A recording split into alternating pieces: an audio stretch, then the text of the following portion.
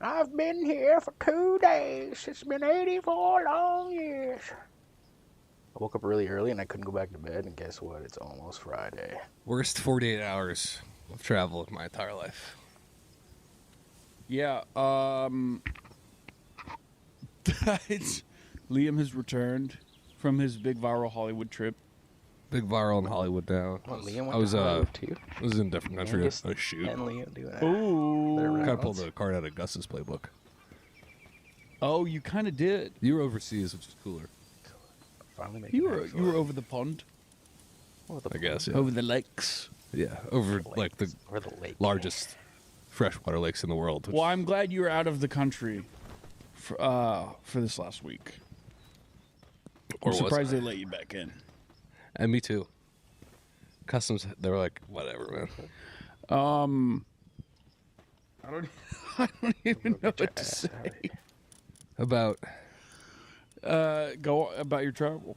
it was Like that's the most depressed I've ever felt for you. 500. I was supposed to get back on Sunday. They canceled that flight. Oh, you know what? I'll read you the this is the text I was getting. And so this is for the timeline.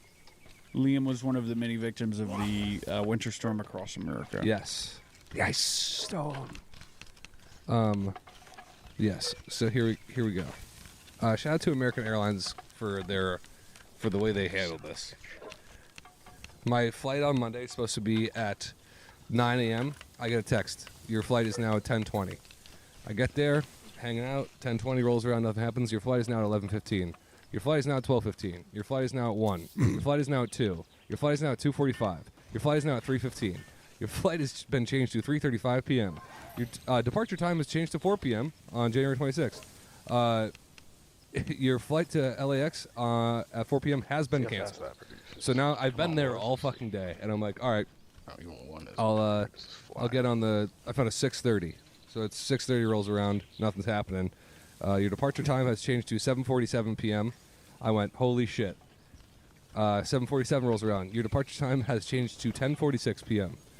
So now I'm there all day. And then they go, your departure time has changed to 12:14 a.m. on January 27th. And I went, this thing is getting canceled. Yeah, baby. You're okay. Then it goes, changed to 12:42 a.m. Another delay. And I'm like, I'm going to get a fucking hotel. And then they canceled it. And so I woke up the next day. Earliest flight I could get was at noon with a layover. You know what's great is I could tell how drunk you were getting at the bar because you posted that guy in your story. I was hanging out with this tattoo You're guy. like, you're like, go get a tattoo from my new buddy. Dude, because he was on. I was talking to everyone. I was drinking there. I got wasted. Yeah, I know. At a certain point, I gave up and I was like, I am drinking. And I around like 6. That's the only thing you can do in that situation. When it got delayed to 7:47, that's when I was like. And also, it's airport beer, so I spent probably like $300 drinking at the bar. And this guy was on TikTok Live doing tattoo work, and had tats, like looked really cool. So I was like, "Hey man, are you a tattoo artist?" And he was like, "Yeah, I'm just coming back from this convention."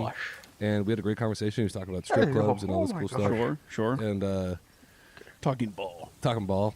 And so I was like, "Yo, dude, I'll throw you up my story." And my friend, my buddy Shane, immediately hit me up. He was like, "You are on one." That's the first thing I thought was. And I was. I love you. And then I went back to the shittiest hotel I've ever stayed in, and there was piss stains on the. It was 2 twin beds. I got a room with 2 twin beds, and They come with the twins? For that price, probably not. it was the feeling of not being able to, like, that day when I was there. Very early on, I accepted my fate, but at a certain point, You're a prisoner. It came back around. I went, I can't leave. No. You're a prisoner. I felt like I was in one of them Stephen King books where all trapped in a place. You were Tom Hanks in that movie where he's trapped in the airport. Airport? Who's Shawshank in there, dude? When I left Park City, my buddies were like, Movie where You were Tom on a Hanks is viral trapped in an ski and airport. snowboard we're on a What's it viral called ski again? snowboard trip where I Airport? broke dry January because I'm a pussy bitch. Oh, I I did can't. too. Well, this story's about me, Emily. Right, sorry. I have The trouble with terminal? those. Binder. I was at Park City. Oh, I just got blasted. I can't even remember what day it is. Also, My Who would you fingernails go- are falling off. Who do you go to Park City with? Your home? My friends from high school. Park City. When I bitch. asked who he was with, it was like almost like it was like a secret. He What gets did I that way. say? You were like, He goes, Angus does this, you do this. We're like, oh, who you going with? You go, it doesn't matter. You wouldn't even know them. And you're like, all right, man. I know. I'm sorry. I don't mean it like that. What the hell? I just mean it like I don't even know how to. Like, you'll ask me like, what game are you playing? And I'm like, it doesn't matter. You couldn't fathom what I'm playing right now. It would make sense to your Well, because civilian brain. oh, I said, who'd you go with? He goes, people who I swore to protect. That's a good answer. yeah, but like, yeah, you're phrasing it like I was like trying to be secretive. I was just trying to have fun. Well, in my head, I go, okay, who from this company are you going with that said that they were working, that is lying and is actually skiing? That's where my brain goes. No, that's fair. You're projecting, Yeah. Anyway, but we're all projecting on each other. right. One of my buddies there was a pilot, and we were going to the airport. My friends were like, "Hey, Tony, our pilot friend Tony, shout out. He'll be flying us on a Gulfstream to Vegas soon." Hey, don't. Hey, Tony. You going to Vegas? What? You You go- and me Oh, we are? when we hit it big. Oh, nice. He'll be flying us on a G7. We're like, "Hey, Tony, what does it mean that all the flights in Dallas are grounded?" He's like, well, "That's not good." But they like wouldn't cancel the flight. So it's like they know the flight's getting canceled. And all these people are going to the airport, even though the flight's been grounded for hours. I don't understand how this works. They're edging you. They're edging me. And you know what's funny is the the poor people at the front desk don't know, they don't give them the answers. So there's about 80 people being like, just tell me if this thing's fucking canceled. And this one lady was just like, I swear to God, they don't fucking tell me anything. And I was like, that must suck. They just leave her just a guardian at the wall. Everyone is like bursting at the seams to walk up to this lady and scream at her and unleash 48 hours of rage I saw a upon hellfire and fury. I saw a few meltdowns. Poor hair. Did you have one? No. Started pinching him. I started walking around. I was just like, did you hear what this guy said about you? And then I would just walk away. And then I was thinking, I was like, what if I did get trapped here? Where would I hide once everyone started eating each other? Where the bags come out at the departure, Yeah. ground transpo, I would climb up that and I'd hide up there. If what I would do is I would just I would call a buddy who lives in that city that I'm trapped in, and I would go literally play Hungry Hippos at the baggage claim, and I would take as many bags as I can. They don't monitor that shit. I was thinking about you could just take a bag, nothing would happen. A guy was just throwing snowboards. I cameras all over snowboard the on a fucking ski. airport, bro. Throwing snowboards. I snowboard on a ski onto the ground. He didn't even check if it was mine. I just grabbed it and I waited to see. He just stared at me. It's I an honor don't system. care. Well, honor is dead. Apparently. What is that from again? Bumping bikes. Bumping bikes. Two legends of the game. Yeah. Honor is dead. Minnesota's collapsing. Minnesota has fallen. Minnesota has fallen. It's not funny. No, it is not. It is, So I apologize for giggling. you know, I was thinking about it. There's got to be at least one Ice Agent that listens to this pod. Ooh. So if you're listening right now, I mean, actually, if you're listening right now, go on IG Live and put a 45 Magnum to the roof of your mouth. did you see? I Doc Christopher. You know what I'm talking about? Yes. His ice video made me laugh so hard. It was like he was like, "Yes, mom." Christopher Underhill, I think. Yes, I was just talking to him. I forget his fucking username. But Oh, you we'll guys are put it here. talking now. Yeah, we talked to You're in him. the talking stage. Yeah. We aren't there I yet. said, I'll fly you out, baby boy. you out? He was Get one you of the paid. many people I was messaging while fucked up at the For airport. sure. Making promises. That one I'll keep. The rest of them, if I made you a promise on the night of the 26th, ignore it. Never respond to me again. I did. When I was in Park City, I was talking to someone's manager, who I really do like. I was hammered. I was like, I'm gonna put him in our fucking show. I swear to God, I'm writing a role for him. I was like, oh, we haven't even written the pilot. But dude, he was just like, "Yes, Mom, I know someone put your address on Reddit. I am sorry." Something like that. It was very funny. Binder, I haven't seen you in damn near 14 days. What's new? I know. What is new? Well, broke dry January. Also, I thought you were doing dry January. I was for like a couple of weeks. You did it January 1st through 2nd, right? Yeah. No, I did. You said that Modify the weights to make this easier to. you couldn't handle the shakes. What does that mean? What did I break it for? Or no, you puked blood when you stopped drinking. I What shit. was it again? I shit. I think What it was it again? Your ankles swelled up, and like you couldn't fit in your shoes anymore. What was it again? What'd you say? I couldn't piss. You couldn't piss. You said your piss was solid. Yes. What happened? Yeah. It came out like crystals. You said they were cutting your urethra. What was it? Why'd you break dry January? My piss came out as ectoplasm, Came out as ectoplasm. and then that ectoplasm got on the ground, and it formed a puddle, and then it started forming a figure, and then it was a giant death worm.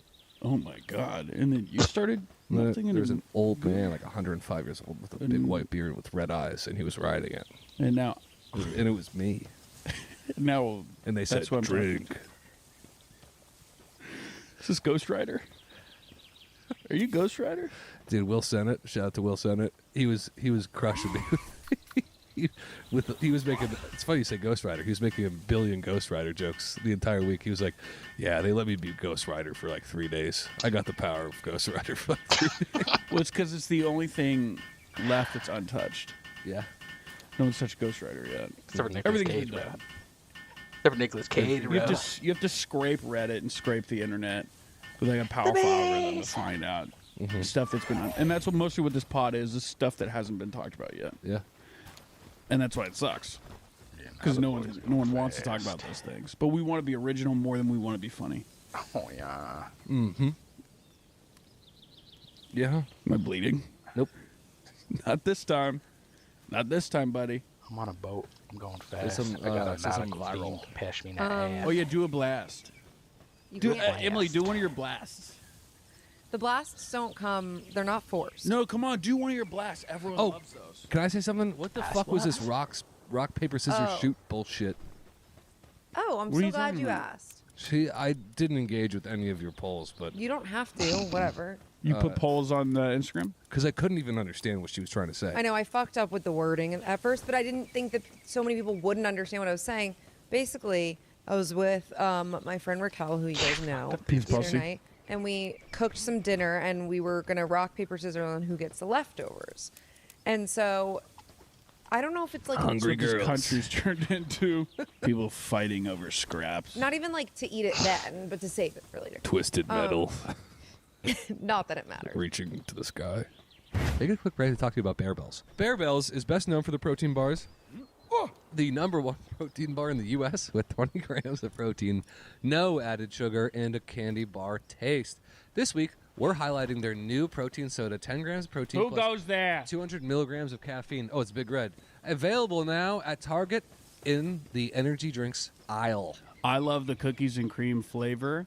Guys, the protein soda, which we have right here, we got sweet cherry. I guess, hold on. to Sweet this. cherry. You're telling me this sweet cherry has 10 milligrams of protein and 200 milligrams of caffeine? Our producer, Joe, over there is really going to love this. And so does Pineapple Sunrise. Look at that. He already guzzled the whole damn thing. These are tasty. They're naturally and artificially flavored. They're carbonated and they're sugar-free. Oh, man. That's a day ruiner. Joe got exploded on. Gio got Just exploded up. looned. I'm so happy right now. 'Cause I know how mad you Hey are. Joe, does it taste good though? Bearable protein soda, 10 grams of protein, 200 milligrams of caffeine. Perfect for an early morning workout or midday pick-me-up. Available at Target, where you find your energy drinks. Favorite flavors, we just listed you to them. Use code Friday, 15% off, bearbells.com. That's code Friday for 15% off at bearbells.com. Thanks, Hey, Bear hey, Bells. Cullo, what do you like more, Bear Bells or Bear Back? Bear Bells. Thank you, Bear Bells. Let's get back in the episode. All right, we just got blasted by ads are Blinder. Absolutely technical blast. That isn't. There are different types of blasts. That was an EMP. That was an EMP. They're TAC nukes. Yep. There are Predator missiles. There's poison darts that just slow you down over a while. Yeah. We had one of those today. A lot of her traps are like in the Vietnam War, where it would be like you fall into a pit of spikes, and the spikes are tipped with like the soldier's shit. Yeah. So that slowly you die of infection. Yes. And it's like, it's so scary. You're going down the tunnel with a flashlight and you don't know what's around the corner. Mm-hmm. Two big logs, like from Endor. Yeah. Or no, what's the planet with the Ewoks? Actually, that movie was literally based on the Vietnam War. So, kind of interesting. Star Wars? No, it wasn't. Yeah, it was. Star Wars is based on Vietnam War, or just that one part of it? I think it was based off. Here, let me look that up. I don't want to get it wrong, but I'm pretty sure it was based off the Viet Cong. We gotta break out your lightsaber you made at Disney more. Well, dude, it's broken. Shit. Yes, he intentionally based the Star Wars trilogy off the Vietnam War, Whoa. designing it as an anti-imperialist, anti-authoritarian story where a small indigenous force defeats technologically superior superpower. We gotta watch. Okay, I am dead serious. We gotta watch Andor. I know, we started. I'm now forcing you to watch it, and there's no excuses when you say I don't feel like watching it right now, because it's the best show. It's one of the best shows ever made, and not to be that guy, it couldn't be more relevant right now than ever. Damn, that sucks when you say shit like that. I know, but it's when you watch it, you'll go, holy shit, that's kind of crazy. Oh wait, Star Wars is making me make sense of this whole thing. I didn't get it before I watched Andor season 2, episode 5. I'll be honest, I hate when people say like shit like that. Like, this is actually very relevant right now. Well, yeah, because it's And it's Snow White. yeah, because it feels so lame to feel that way. Yeah. Yeah, there's nothing lamer than feeling that way. Yeah. But it's true. Some like Star Wars being relevant is not exactly what I. Okay, but no. Andor is not Star Wars. Totally fair. It is not Star Wars. The guy that wrote it, Tony Gilroy, he's a genius. Pretty sure he like spent his life. Hold on, I don't want to get it wrong. Tony Gilroy. Pretty sure he spent his life studying like in academia. Academia? You ever seen The Worm's Last Meal? Well, that couldn't be more relevant That's pretty now than ever. Seen Hungry Caterpillar? That's relevant. I can't remember. I've seen it. And my mama read it to me. My mama read Goodnight Moon to me, and I went, "This is actually quite relevant right now." You seen Dinner for Schmucks? That's relevant. 40-year-old. Trying to think of another one. Every single person is a schmuck, and all she's the all that. politicians are the. Still that. Freaking Sarah Marshall? Couldn't be more relevant. Could not be more relevant. Could not be more relevant. And you're fucking me up, too, because I was waiting to watch Season 2 of Andor until you finished Season 1. We're like halfway through season 1. We gotta get back into it. We are maybe 3 episodes in. How many episodes? Maybe 2 episodes. No, we've seen at least like 3. Well, you're asking how many episodes there are, and technically the show's over, but I look around and I go, I thought they finished Andor. I look around and I go, didn't Andor only have 20 episodes? Because this is a really long episode.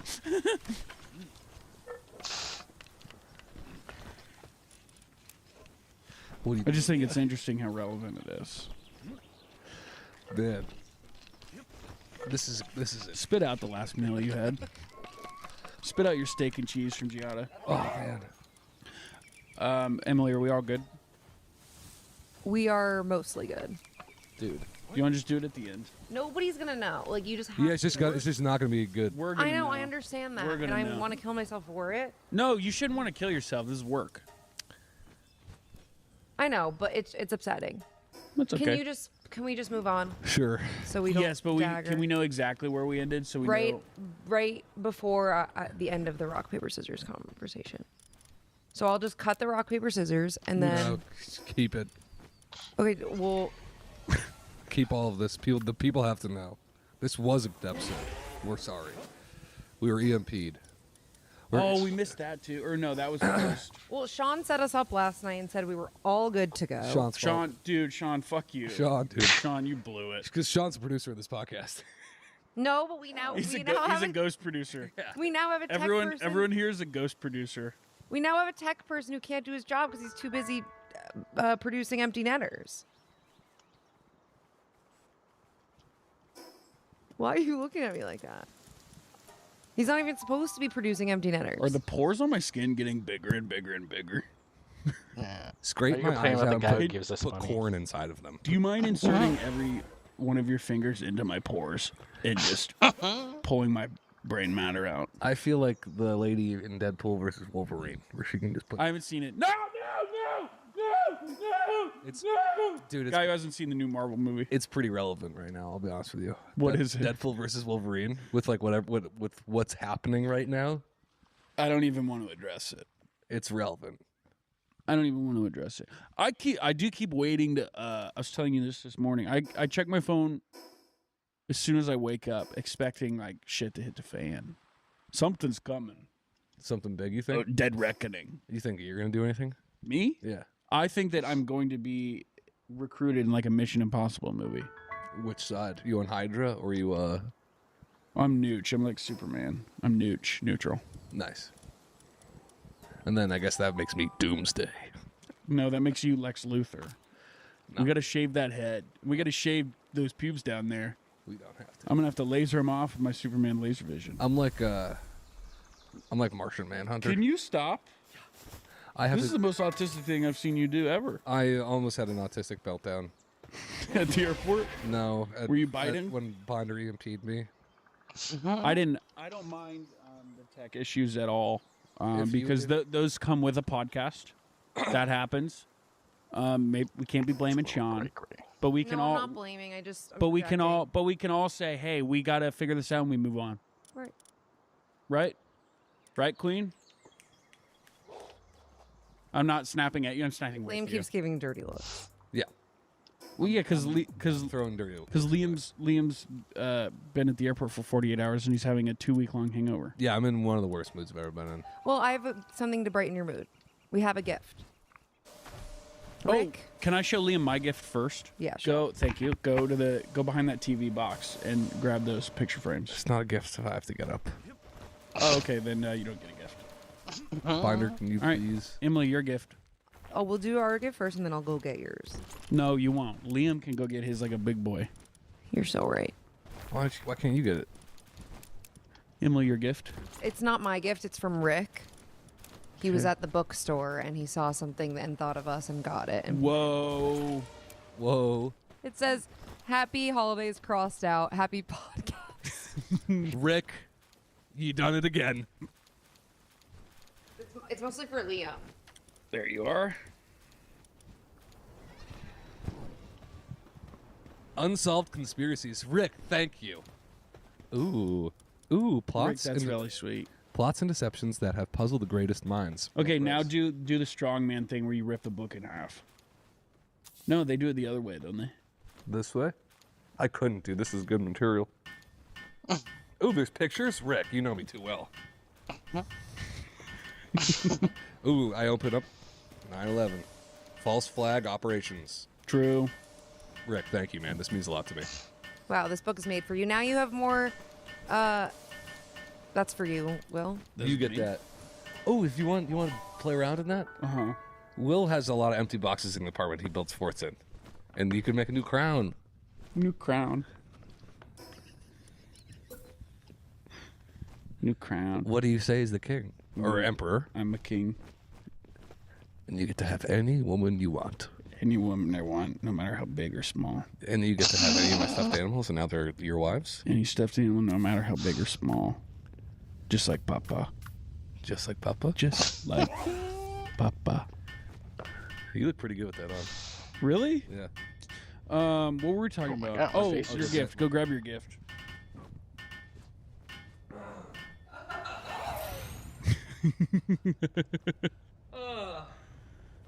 Fuck it. I don't know if you can really show that on. No, I'm not going to, but thank you. Describe it. I received a letter from 2 letters. 2 letters from the mayor of Santa Monica and from a judge in Santa Monica, thanking me for my heroic acts. For your what? Heroic acts. Liam stopped a homeless guy from setting our building on fire. Wait, you got letters for that? Signed, yeah. He was also a white guy and a registered sex offender. So before you launch any attacks at me, just know, white on white crime. I took this guy down. How did you know he was an SO when you approached him? I didn't. I found that out later. Okay. Hey, Liam, because I felt guilty for a while after. I was like, He's setting our building on fire. it's true. But I was like, dude, what am I, a tattletale now? And then I was like, oh, he's a registered sex offender. That's really nice. Thank you. I definitely can't show it, but I had no idea you got a letter. How, did they just like send it to your address? they sent it here. Oh. Yeah. And what does it say in it? Like, thanks for being a good Emily, Samaritan. it's like one of those letters that like the parents have the police station give the kids. That's like, you were really brave, and like when your dog got lost and we helped you find it, you were really brave, and you're the bravest boy we've ever seen. So I don't want Liam to know that they kind of hooked that up for him, because it's kind of like Liam was having a hard time with his, his stand-up's not been going well. He's been on the road a lot. He's been stuck He's in been the sleeping. storms He's been sleeping in a lot of motels. with twin beds. With twin beds. And I'm not talking just stand-up. This has been scaring the shit out of me. But Liam some nights will be like, okay, I got to go back into the office. I got to finish this script. And I will follow him because he stopped sharing his location.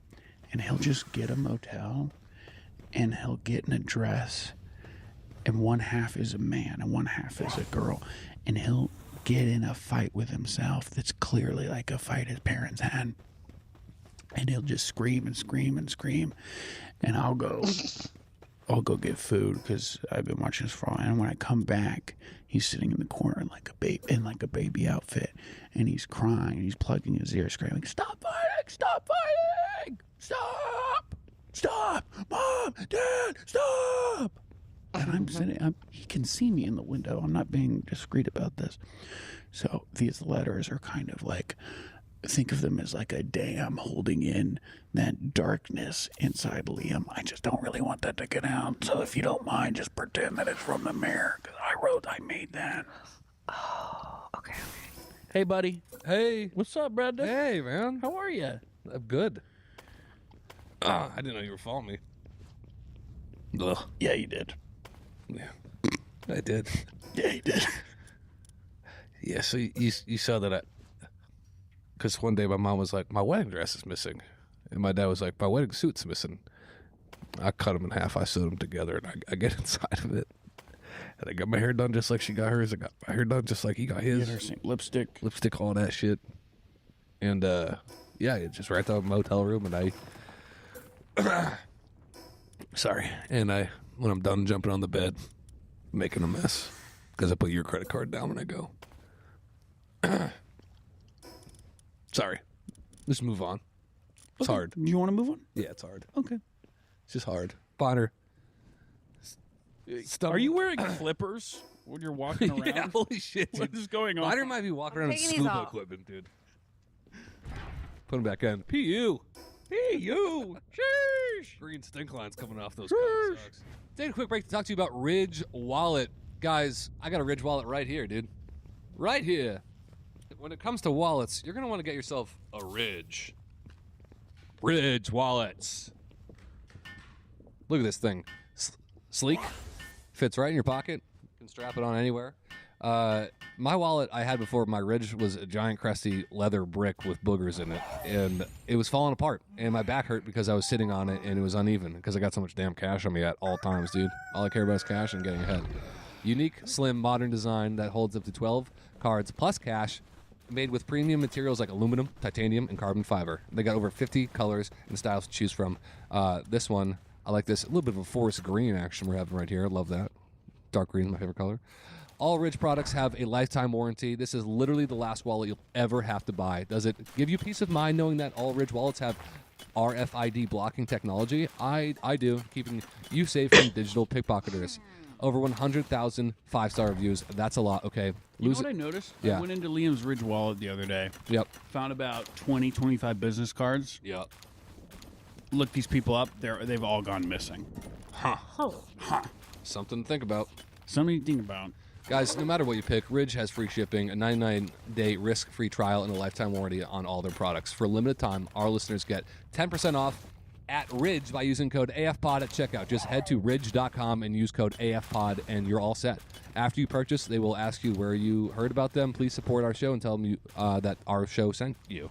Thanks, Ridge. Let's get back in the episode. Oh, Will, I guess what I just finished last night. This scuba. The Spiderwick Chronicles. The first season of Breaking Bad. Oh. Did you really? Yeah. Did you like it? Yeah. Okay, that's the worst season by far. Okay. Perfect. It only gets better. I know. I kept like having that in the back of my head because it is a little like slow, but I if think you it's said still, it gets better, then I'm like, that's why I'm hopeful. It's still really good though. So if I'm you just, didn't like- like it that much, you might not like the show. No, I did like it. I'm just I'm like, so excited. it's interesting because it's like, how many seasons are there? I've not seen Breaking Bad. 6 technically, but yeah, or 5 technically. 5 is like a split season. Interesting. I thought there was gonna be way more episodes per season, so I was glad that I like got through the first one, and now I'm in this Season 2 really heats up. Really heats up. So, part of me, because I know how many seasons there are, like I know when certain things are or aren't gonna happen. You know, like obviously he's not gonna die for a little while. Right, that's like any show though. Yeah, that is true. Yeah, so I have to be hopeful. I don't know. I hope this isn't an insult, by the way. But the fact that I have to preface that maybe makes it worse. But Walter White kind of reminds me like this would be like a perfect role for like Chet when he's older. Like he gives Chet. How is that an insult? Yeah, that's No, like it's not. I just didn't want him. I didn't want to make it seem like Chet doesn't listen. By they the way, like so look chilling. alike or anything. You're chilling. Chet doesn't listen. No, Oh, that's right. since the accident. I guess since the accident, he doesn't have to listen anymore. Do you hear that? Sound like a buzzsaw on metal. I did hear that. It was Chet. It was the ghost of Chet. Chet But, is like- coming in today. I know. I can't wait. He is. Chester, the molester. Chet is working on his viral screenplay, so he's taking a hiatus. What's the viral screenplay? Can't know about it. Well, I can't tell you on the pod. But do I know about it? No. Very unlikely. Are you friends with Chet? Sometimes. Okay. He was my roommate. He helped me with my viral audition for your viral show, I Will. forgot you guys lived. I do remember him being like, "Oh yeah, Emily like came in day 1 and was like, God, it fucking stinks in here." That is facts. Yeah, when And we were like, "Oh, it's probably nothing." Emily, Chet, and Billy lived together for how long? Like 3 weeks. 3 weeks. Yeah, and day 1, Binder walks in, and to be fair, it did stink. When I No, I opened that know, fridge, but I you don't gagged. say that. Yeah, it's crazy that you walked in without even Yeah, knowing them. You were say like, it that. fucking reeks in here. You guys No, are no, pigs. that's not how that went down. But anyway, I feel like we've already talked You about called that them on the pigs pod. with no eyes. And Yeah. cows with 2 heads. Okay, well, You said, that. you said their existence is a sign of the impending apocalypse. So but this is you guys are 2 of the 4 horsemen. What does that mean, Emily? 4 horsemen. You don't believe in the New Testament? Why are you throwing the language around like that? What's your favorite testament? New Testament or Old Testament? She loves Job. I like the You like Exodus, that's for sure. What's your favorite New Testament book?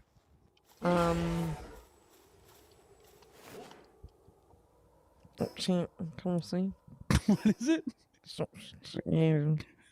Psalms. Cool. Now, why is the Jewish woman reading the New Testament? Gotcha. Just to educate myself. Smart. Okay, fair enough. Just to open myself up to other people's religions. You've been reading the Torah real loud at night Oh, that's what those Well, I noises can't read were? it in my head. because it just bounces out. Yeah, so I can't remember it. Did you learn to read Hebrew? Well, this is gonna sound weird.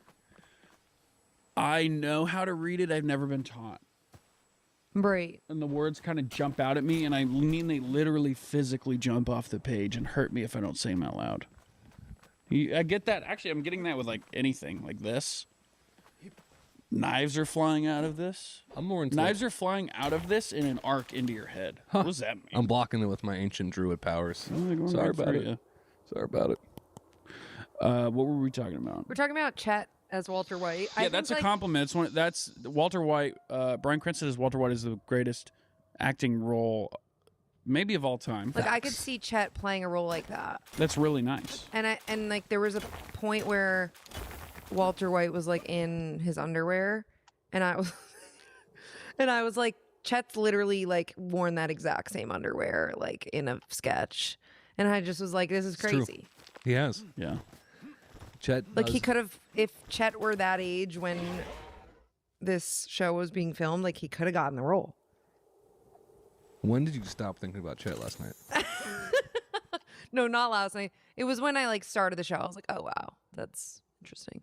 But then it stopped until I fell asleep, and then it came back. And What the hell? What the? That's a nice compliment. I'm glad you like the show. Who do you think I could play? I think you would play. You know who you actually would be really good at Yeah. as like one of the crew of like Badger and Skinny Pete. I actually would nail that. You would nail that. That's me. You would be white boy wasted on screen. Yes. The White zombie boy- scene. The zombie scene.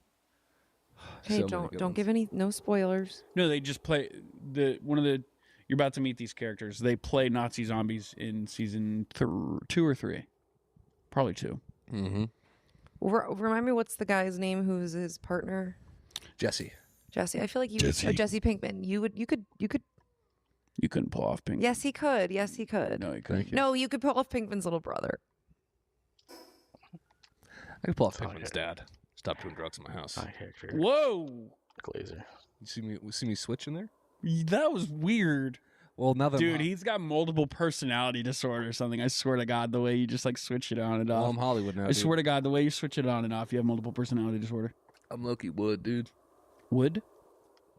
It's industry term for being Hollywood. Oh. I'm kind of like just like Speaking of Hollywood, yeah. did you see Sydney Sweeney pull that shit where she like broke or trespassed on the Hollywood sign, decorated it with bras to like promote her Whoa, Binder's got it pulled up. Bam. Okay, like Movie 2 points for Housemaid me or doing my whatever. job. 2 points. I have my buzzer. I love that. Oh yeah, wait. Can we insert that video What video? of kidding. I the have it. buzzer that you got? I have it with me. Show the bugs. So Liam got this as a gift from your comedy show in Philly. You do comedy shows?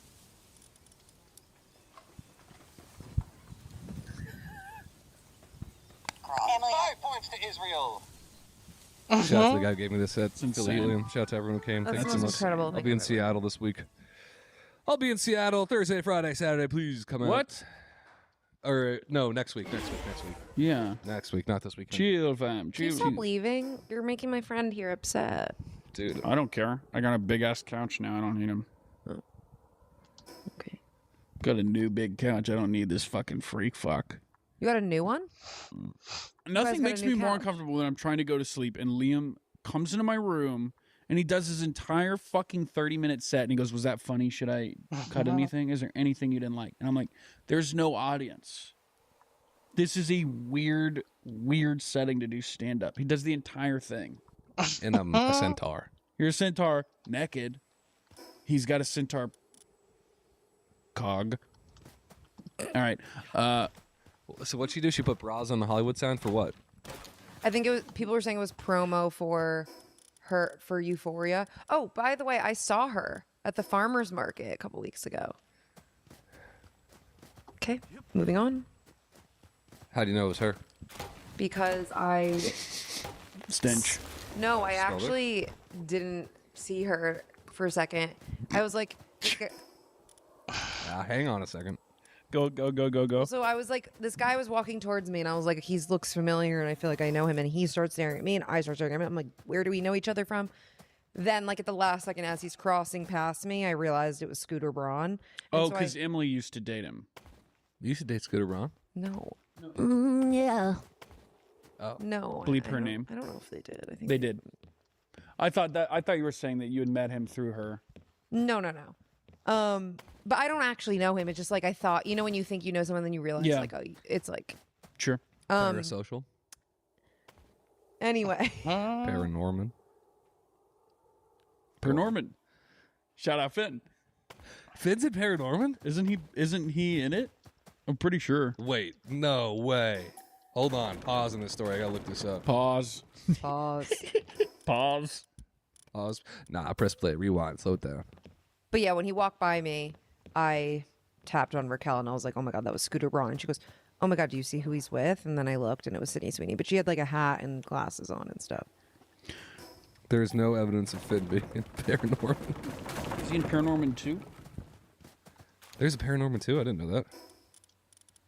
Oh, shit, there is. I gotta watch this. All right, let me look at the cast. Still no evidence of Finn.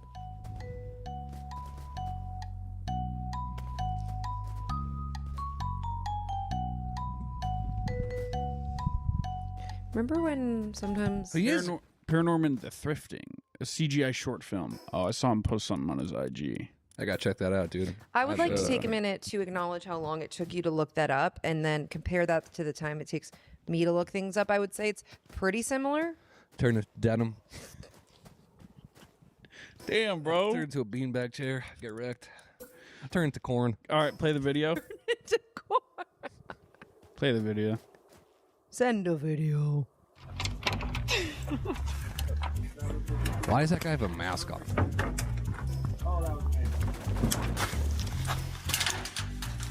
Yeah, this is definitely promo for something. This Well, yeah. isn't Sydney isn't helping Sweeney her busted tone deaf for covering the allegations with the Hollywood jeans. What's she promoting?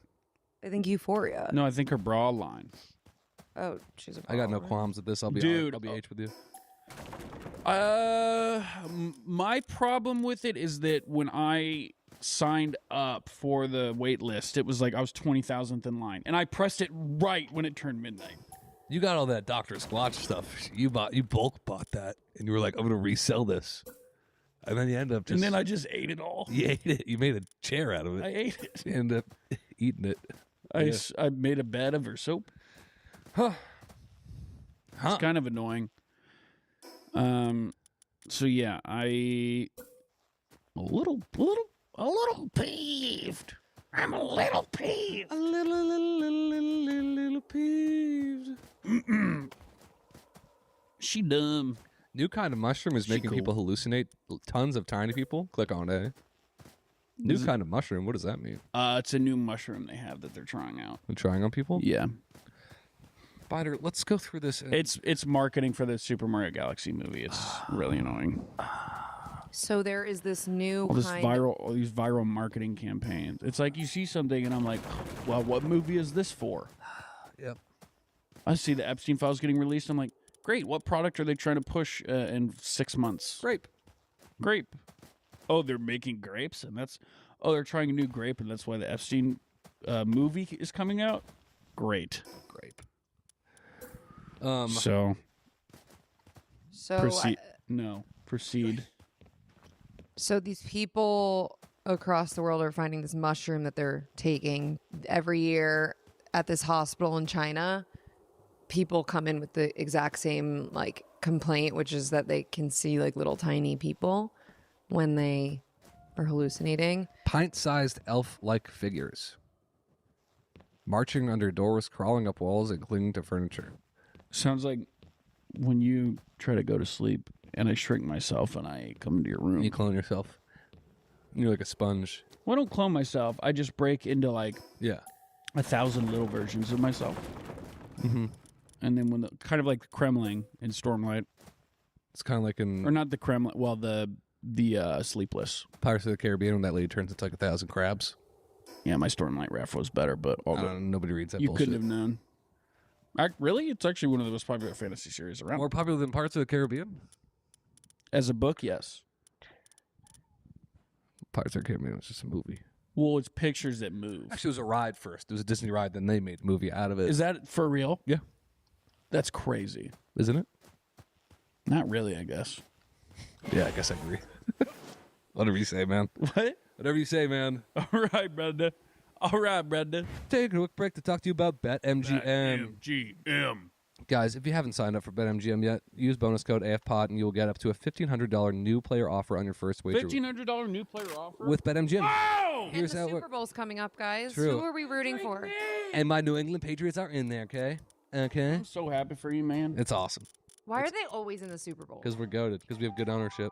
Period. Because we're not a poverty franchise. Period.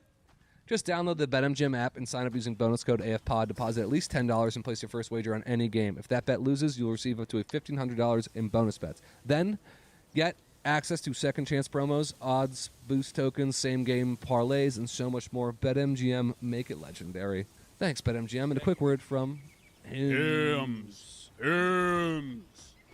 Liam, I can't get hard anymore. Have you noticed that? I have, and when your hair starts to thin, confidence can too. And that's why Hims makes it simple to feel like yourself again with access to simple, personalized care that fits your life and your hair goals. Tired of trying to figure out what actually works for hair loss? Through Hims, you get access to clear solutions, expert guidance, an online process that takes the confusion out of Oh, care. that makes it so easy because you've got places to be. Sitting in a waiting room for hair loss treatment isn't one of them. Hims makes expert care accessible on your schedule so you can skip the line and focus on feeling like yourself again. Also, Will, I know Liam completely grazed over it, but they do have Grazed, help glazed. for ED. Whatever. Same thing. I don't have ED. And Well, they- that's what you just I said. just can't get hard. You know what else? You know what they don't have? Hidden fees, surprise costs. Just ED, they I just can't have get real hard. personalized care on your schedule. Think of Hims as your digital front door that gets you back to your old self with simple 100% online access to trusted treatments for real health concerns all in one place. For simple online access to personalized and affordable care for hair loss, ED, weight loss, and more, visit hims.com/Friday. That's hims.com/Friday for your free online visit. hims.com/Friday. Sweet. Buy Hims. I wonder if they're like real in a different dimension. You hear a lot of DMT stuff about elves and shit. I got a book on fairies and elves. New England fairies and elves. Did you know you can buy like DMT and then like extract, like you can buy the root it's from and extract it? I don't understand how that's legal. Like you can grow psychedelic mushrooms. The spores are legal to buy. All you have to do is put them in like Poop. yeah or something. That is insane. Yeah, it is. I don't understand how that's legal. Is it? It is. Like, people just don't figure. Salvia used to be at gas stations. That's what I say. Things that shouldn't be happening are happening all the time, everywhere.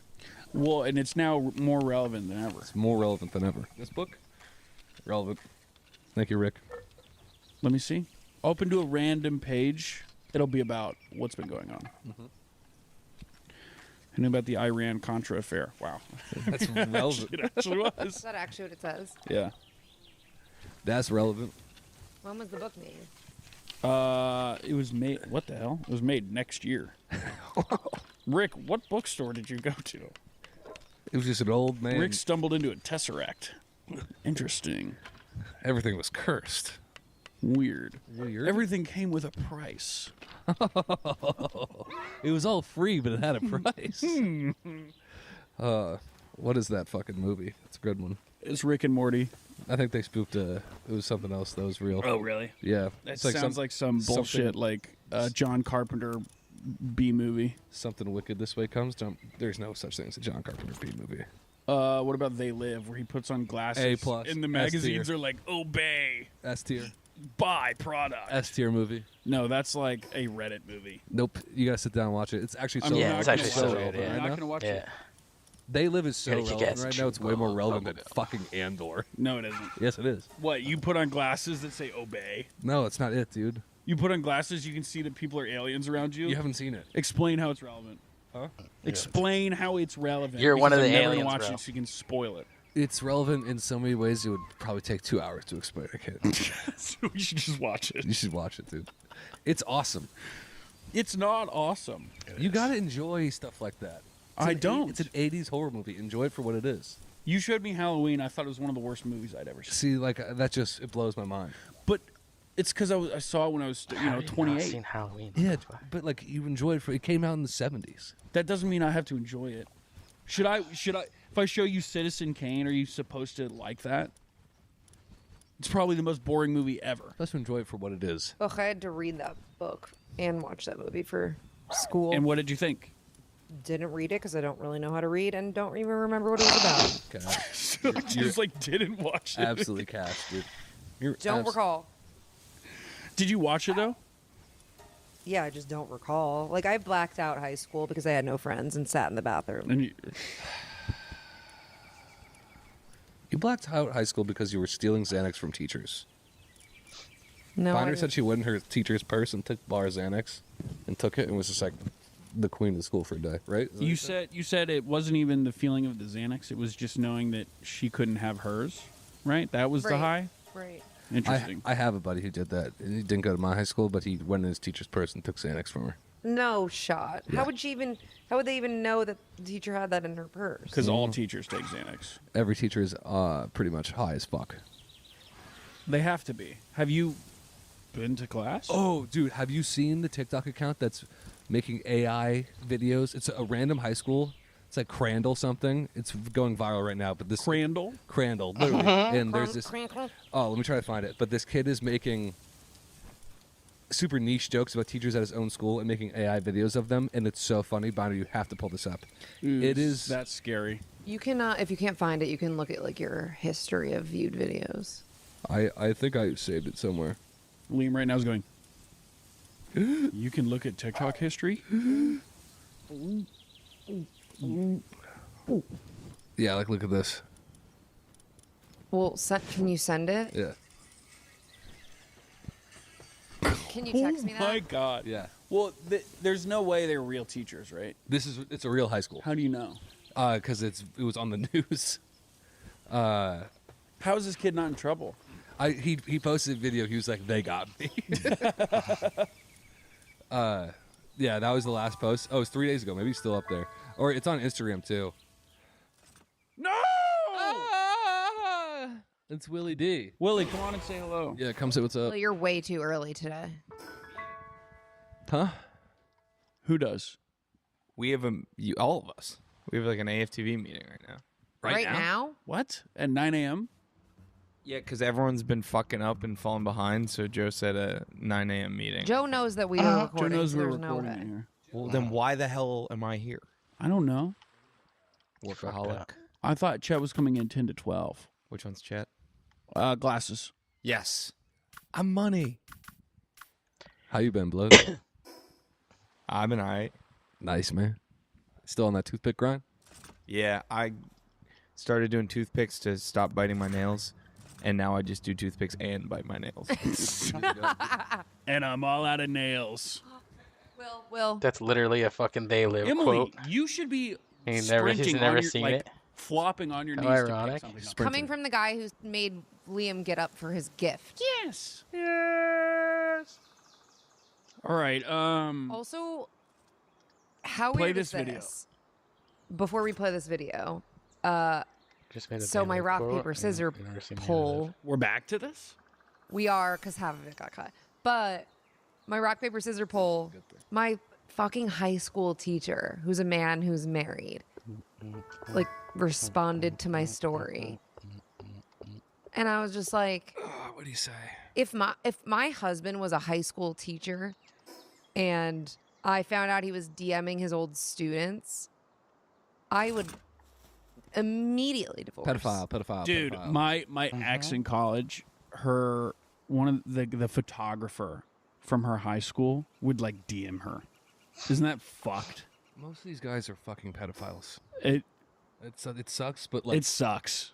you got to take an extra hard look at those guys. He would like DM her. It was so gross. I remember looking at him being like, should I There's a message science, this guy and be like, hey, I'm gonna find you. I'm gonna come kill you. there was a science teacher at my high school that used to DM chicks after they graduated, and I was like, this guy, like young guy too, and Well, what in what Should I message capacity? this guy? pedophile shit. Hey, I'm gonna come kill you. Right, but I'm gonna come find you. And he's still there probably. What sucks is like I liked this teacher, but he's not flirting, but it's still not something I would. He's not flirting, but it doesn't. He's just chumming the water. It's just not right. It is. It's completely wrong. Yeah. Anyway, let's watch this guy who AIs his teachers. So this account is called it's Crandall High School. I don't know where it is, but the account is called Crandall.Kirkinator. And he's just been making AI videos of just airing out his teachers, and it's so fucking funny. This is called Miss Arnett fighting in Vietnam just to have an excuse to not do anything in school. She's marching through some fields. click on another one. This is insane. Dude, they are so fucking funny. Go to. No, there's more. Oh yeah, go to the basketball one to the left. Become a basketball player or actually give us time to do our assignment instead of yapping all class period. Miss Wallace, step back jumper. Dude, I would fold day one being a teacher of Gen Alpha using Oh wait, that one. trillions of dollars of equipment to make videos of me. The school holds an assembly to find out who runs the account, but they genuinely start massacring everyone.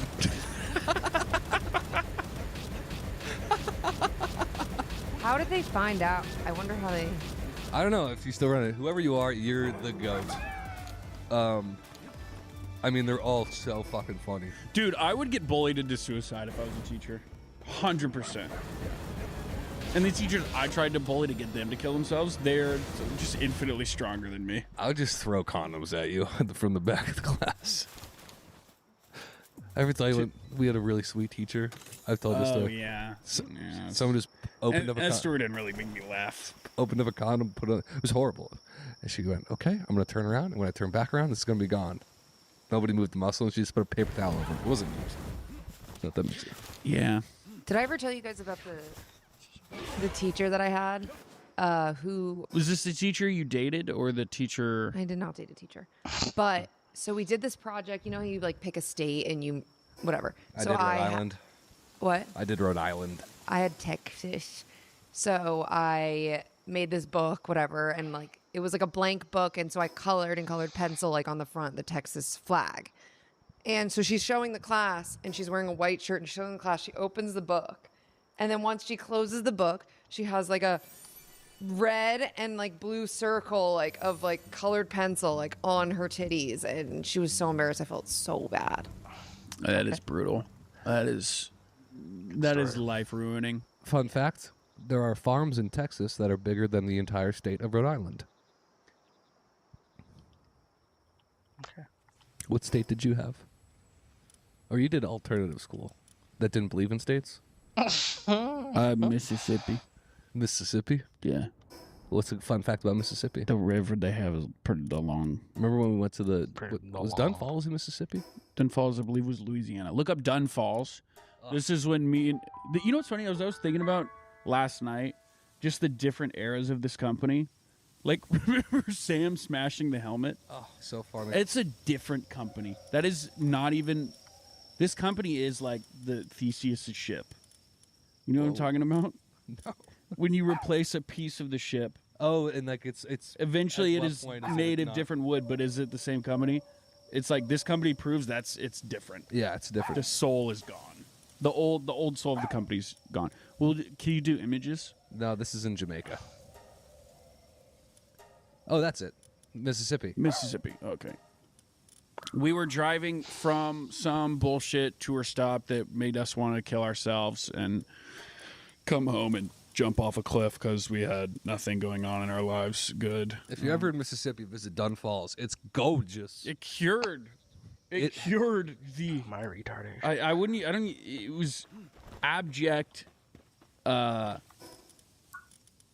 It was just an unfeelingness. It's an old abandoned mill. Well, yes, I'm talking about how we felt going into it. Oh yeah, and then the second you're down there, you go You go, oh shit, there's a life to be lived. kick your shoes off, let those feet get in the fresh, cold water. Dunn Falls. When all the humans around us, they were like a school of fish where we'd walk to them and they'd perfectly split and run away from us. Yeah. Remember Joe's hair looked like Sideshow Bob? I miss that Joe. I miss He's that never Joe. coming back. No, that Joe hates us. Joe only likes us because he used to like us. Yeah, we're grandfathered into Joe's life. If Joe could have us die in a motorcycle accident, he might do it. If he could If he snap what? if Joe could snap his fingers and have us die in a wreck, Yeah. I think he'd do it. He'd Yeah, dance. as long as he died with it. Yeah, maybe. Because Joe and I have been planning, we have schematics and blueprints of our chandelier. Remember that from the second year we worked here? I do. We developed it on one of the Nightmare Tour stops where we build a chandelier in the office and we're all ornamented on it, if you will. Also, to go back to the Sam smashing the helmet thing, we had a DJ Press Play is like a DJ that I don't even know what the story. Max started DJ Press Play, but it's a DJ that. You can't give it away. Oh no, Max started it. I know. He's not DJ Press Play, and we were at Florida State, and we were partying with the big DJ helmet, which cost $10,000, and Sam was pretty upset and just went outside. Someone on the bus like broke it or something. It was broken, and then Like just a piece snapped off. The helmet was fine. the white bar was broken, and we were posting stories with it. And so Max was calling us like, "Hey, what the fuck? Like that helmet's so expensive and it's broken." And Sam and him started going back and forth about it. And then the next day, they were giving like Sam a bunch of fucking shit for it, and he just went outside, grabbed the helmet. We woke up to a text of the photo of the helmet, 1,000 pieces of green plastic outside, and we were like, and he just said, "Whoops." "Whoops!" And he went outside. And we were at the airport for like 12 hours that day. Yep, that was Easter Sunday. No, it wasn't. It was, yeah. Dude, wow, I can't believe we didn't quit at that point. I think That was so miserable. Sam smashing the helmet was like one of It's the hardest I've ever laughed. top 3 things that have ever happened. Eating the worst breakfast we've ever had in our lives at the airport. Yep. He was like, "I'm gonna catch up the table." He did. We'd never heard of the turn. Sam was like, we were at Denny's, and It's the worst food I've ever had. worst in my life. food, and they didn't look at us for 45 minutes. More than that, we Yeah. were literally sitting there after ordering for like. Well, it was like an hour of sitting there before they asked us for what we wanted, and we tried to get their attention multiple So many times. and then the food took an hour to get there. And Sam said, "I'm gonna catch up the table." Like we would know what that means. And he's like, "This is what I do when I have bad service." And he just squirts a ton of ketchup into like a napkin and just hides it. But he creates like a volcano of ketchup. He creates the biggest mess that you couldn't even like see until you pick it up. And he said, "I'm gonna catch up the table." Damn, my memory's shot because I remember him. I remember us convincing him not to do it. I don't think he did, but he explained how. Oh, he he touched explained how. Yeah, yeah. What a And it legend. was clear that this is a move he had. But it wasn't even like a joke. Like how funny He it was. puts Like ketchup he was in a like, napkin "Oh, and I'm slaps doing it this. upside I'm down. gonna catch so up. I'm This going to trying catch up clean this it. place. It's Fuck this fucking- place." It was so funny. I'm gonna catch up the table. Damn. Damn, son. All right, well, That's we should do our hilarious. characters. Do you have any cranders? No, Mine was Crandall High. No, Oh, I yeah. forget sometimes. That's okay. Is it okay to forget? It's all right to forget. Maybe it's not as bad as I thought. Wait, can we do mine first before I forget what I did? Because I'm already. Yeah. Okay. You're Alex Honnold. You're on the 98th floor of that skyscraper, and climbing I'm one of guy. the guys in the window that you see when you're about to finish. All right.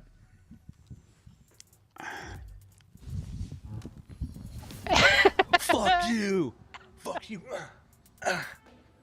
Fall, pussy! Oh look! Watch out! Watch out! Watch out! Watch out! Watch out! Watch out! Watch out! Stop! Stop! Why? Whoa! Whoa! Oh, dude! Oh, your dick's out. Your penis is out. Your penis is out. What are you doing? Your penis is out. Your shoes untied. Your shoes That's what I untied. do too. Hey, there's a guy in the 90. What? Guys, you. everyone hit the glass. It'll shake. It'll fall. Fuck you! Fuck you! Fuck you! Hey, hey, buddy! Fuck you! Fuck you. Fuck you. Fuck you! Fuck you. You Fuck know you. what? Fuck you. Fuck you. Oh! That's character. I love that sound effect. Dinks. That was so good. All right, that was great. Yeah, those Squeeze people are your- insane. Catch my breath. I can't breathe out my nose. I didn't watch. How was are he, you now? Good. I didn't watch. Was he like talking to the Every audience? single floor, there was a crowd of people pointing their cameras and like. No, that I saw. But was he himself like talking as he would climbed? wave. He would wave. No, like talking to a microphone or anything. Oh, like yeah, for yeah, the yeah. show for Yeah, the yeah. viewing. Yeah. I would have It's had mic'd up. a I didn't know. We have to watch a that. laser pointer just hitting him in the eyes. Oh, that's cool. Add that to the character. Laser pointer in the eyes.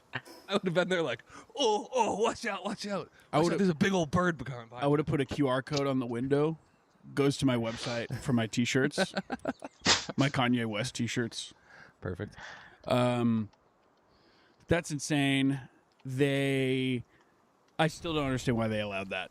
But I thought that whole thing, the Because someone's already commentary was done it, and he's one of the best horrendous. climbers And in the I world. don't blame It's the China. commentators, because What is what it can com- you say while a guy climbs a building for 2 Yeah, that hours too. when the whole time the guy can't hear them half the time, and he's interrupting, and he's like, yeah, this isn't that hard. This is easier than most of the times I do, and I would have done it for free. I don't need ancient The building tech, I let need me. fucking So. He was bored. just normal Yeah. tech. He was bored and was like, "This isn't hard or scary." Yeah, he flew through it. Okay, here's my character. Okay, I'm a interviewer for 60 Minutes. You are Dr. Luis Ferrer, a scientist, and I clearly thought you were a different guest. Okay.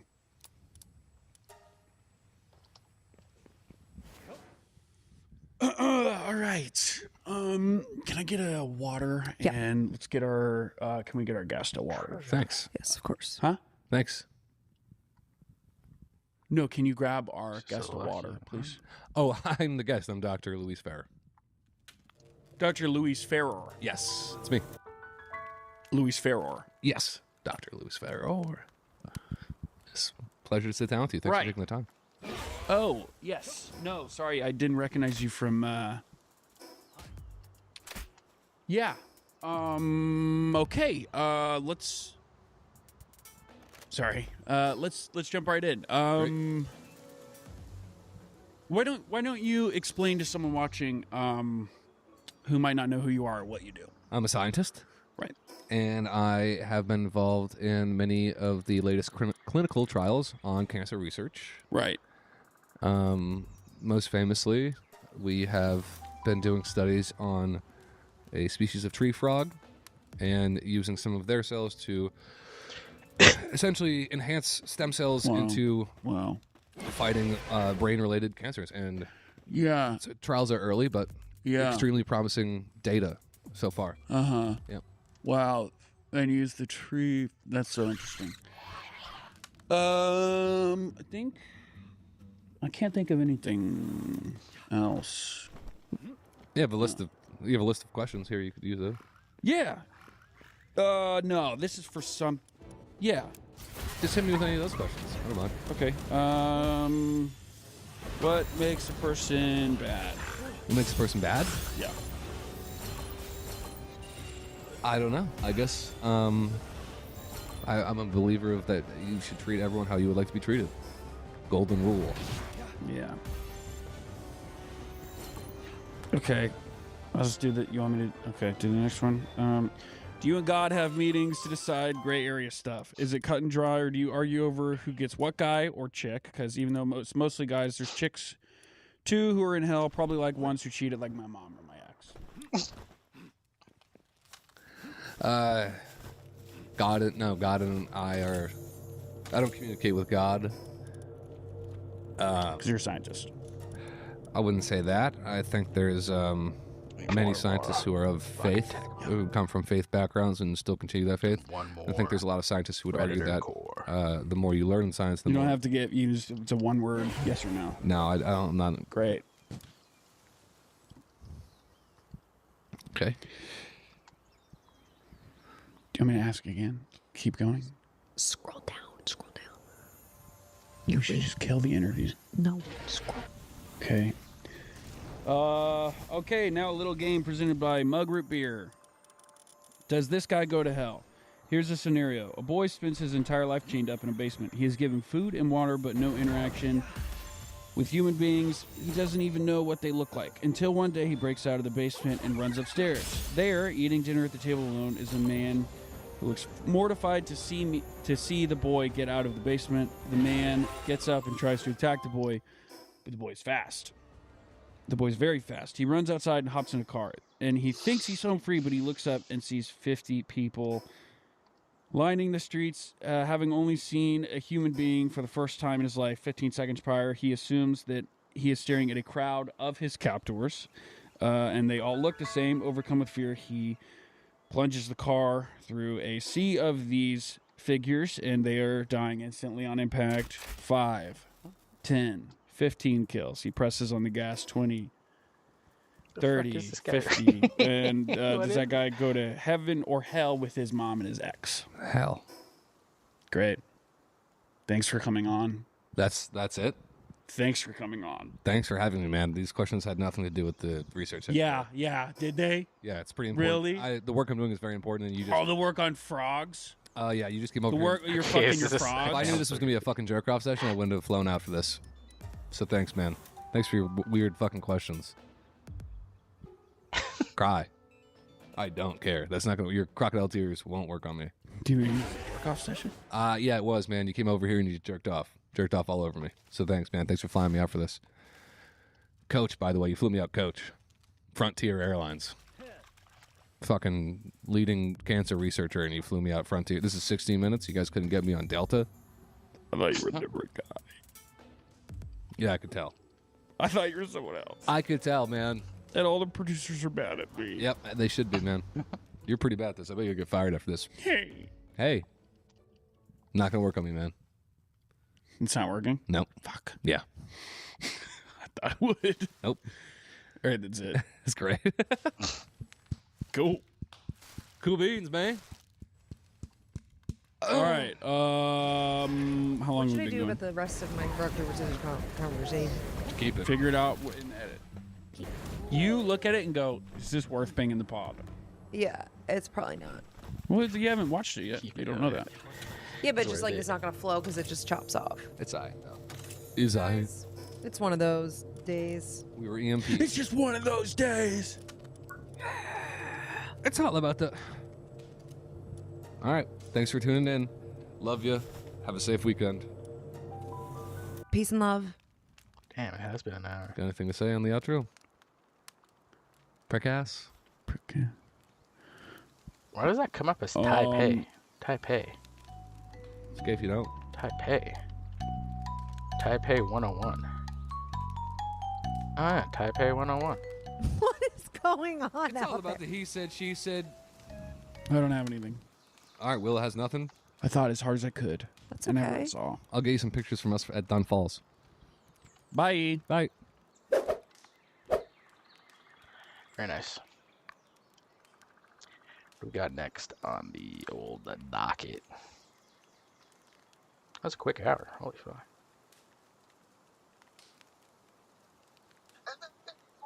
Odious Arongus. Rest in peace, humongous. Government hiding trillions. Don't care. This is the approach taken by many police services across Canada. They're not gonna take guns away from law-abiding Canadians. There's enough fucking criminals with guns they have to deal with. We got tuned up so bad you cried. Toast Hunters, LA production hits historic lows. 11 hours ago, I did want to kind of see the.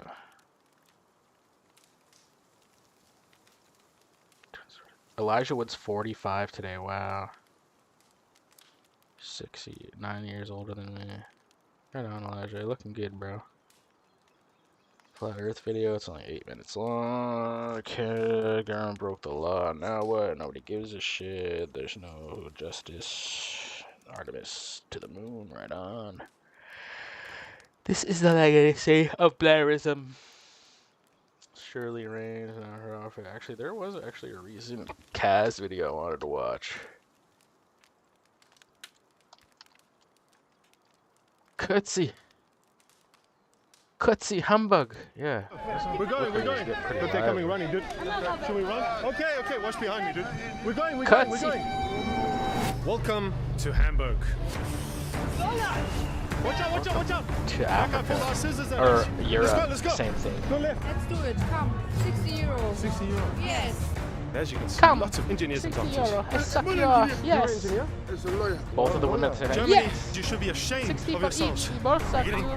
changed. You might get this. You might get this. Welcome to Hamburg, the second largest city We read it. in Germany, which has been plagued by drugs, illegal migrants, and of course, 80 bucks, Crime. 100 bucks. Yikes. so joining me If we once get again, AIDS. Fred, the bodyguard. Didn't get the HIV. Not So let the fun HIV, times but begin. full-blown There is a AIDS. weapon forbidden zone all around here, so you're not allowed guns, knives, batons, or pepper spray, or alcohol. Sure they hear Right now, listen to that. we're in the Hauptbahnhof area, which is notorious for all the bad stuff going on over here. And Hamburg is the third largest port in all of Europe, which makes it perfect for drug smuggling. So apparently down this way, it gets really rough. There's a junkie. It's just groups of dudes hanging out. I don't know where the fuck I am right now. This is... Oh, it's fucking. This is bad. Yeah, this is bad, dude.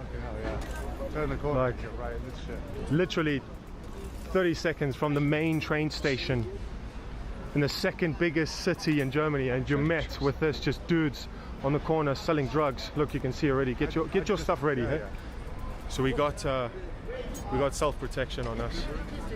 Oh, Yeah. Jehovah's Witnesses. Jehovah's Witnesses. Hi guys, morning. So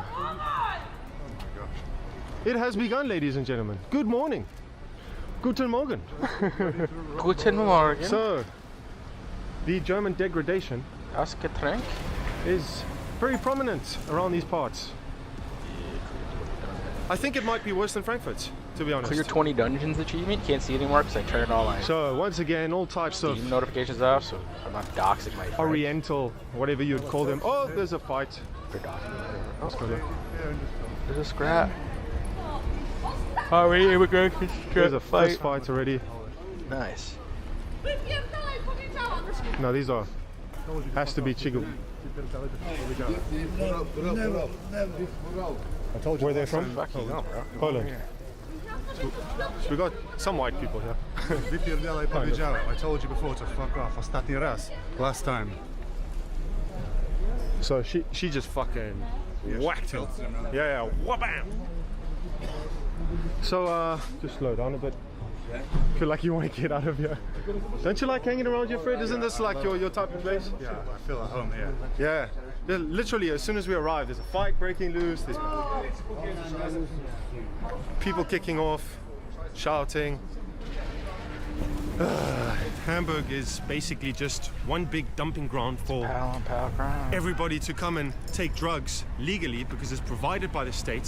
So it's kind of a safe haven for them to come and take drugs, which also coincidentally brings in a lot of crime, etc. In 2024, there was over 100 drug deaths alone. So as you can see, to my right, people consuming everywhere. They have officially given them a open air facility or camp that side to do as they please, provided by the state, funded by the German taxpayer, but that hasn't helped much because they're doing it everywhere anyways. So all those ladies back there were obviously working girls. Do you spend a lot of time on your phone? Well, I've been trying out an app called Tester Up, and it actually lets you earn real money just for testing other games and apps. It's completely free to use, and it's a simple way to make an extra bit of cash whilst you're on the phone. So here's how it works. You sign up, choose an app you want to test, and then complete a few tasks. It might be playing a game for a couple of minutes or answering some questions. Once you've done that, you get paid for your feedback. When I tested it myself, I downloaded a game, played it briefly, sent my feedback, and the payout showed up straight away inside the app. Everything is very clear and very easy to follow. Registration only takes a moment, so you can get paid up to £80 or $80 for a single app test. You can literally make money in bed. Tester Up has a Trustpilot rating of 4.2 out of 5 and more than 10 million users, which shows how many people rely on it. So try it out for free, and if you're watching from Germany, just scan the Germany QR code over here. And if you're in the US, the UK or Canada, use this QR code. So give it a go. It costs nothing to test. And you'll be surprised how much money you can earn by playing on your phone in bed. Right.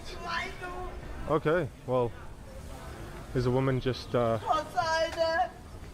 Oh, she can't get consuming right there. She can't get the lighter to work, so she can't smoke her crack, so she's crying. So it's early morning, the crackies are out begging so they can go and buy their...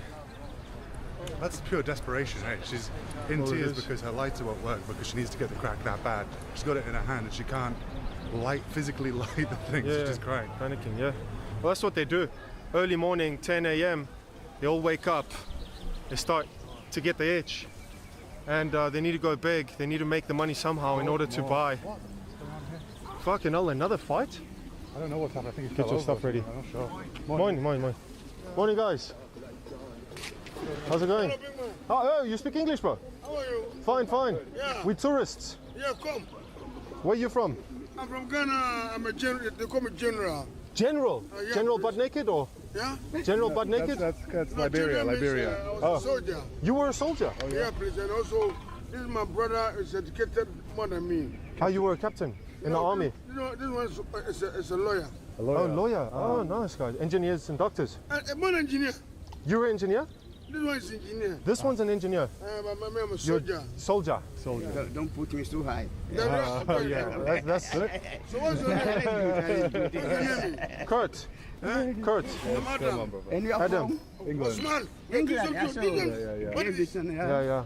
You're from Ghana as well. Ghana, yeah. Ghana. Okay. I'm a pure African. Pure African. 100%. But I live here because of my sisters. And my nephews. Yeah. Okay. I'm Okay, guys, we're gonna get going. We were in a rush. When someone born here, Yes, sir. I have children here. My first at that time I was not what? Have German pass, they give her what? Africa. Okay. Why they say I'm not qualified. Too. Then they give, but now they give the No, vote. yes. Yeah. Okay. Yeah. But the children who are born here is normally, So they give passports if you're born here. yeah, Okay. they give German pass. So even if direct. you're from Ghana, your child will Yeah. get a German passport. Yeah. Yeah. See, well, listen. Give your regards. Give our Guys. regards to your sisters and your nephews. All the best, yeah? Take care, yeah, and General. Come again. You will come again. Then I have something to tell you. We'll have something to drink, maybe. Come around and we'll come see how Okay. you are. Take care, guys. Okay. Well, I had to cut that convo short. They could have gone on and on and on. I think they Anyways, made- we they made made it. the points. Yeah, we've made it to a lovely fountain. Oh well. They're eating the swans. So, my grandparents didn't fight 2 world wars and go through 2 world wars so that our beautiful town centers can be taken over by these guys. What did they die for? Absolutely nothing. Yeah. No one won that war.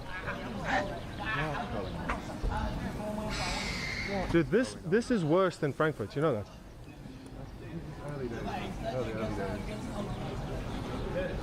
Aristotle, Syrian Aristotle. I think he's Diogenes. Diogenes? Yeah. He looks a bit younger. Yeah. Once again, CCTV cameras scanning everywhere. Diogenes. Yes. CCTV. Ja, die Zahl, das ist alles gut da und die Zahlen stimmen. Also, from Algiers, yeah. You're from Algeria? Yeah, I know this, yeah. And the other one will make Coloresco and Daniela, and and there was the red Ford Escort and this is the Ford, yeah. Okay, I don't know. Diogenes. Yeah, I know. Okay, I Diogenes. don't go in the plane and I think there is no there. Okay. Yeah, I think, yeah. Okay. So, Okay. yeah. How do you say one moment. hello? One moment. I have one question. Sure. Yeah. What's about the money? That there is a lot of money in America, or they need the help? I don't know. Ich bin Amerikaner und We need to find out. Amerikaner und will helfen Amerika. You American? Yeah. Nein, ich habe was Neues. The United States habe ich statt Blättchen und Tabak und Nuttenpickeln und so weiter. Würde ich sagen, die sind irgendwie fehlgeleitet worden oder was haben die? ADW Anlagenbau und Schill und Seilacher. Deep words. Meister und Yusuf. Deep words from Ja, Diogenes. sowas haben die. Und Nuttenficken und sexuelle Aggression. Yeah, it's a very philosophical man. This is American system, yeah, to destabilize. What is? To destabilisieren, that's all. He knows something we don't know. This is, that's why I don't think about this. I feel you on that one. Yeah. He was onto something there. He was onto a shadow government, maybe? Who knows? So literally, all around the Hauptbahnhof has been destroyed by drugs, as you can tell. Crime, illegal migrants selling the drugs to everybody, apparently, to the Germans and to their fellow countrymen. Oh, look over here. What do we have here? You know what these are for, guys? Not allowed. Anyways, so around the whole train Not station, it is bizarre. very bad. As you can see, lots of drugs going on, lots of dingy boys hanging around, engineers and doctors. Gay club. And it's honestly, it's bad. Before I was feeling anxious, and now I'm just forced to laugh. That's how. Make light of the situation, Maxed yeah. out inventory. Could have been. Chilling out, maxing and relaxing. Here comes a group of them. Oh, they're probably going to kick off for the camera. You just get ready. Just always get. What's with their faces? Why are they so fucking aggro? Yeah, I mean, the couldn't you London guys? morning. Couldn't we have imported like some Vietnamese or Korean guys? Fuck's That's sakes. so nice. Hello. Yeah, hello, sir. Why do we have to import these hostile, angry demons? Okay, well, on every corner, on every road, on every street, there is just junkies. It is absolutely mind-blowing that this is Germany in 2025. Yeah, we just caught a drug deal on camera. Nice one, bud. Nice one. He's not happy about that. His nice family's going to see him buying candies. Oh, fuck. Didn't even see that. Okay. Snus me, Fred. For the nerves. Yeah, you need it, bro. Yeah, I need it. Have some scroof. Have some nicotine. There are the emergency services in the background. What is it? Is it the police or ambulance? Oh, it's the police. Look at that. They're probably coming for us for filming. No camera. And of course, always in these areas, you will find nothing.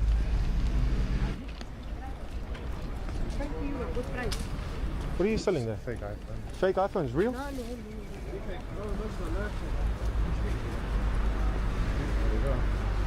Brücke Übersetzungsbüro, so a place to get your documents translated from probably Arabic or Farsi or whatever into German. Travel agency which will help a lot of the new migrants to get paperwork to come in and out. A lot of these agencies are set up, they get cards, they have connections in the migration and home offices, and yeah, a lot of corruption going on that obviously people don't want to talk about, but a lot of backhanders, a lot of under the table stuff going on in order for these people to get papers. Oh shit. So It's got a big cream charger there that's for like, you know, propelling cream into cakes and whatever. lovely addition to society. Yeah. It's a massive one. Inhaling Weapons. gas. He's learning well from the Germans. So, as you guys can see, all around this Hauptbahnhof area has just been riddled by illegal migrants selling drugs, people consuming from all different countries, and it's really out of control. The situation is out of control. It is a anarcho-tyranny. So, engineers and doctors, addicts, hanging around on the street corner here.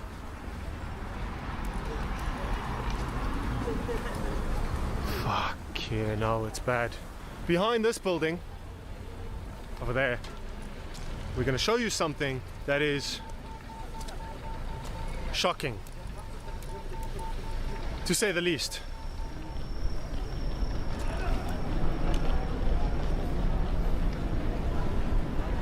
Right, so we're in the back of the train station, and literally everywhere you look has been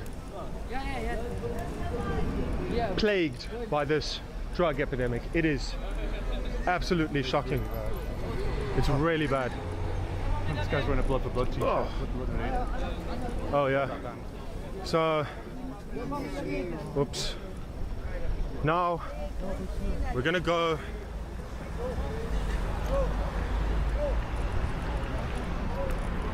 Now we're gonna go to another shocking place, which is right over there, which is called Robin, which is basically just an open air camp for people to consume drugs safely. So this is Drop-In, guys.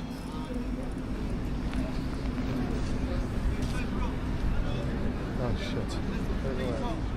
Straight away. My god, should I film this or should I just You're filming it now, yeah. Okay. Right. Well, this is Drop-In, an open air consumption camp where junkies come to safely consume. Let's go somewhere. Fuck, dude, this is like a zombie apocalypse. It's horrible. We have to find somewhere safe that we can get out. Because if we can't... Yeah. Right, they're kicking off about the camera already. So, okay, we're not filming you, sorry. We're going there. Oh my god, that's awesome, people. Do I film myself? Do you want? Okay, well, it started, guys. We run left, yeah? So, as you can see, we're in Drop-In, an open-air place for people, for addicts to come and consume all different types of drugs, fentanyl, crack. We don't speak German. Don't speak German, man. Go away, please. But they come to take fentanyl, Don't walk towards crack, the camera, please. all different types of... Let's go. Let's go there. Excuse me. Okay, they're letting everybody know. Okay, we go. We're going. Look, they're coming running, dude. Should we run? Okay, watch behind me, dude. We're going. Do you spray him? Well, try to chop me. Let's go. Go left. Get the spray. I've got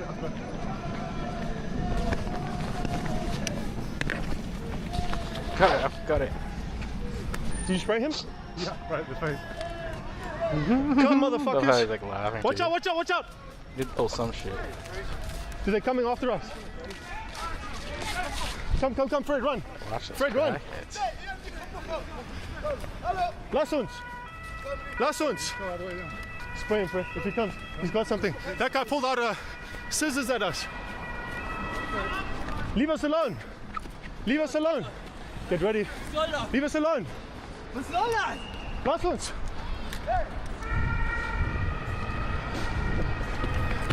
Hey!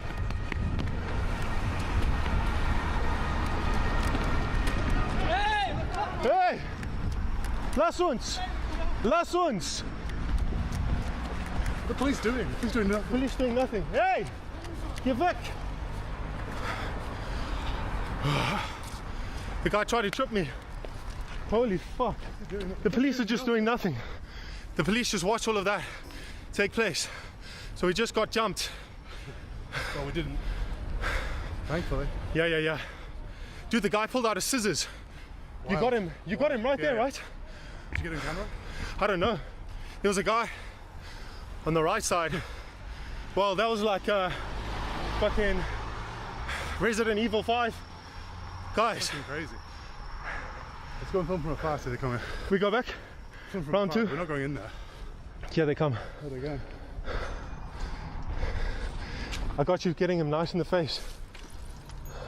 The police did nothing, guys. Nothing at all. The police did nothing. They just watched all of that take place right under their noses. Germany and Germans, you should be ashamed of yourselves. Your grandfathers fought in 2 world wars for this, for your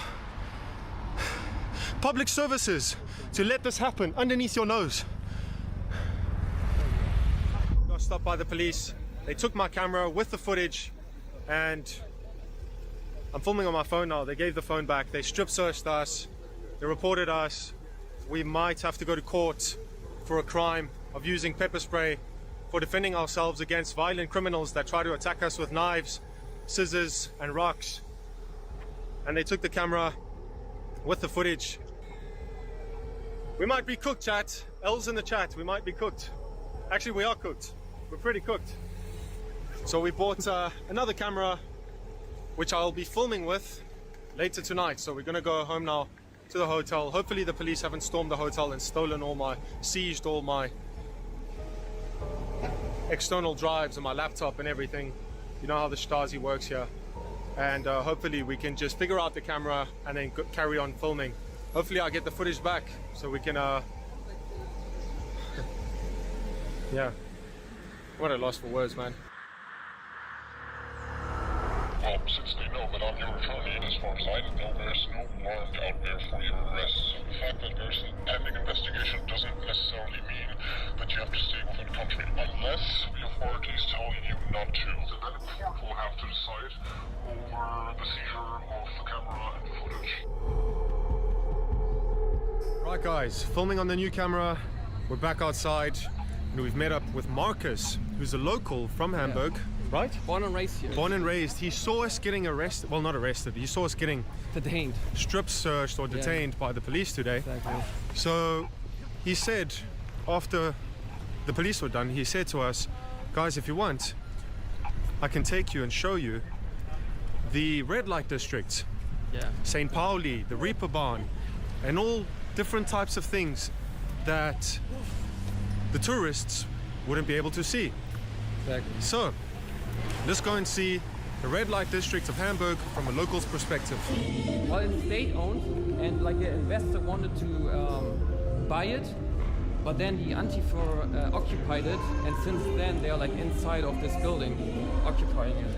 So this area is a very leftist part of town. Yeah, super leftist. And the police, Saint are they Pauli. like on board with that, or? Well, it's not up to the police's decision. Well, what are they? the police is also present here, but they tolerate it, let's say. So this building behind me has been occupied by Antifa. They took the place 30 years ago, and the government or the municipality still haven't kicked them out. And in front of you is a big mess. Yeah. A homeless camp. So spray painted or written on this sheet, fuck AfD, which is the right-wing party here in Germany, which is gaining a lot of popularity.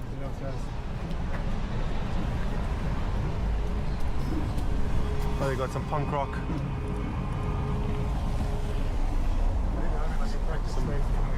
Some live punk rock music or something. Anyways, yeah, as I was saying, the building behind me has been occupied by Antifa for over the last 30 years, and the state hasn't kicked them out. And as you can see, it's just a big mess. It smells like weed. Yeah, it's everything like this. But I mean, it's like legal here now, you know? Oh, really? Yeah, legal is weed here. Like recreational, or to just possess it? You sell it you legally? can grow like 3 plants, Okay. and you can keep like 50 grams. So how's like walking around smoking on the street or sitting in So a park? you can open like a map, and it tells you where you can smoke and where you can't smoke. And usually, you know, like near like a kindergarten, you can't smoke. Right, so it's all been designated. It's all under control. Yeah, yeah. So it's to under say. control. But you know, people like do it everywhere. The famous Reaper Barn. And obviously you got the alleyways, you got all the erotic stores, the brothels, the clubs, the bars. Here's the first pretty cheap sex club where you can already have, you know, like a quickie for like 50 euros. or something. This one right here? Yeah. My God, I'm gonna have to blur that out, but yeah. You can have a good time there. Definitely. But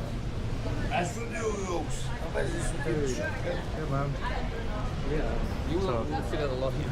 Lots of homeless around as well, obviously. Yeah, they're like, you can actually film here, that's like no problem. I am traumatized with filming in Germany, guys. Absolutely traumatized with filming here. Oh yeah. Well, it's a little bit. Like very soon we will be the most famous sex club in like Germany. I think like the old one was called like Dollhouse, but I'm not sure. Right. But it's right there. Like, So obviously, this whole strip, all the businesses, allegedly, all controlled by different mafia groups, the Hells Angels, Albanian mafia, Bosnian mafia, allegedly, according to the media. So, we've got the infamous sex house behind us, which obviously is Is it more expensive than that? a place to go and have a good time once again. Girls, girls, girls. yeah. Oh, Wait, thank you. There's like also like a side street, and honestly, I've never been in there. But there's like another Oh, wow. sex house there, right? So you got live shows, striptease shows, brothels, table dance shows. No, not inside the places. I mean, Well, Yeah, if you Same see all down the way the hall. harder to film or same? Could be, yeah. And honestly, Let's I never see. tried to film you, so I have no idea how it works. Right, so we're going into a side alley here, side streets. Lots of clubs. Once again, probably strip clubs, brothels, etc. So we just have to see how it works with filming. Whether the bouncers. Exactly. You always see the first few bouncers. Yeah, let's see if they allow us to film or not. Yeah. I think as long as we keep moving. Yeah. 12 years, we should be Technically, you're allowed to, but then again, this place is controlled by certain entities. But I think if you're like respectful and nice, you know, they probably don't mind. You're just not allowed to film the girls. Okay. You know, the working girls. Obviously. Wow. Adrenaline pump once again. Again? Hey. Oh, well. They might even stop you. Yeah, they're doing arm tracking first, right? Yeah, you definitely have.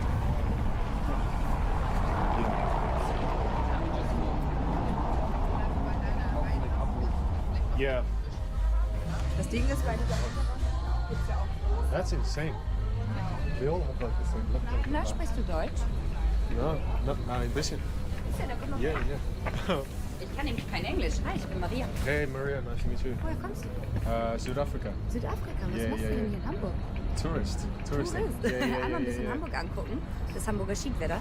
Wir haben unsere Zimmer da oben für Okay. 60 €. Die Getränke sind inklusive. I gotta go with my friends. Ach, die Karte kannst du nachgehen.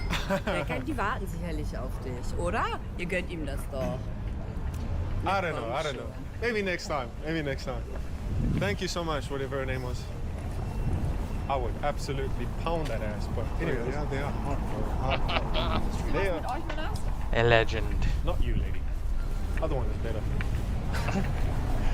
They are absolute smoke shows, dude. Yeah, they are. Bro, they are nines. Some of them had some cake. There was a whole cake factory back there. My God. So Bro, it's a BBL factory. as you can see, Antifa Banging buildings. fucking plastic. You might as well fucking order a silicone fucking Lots of leftist people live here. doll, bro. Occupied buildings. With AIDS in it. Yeah, like also the government tried to like destroy the building and make like new living space there. Free all Antifas. And they didn't like the idea, so they occupied it because like these buildings were like historic or something like that. By the way, this is the building. They're like historic or something. Stupid. So another Antifa occupied building here. Another one. Another one. And you can just tell, right? They're taking great care of it. How do I bust out the coordinates? Judging by the outside. Now you see the famous Palmas plastic. So around here, in the distance, lots of engineers and doctors. So hold on. Hello. Everything Is this the okay? golden To area? sell drugs is not our wish. When we are allowed to stay and work, nobody would sell here. Stop the racist control. Okay. Okay.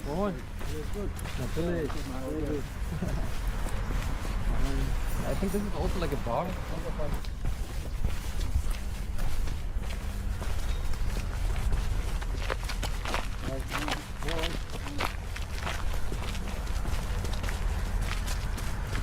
So this is right next to the port. Yeah, it's like the harbor area. So right next to the port, on the public streets, there are just groups of African men selling drugs. And nothing gets done about it. And we, as native Europeans, have to fear filming on our streets. Make that make sense. Our streets.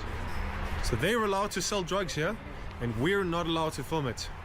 We have to go undercover and film it as discreet as possible, because they might attack us, and if we defend ourselves, the police will take their sides, and we will get prosecuted. Just like early on today.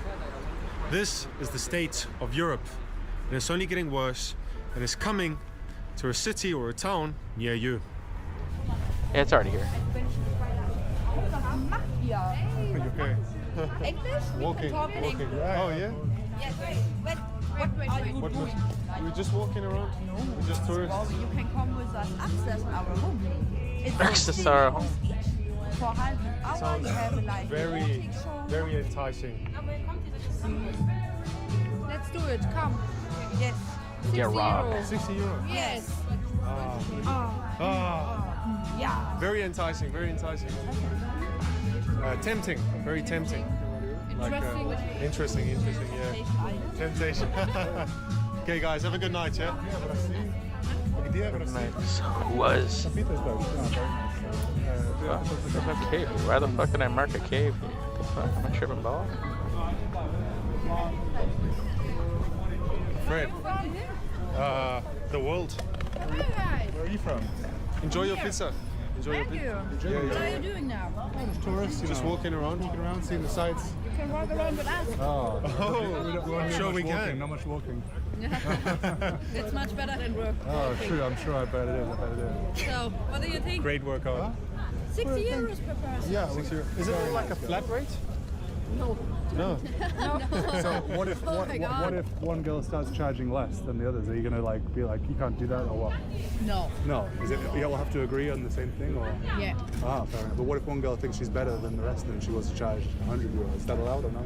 Yes. Oh, that's okay. Okay. Then. That's okay. It's a free market. Up is good. Down Can't is go no down. good. Yeah. Not 100 Go up, you can't go down. Oh, really? if you want. Very cool, You man. can Very pay cool. what you want. Sure. And it's more than Whatever. 60 euro. Oh, fair enough. Well, I don't last a long time, so maybe like Maybe you can pay get a less for discount. Discount, yeah. Give him a discount. I can save her, guys. I can save her.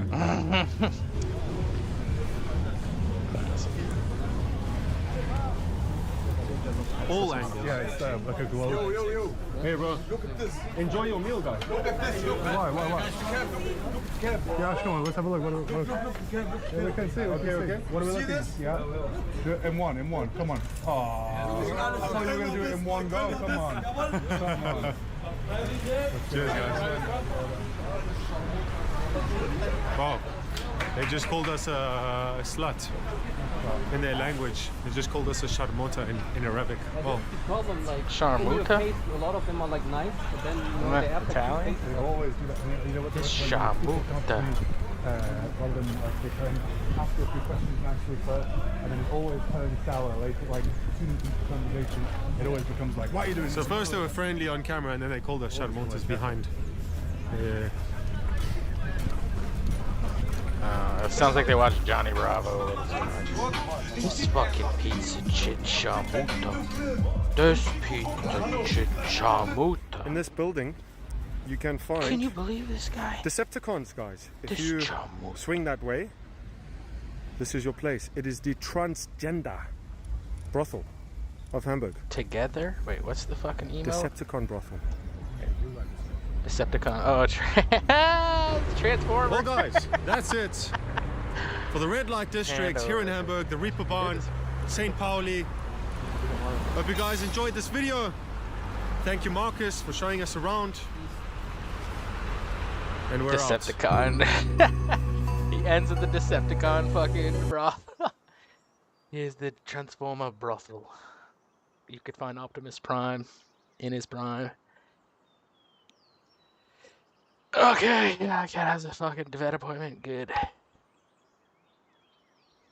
Okay, so Los Plain fucking tunnels. They got the fucking shit. I got you. That's all good to know. Sewer slidle, when you say it's over. Your way to Pew. You get quite a bit though. Defo girl. That's why it'll never work.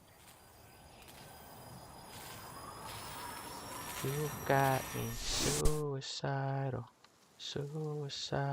when you say it's over.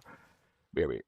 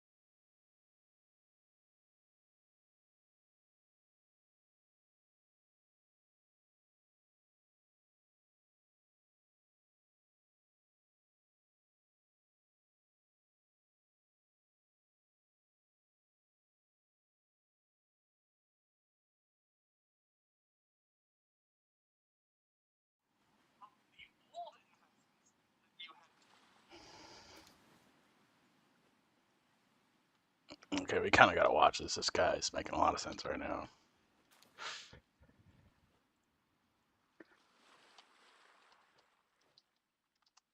I don't mind why am I getting pushed. I don't fucking care. This is making a lot of sense. Hey guys, Wyatt We're Clayton. right about So here. basically, what we tried to do. A little Canadian bit as we government's go fucking through, cooked, but you bro. need to see this full thing. I don't know why he's talking about 1 billion. the $1 1 trillion trillion. in It's total 2.51 trillion now. My understanding that is not a net new assess the number Canadian of debt. investment. Is that correct? They're looking at 2.51 trillion. So basically, what we tried to do in this report is 258 understand billion where of the $1 trillion wasted figure is coming from. Fucking funds. They invest, if they're investing in federal government programs that already commitment exist, to, just like the fucking food program. Support Trudeau did it, Carney did it, everybody's like, industries oh, and investors to the tune of 280 billion.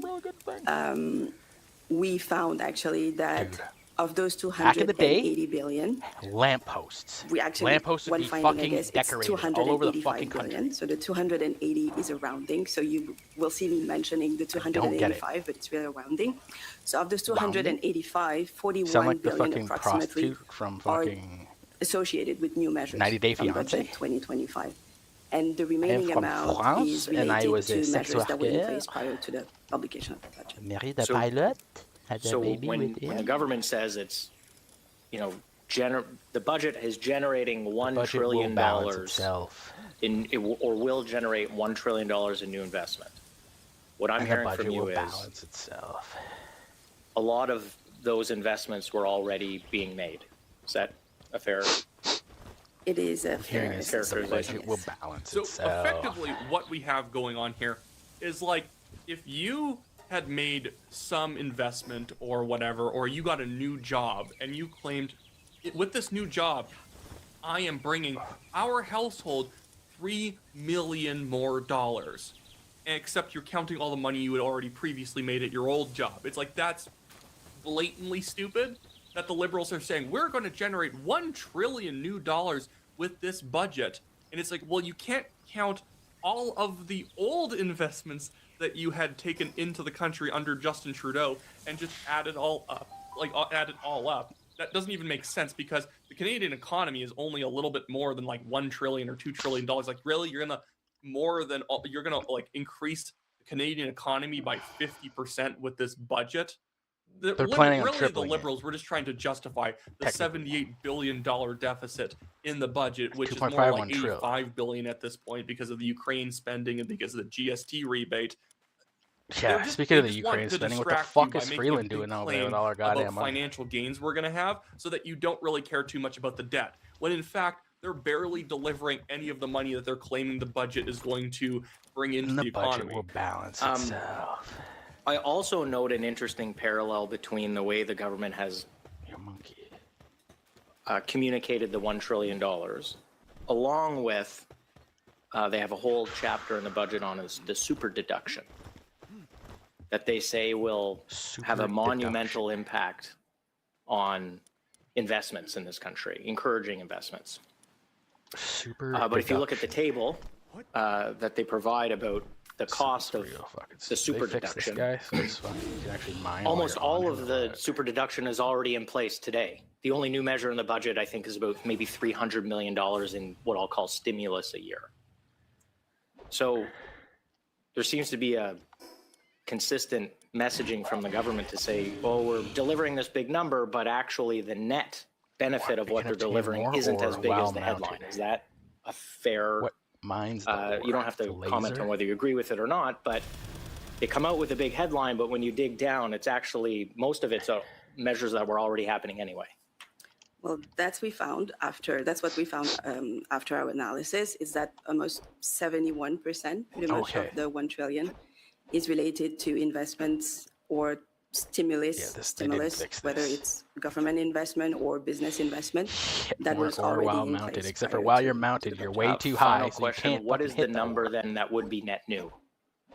Is that a fair question, or should we follow up on that after? It is a fair question. So there are two numbers, I think, that are important to keep in mind. So the first one is what is net new investment from budget 2025 from the federal government. So that would be 41.3. And how much more investment, total investment that is expected to be generated by that additional investment. So that amount we estimated to be 126 billion. So only $126 billion of new investments are actually going to be generated by budget 2025. And part of you can technically say that it's only only 77% of the $1 trillion lie was an actual lie. But you have to remember, you have to take 43 billion out of that, and that's what leaves you with the $126 billion number, because 43 billion of the dollars of it is just taxpayer money being thrown into different industries in order to spur other investment. You can't do that forever. That's effectively a fake economy. When the taxpayer is having to pay money for jobs to exist or for productivity to happen, it means the actual net effect of that productivity is way less than you think. So yeah, this is a great thing to bring up to any liberal friends you have. If they're talking about how much of like a business savvy guru Mark Carney is, or at least how much they think he is, yeah, he claimed that his budget was going to create $1 trillion in new investments in Canada, when that's not only not true because a bunch of that was already around well before his budget came out, but he actually has to pay a lot of money to even generate those new investments. So we're having to pay $43 billion in order to generate $126 billion in economic activity. And you could say, like, oh, that's not too bad. You're paying $43 billion for $128 billion. No, that's horrible. You shouldn't have to be paying pretty much anything to generate productivity. You should just want free productivity by having a good business environment, but we don't, so we're having to bribe people. So effectively, we're burning a large portion of our taxpayer dollars to create jobs that in America they wouldn't have to spend a single dollar guaranteeing that job to be there. Anyways, I want to now show you this other clip of Vashi Kapelos on CTV News Power Play interviewing Steve McKinnon, the Liberal House leader, on the fact that they don't actually have any money to pay for the new GST rebate, and that is going to be layered on top of the already very big deficit. There's no election in the offing, but the announcement in and of itself seems to run very counter to what Mr. Carney talked about during the Prime Minister talked about during the election campaign. He drew a distinction between his approach to the economic growth and what he criticized the Trudeau government, of which you were a part, their approach to economic growth, which he identified as just through immigration and population growth and government spending. What you announced yesterday is more than $11 billion of additional government spending that nobody from your government has said how you will pay for it. I imagine because you're not introducing a new tax or something to that effect, or described other cuts elsewhere, that it will come from additional borrowing. That runs counter to what Mr. Carney said during the election campaign, what you yourself have said on many instances since then. How are we to infer from that anything other than this is about politics and the possibility of an election? Lower his... Well, I don't think Mr. Carney ever ruled out measures to help vulnerable Canadians, and I don't think most Canadians think that helping out 12 million people who get GST rebates now, grocery and essential goods benefit, has property all across the world. Will object to that. Super rich. We getting richer by the fucking second. Post-pandemic, probably competing with Elon Musk. Spike in food prices. And this is how does he have my that. age? Inflation largely tamed. That doesn't mean people feel inflation is largely tamed, and that's partly due to things like oranges, coffee, bananas, things where supply chains have been affected, where prices have gone up more than the rate of inflation. So these guys, who apparently are trying to deal with the fact that inflation is still hurting a lot of Canadians, it's still affecting certain products massively, like coffee's up 40%, overall grocery prices are up 6.1%, and they're going to help the inflation by printing another $11 billion they don't have over the next few years in order to send rebate checks out to the bottom 30% of earners. That's blatantly stupid. Like, what's wrong with these people? Again, if you have liberal friends and they say, well, I trust Mark Carney because he worked at Goldman Sachs and was the governor of the Bank of Canada and the Bank of England, and he was the chair of Brookfield Asset Management. Who didn't work at Goldman fucking Sachs? They're very, very successful. It's like, he's literally just serving up microwaved Trudeau policy. It's just paying people money. It's just paying people money to deal with inflation, which again causes more inflation. Because it costs money. Eventually, they're going to have to pay for this either by printing money and watering down the value of each dollar, or they're going to have to raise taxes. And inflation is, in fact, already a tax on everybody. But what? You'll find out eventually, as we just fam. found All my out family about members the that new are laughing at investments my all this is going to be creating. crypto investments. New What's it investments worth? of $1 What can you trillion, do with it? and it's really I don't know, bro. only But the fucking dollar's about to get in billion the same dollars. fucking position. These where are the people eventually you're going to be like, people what's it put worth? trust What can into you that do? they were going to help grow the economy better than Pierre Poilievre could. If you got into government and you just cut taxes, that's all you did. You just cut taxes 20% across the board, every bracket, GST lowered 20%. You would what's be the Canadian American way exchange better again? Oh, it's right now about than 10,000 Mark Carney and the Canadian Liberals. dollars But for the one problem American. is that Mark Carney and the Liberals Euros, want to basically bribe people 100,000 into Canadian voting for dollars. them. What Steve McKinnon here was basically trying to portray was the idea, that we care more about poorer people than the conservatives because we're willing to cut a check.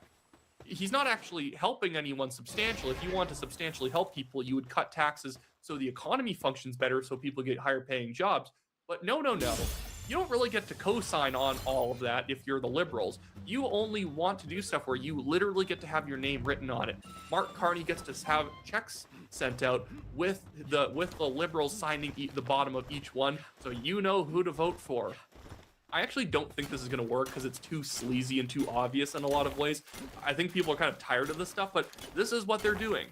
This apparent business guru, this business genius, is just pushing money into the economy like Trudeau was, which isn't shocking because Mark Carney was the economic advisor to Justin Trudeau. The Prime Minister, the Minister of Finance, felt strongly that at this point in time where many Canadians are struggling with those food prices, that we had an obligation to come in. I don't think that approach has ever been rolled out, but the thing that has not changed is that we know we have to grow the top line in Canada. We have to achieve growth. We have to create jobs.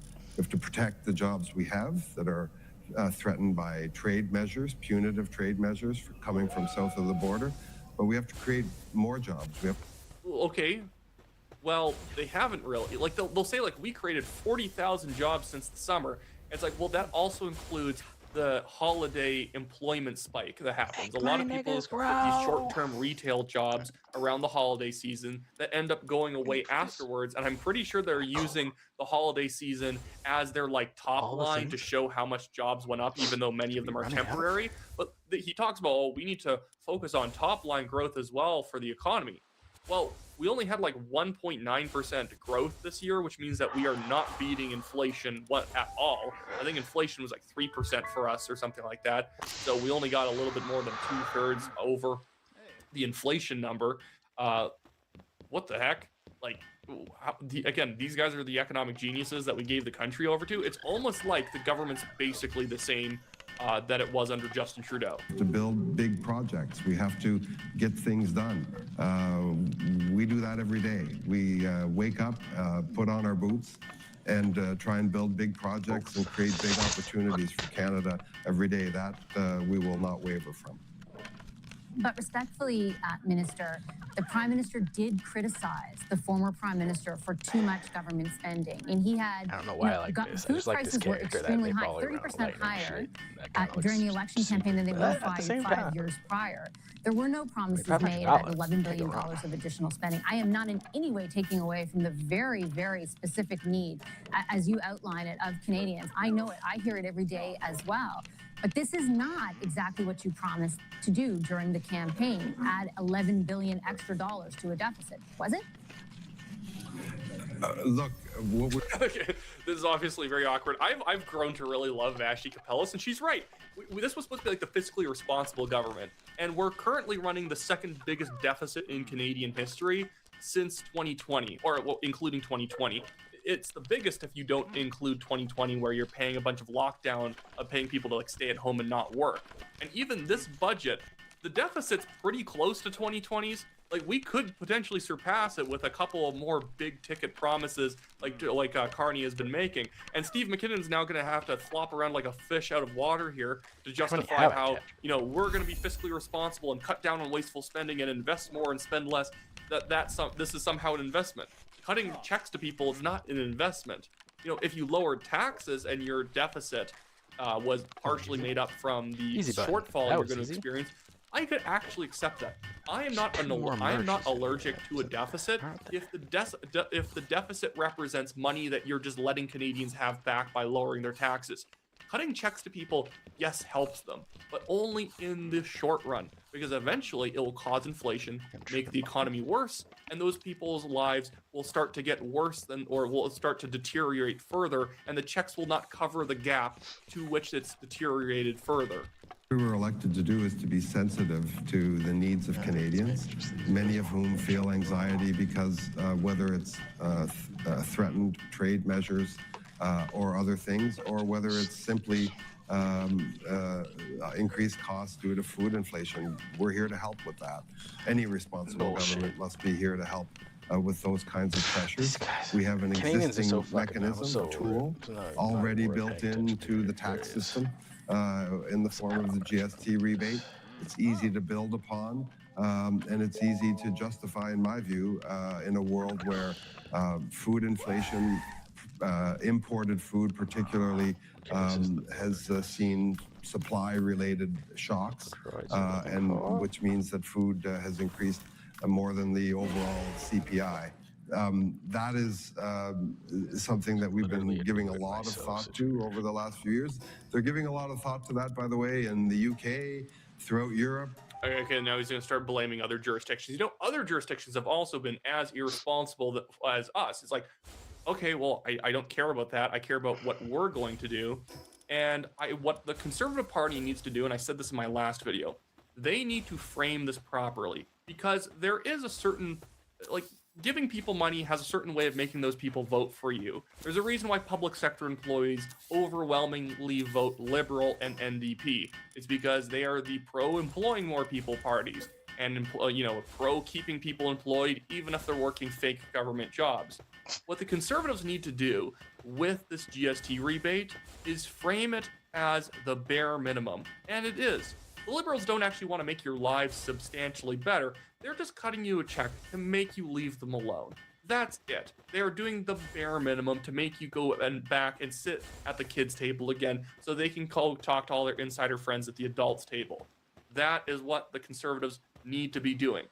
This is a bare minimum plan in order to make Canadians leave Mark Carney alone so he can do the things he's more interested in doing. Anyways, that should be it for this video, guys.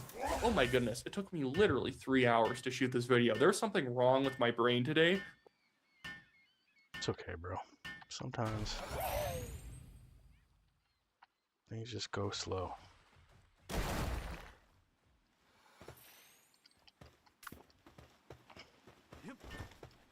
Sometimes the brain just go no bueno.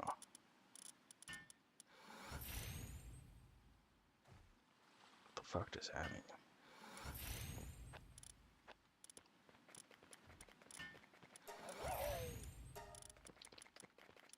Fuck. A bunch of sheep in my stupid universal box. Let's just do this.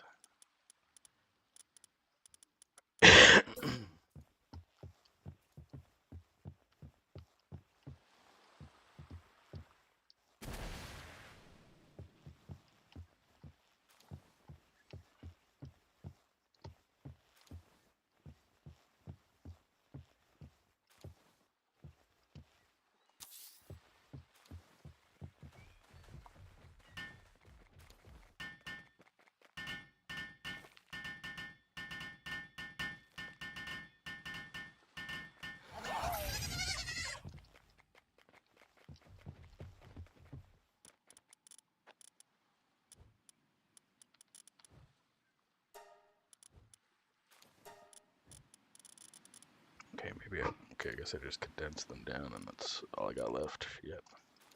Shit. Is this working or is this broken?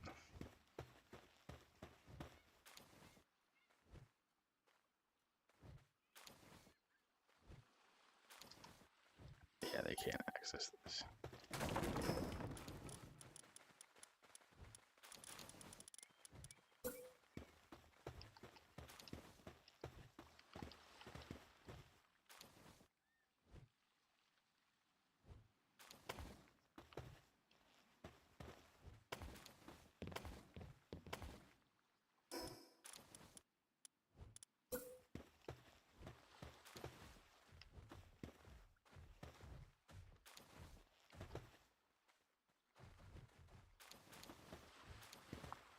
Then, yeah. To 3 so a 9 full square. Can you do that?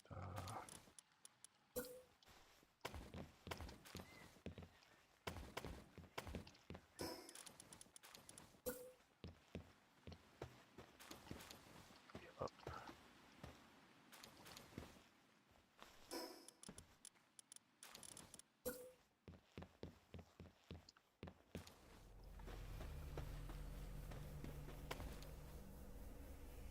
Why this game does this, but it does. Just likes to torture you. But you update the building so it fucking makes sense. Is that crazy, bro?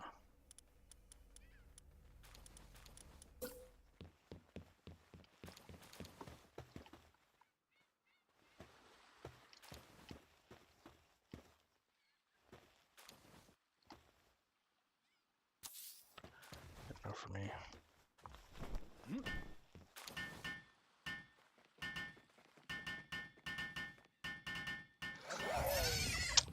Perfect.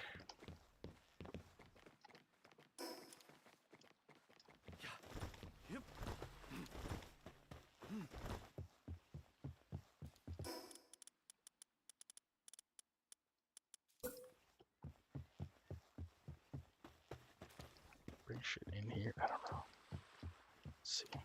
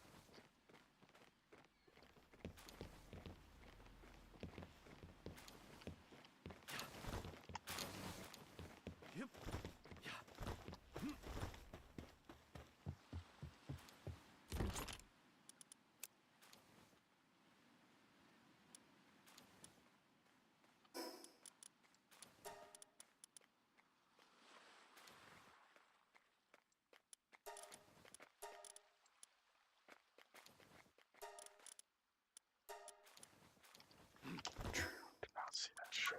There it is.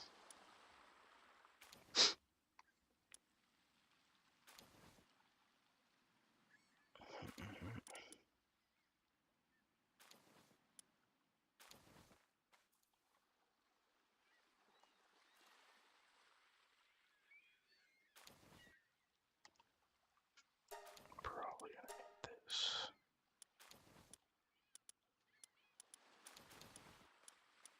Just trying to get resource gathering first before we start getting cool shit.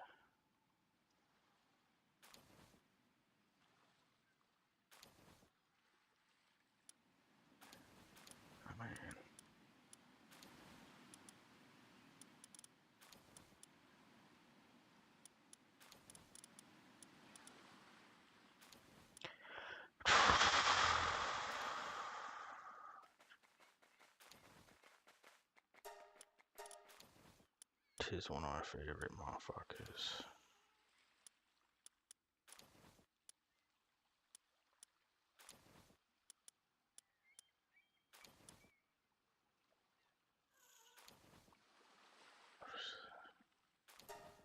Oh, nice.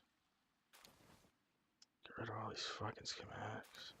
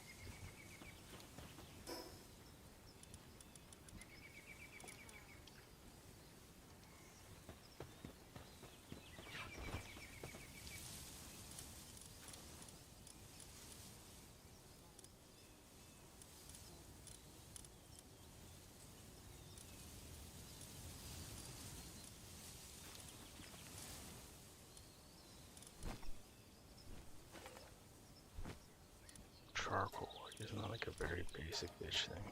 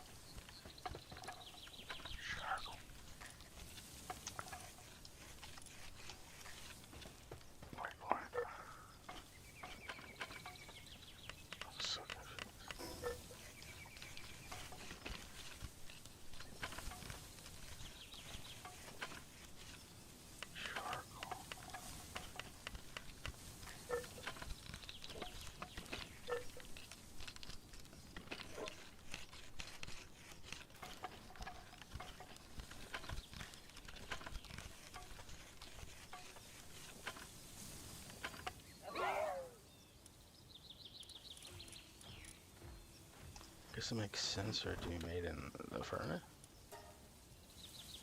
Right. I forget how I didn't have charcoal. Guess I did.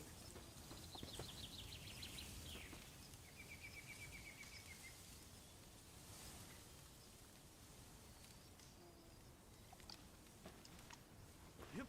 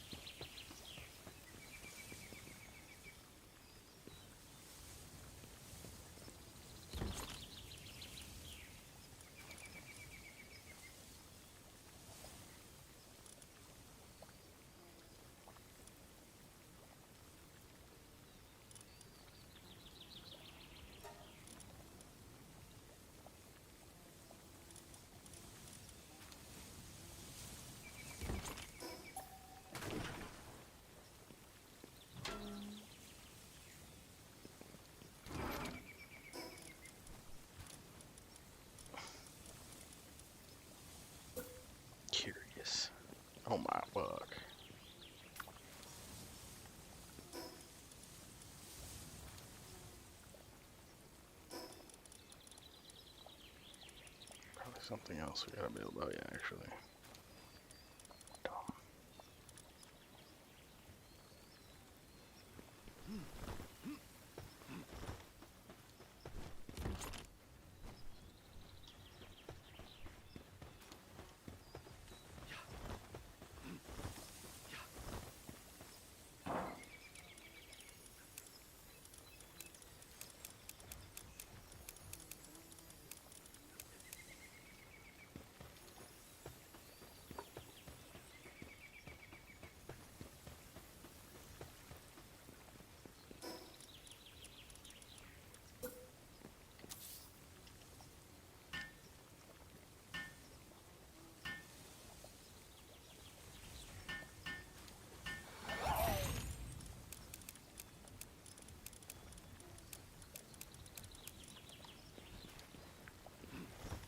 Yeah, the issue.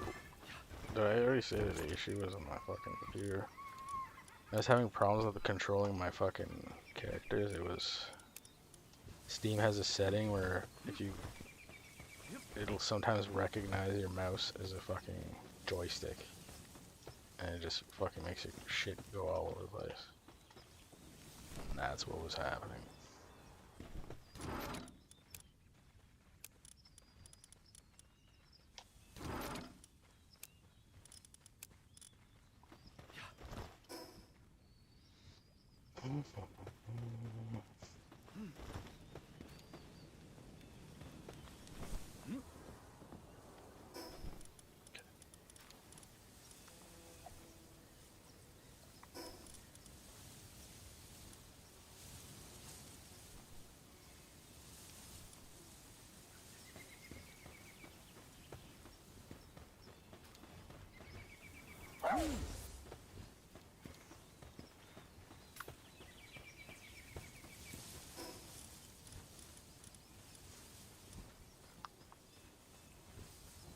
Scan for another video.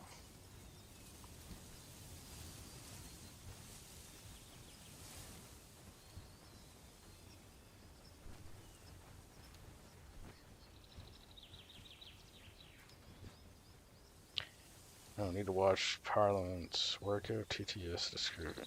TTS text to speech and description. Okay.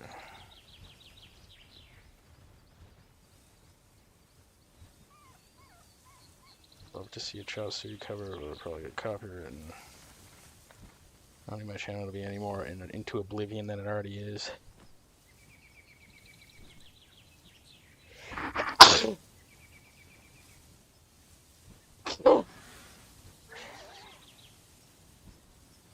Yeah, money picture go brrr.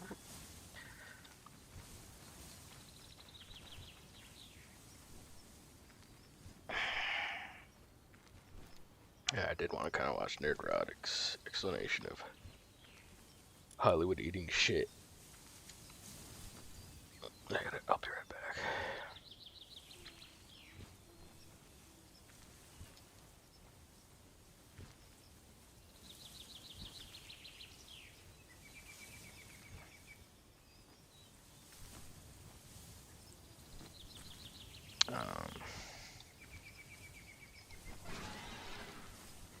Was it Nerdrotic or was it a different one?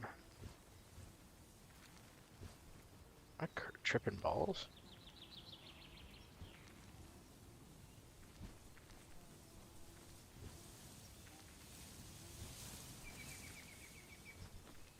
The Decline of Hollywood? I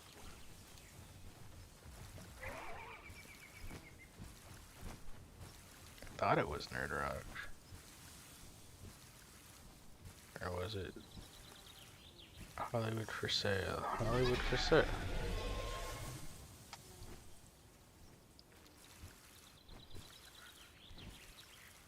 Like daily, Nerdrotic Daily. Oh, okay. Be back.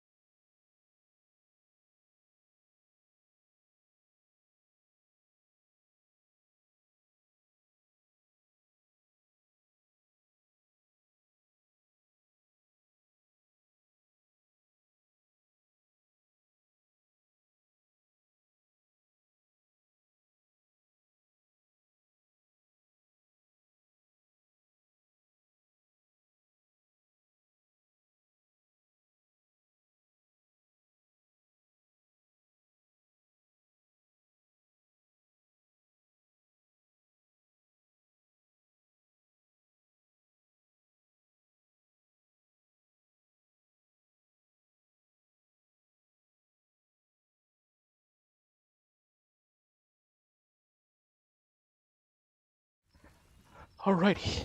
Yeah, that was bad. You know when you try to cup a sneeze and it's just... I can only imagine what that would be like if you had bad breath. I have nice breath. I would brush my teeth. The entertainment industry is one of the foundations of our local economy. And you know what? If you don't invest in your foundation, pretty soon that foundation can leave and go to other cities and go to other states. So It's after Kirby. the That's long Kirby strike music. last year they hit on the local economy, it is very exciting that the industry is back. And now it's our job to make sure that it expands even further.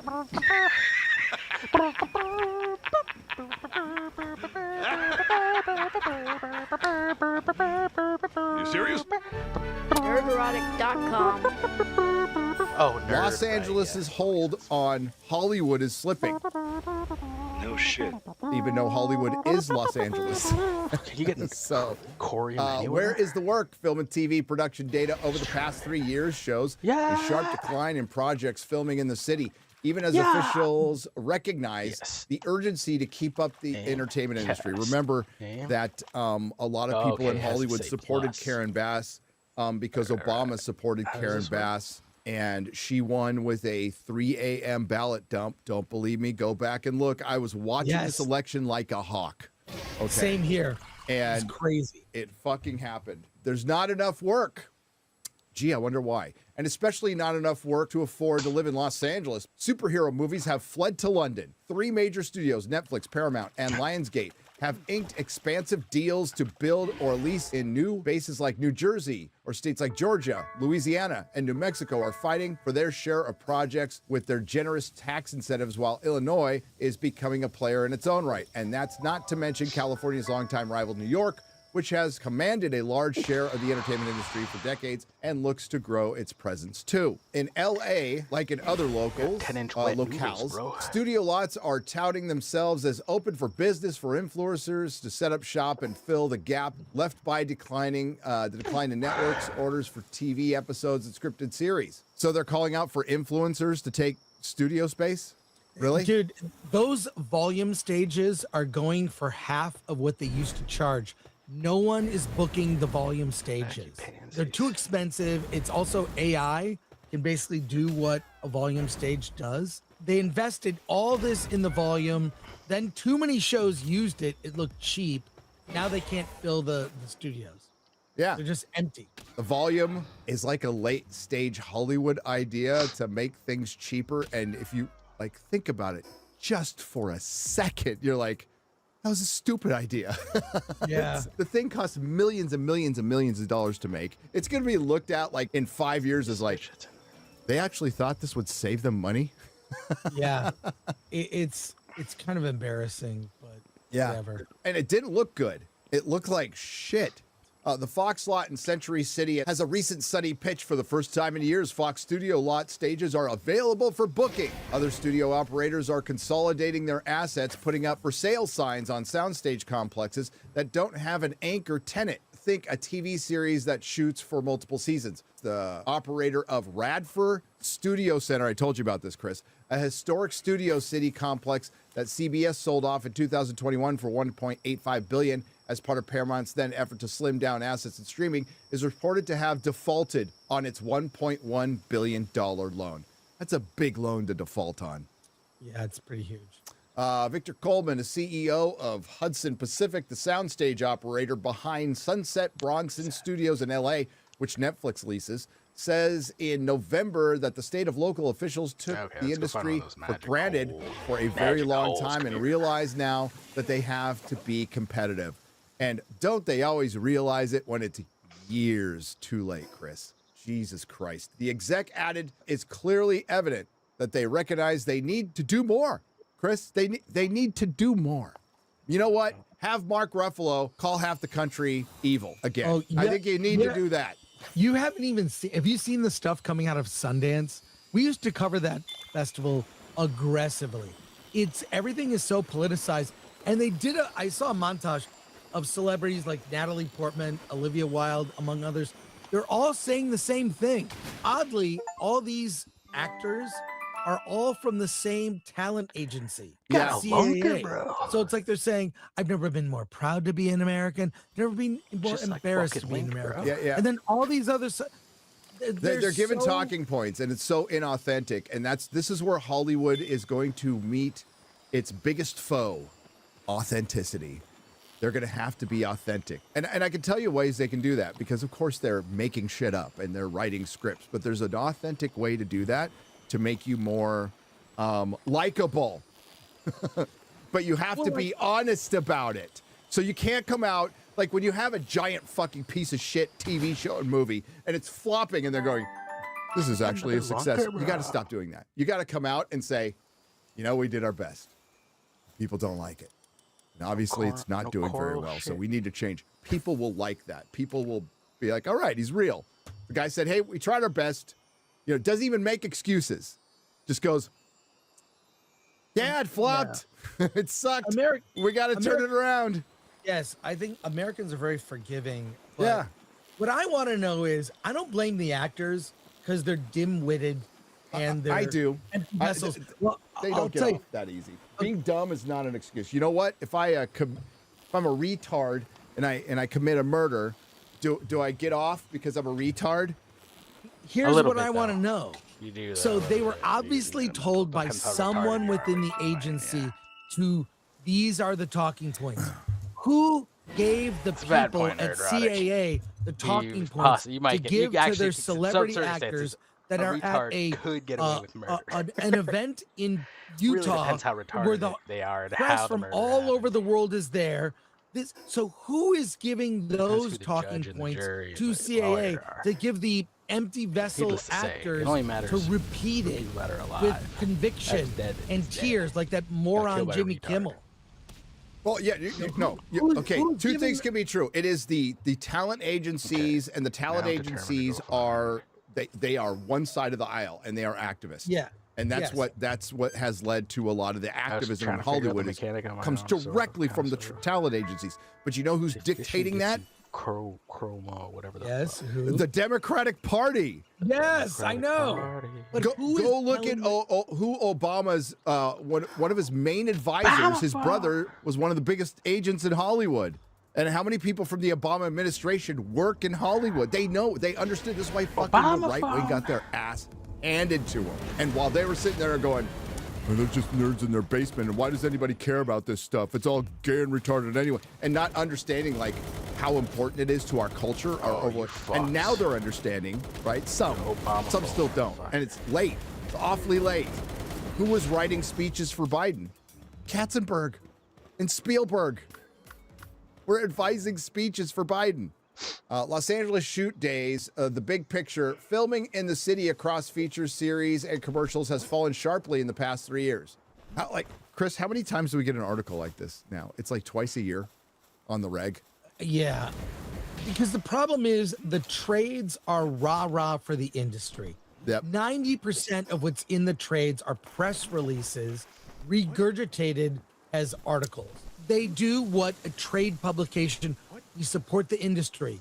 There's this person became the VP at so-and-so. It's press releases that are stroking egos.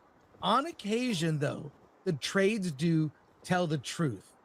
And also, by the way, people in the industry, you know, while they lie to themselves about a lot of things, like how to spin something as a success when it's clearly not, occasionally, every once in a while, they have to tell the truth. Like, here's what's really going on. Yeah, and that would have been helpful if, and I know this is a fantasy world that has never existed and will never exist. Just want to preface with that. If a press was out there and it was legitimate and authentic, and you could still run your press releases and fine, but be very critical of things that are just obviously wrong, right? So it's at the point where they can't even deny it, because these were things they were denying for a long time, and a lot of us were going, this is going to happen. This is going to happen. It's just common sense. You don't need to be a genius to figure this out. It costs more to work and live somewhere. That's going to bring the price of everything up. These people, what do you mean these people? These people in Hollywood are always looking to cut costs, and they've been going to other countries forever. Like, this has been going on for 20 years. But the bottom has fallen out because, look, they are almost at the COVID levels, dude. Yeah. That's insane. Yeah. And nothing's stopping the industry from committing to productions. There's no COVID or crazy rules. And that was Newsom. His were the most restrictive rules in the country. You found a way to allow the motion picture industry and the sort of the movie industry to get back to work. But you didn't allow people to grieve together at funerals or at churches. And that it sort of, and that this may be why there's such a polarizing disconnect. What you prioritize, right? This is this anger between the populace and the elite, supposedly. Here, you prioritize this industry, but you were tougher on those that just wanted to go worship.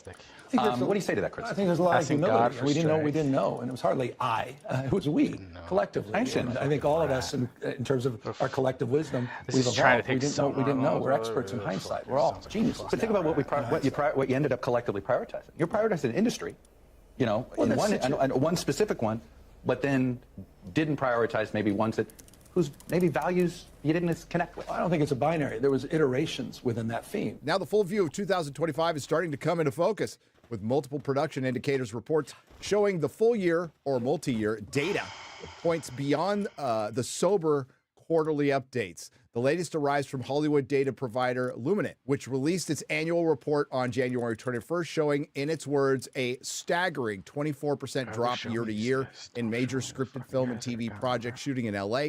Its 6-year look at the data illustrates a long, mostly downward line, save the 2022 streaming production boom for cutbacks for production in LA as other major locales take market share. That echoes the tally from the city's primary shoot day tracker, the nonprofit Film LA, it's not very nonprofit, which disclosed that feature film shooting in LA declined by 16.8% year to year, while television shoots declined by 14.7%, and commercial shoots declined 14.5%. Overall shoot days ended at 19,694 in total last year for the LA, far below the 36,000 days just 3 years ago. Midway through the year, Film LA handed out a permit tracking for Santa Monica to the municipality. The city hasn't released an update on shooting yet. So you're asking, Chris, you said easy earlier. It would be very easy to fix this. You would get your local government to roll back regulations, give tax incentives. If they really put their nose to the grindstone, they could do it in a month. But as we talked about often, you have a profound lack of skill in the leadership department where, for example, Gavin Newsom's never really had a real job. You are, Gary, a small, you own, I know a lot of people know this, you owned a comic shop. Yeah, a lot of people might not know that. But you were a small business owner. I had Film Threat was a magazine in the 80s and 90s, now a website. You and I have both been entrepreneurs, small business owner. If I work really hard, I make more money. If I don't work hard, I make less money. Like the money I generate is directly tied to my effort. That there are less, and I have learned that since I was a kid. I had newspaper routes from the time I was 9 through 19. Why did I have them? Because I wanted to buy comic books. Yes. And Aurora model kits. I wanted to buy a car when I was 16. I wanted to pay with my own money to go to the movies. I mowed lawns. I shoveled snow. I did what was necessary to make money. Now, okay, this is a long-winded point to go to say that Newsom, Karen Bass, the leadership in California, these people, the only way they know how to make money is raising taxes. Is taking it.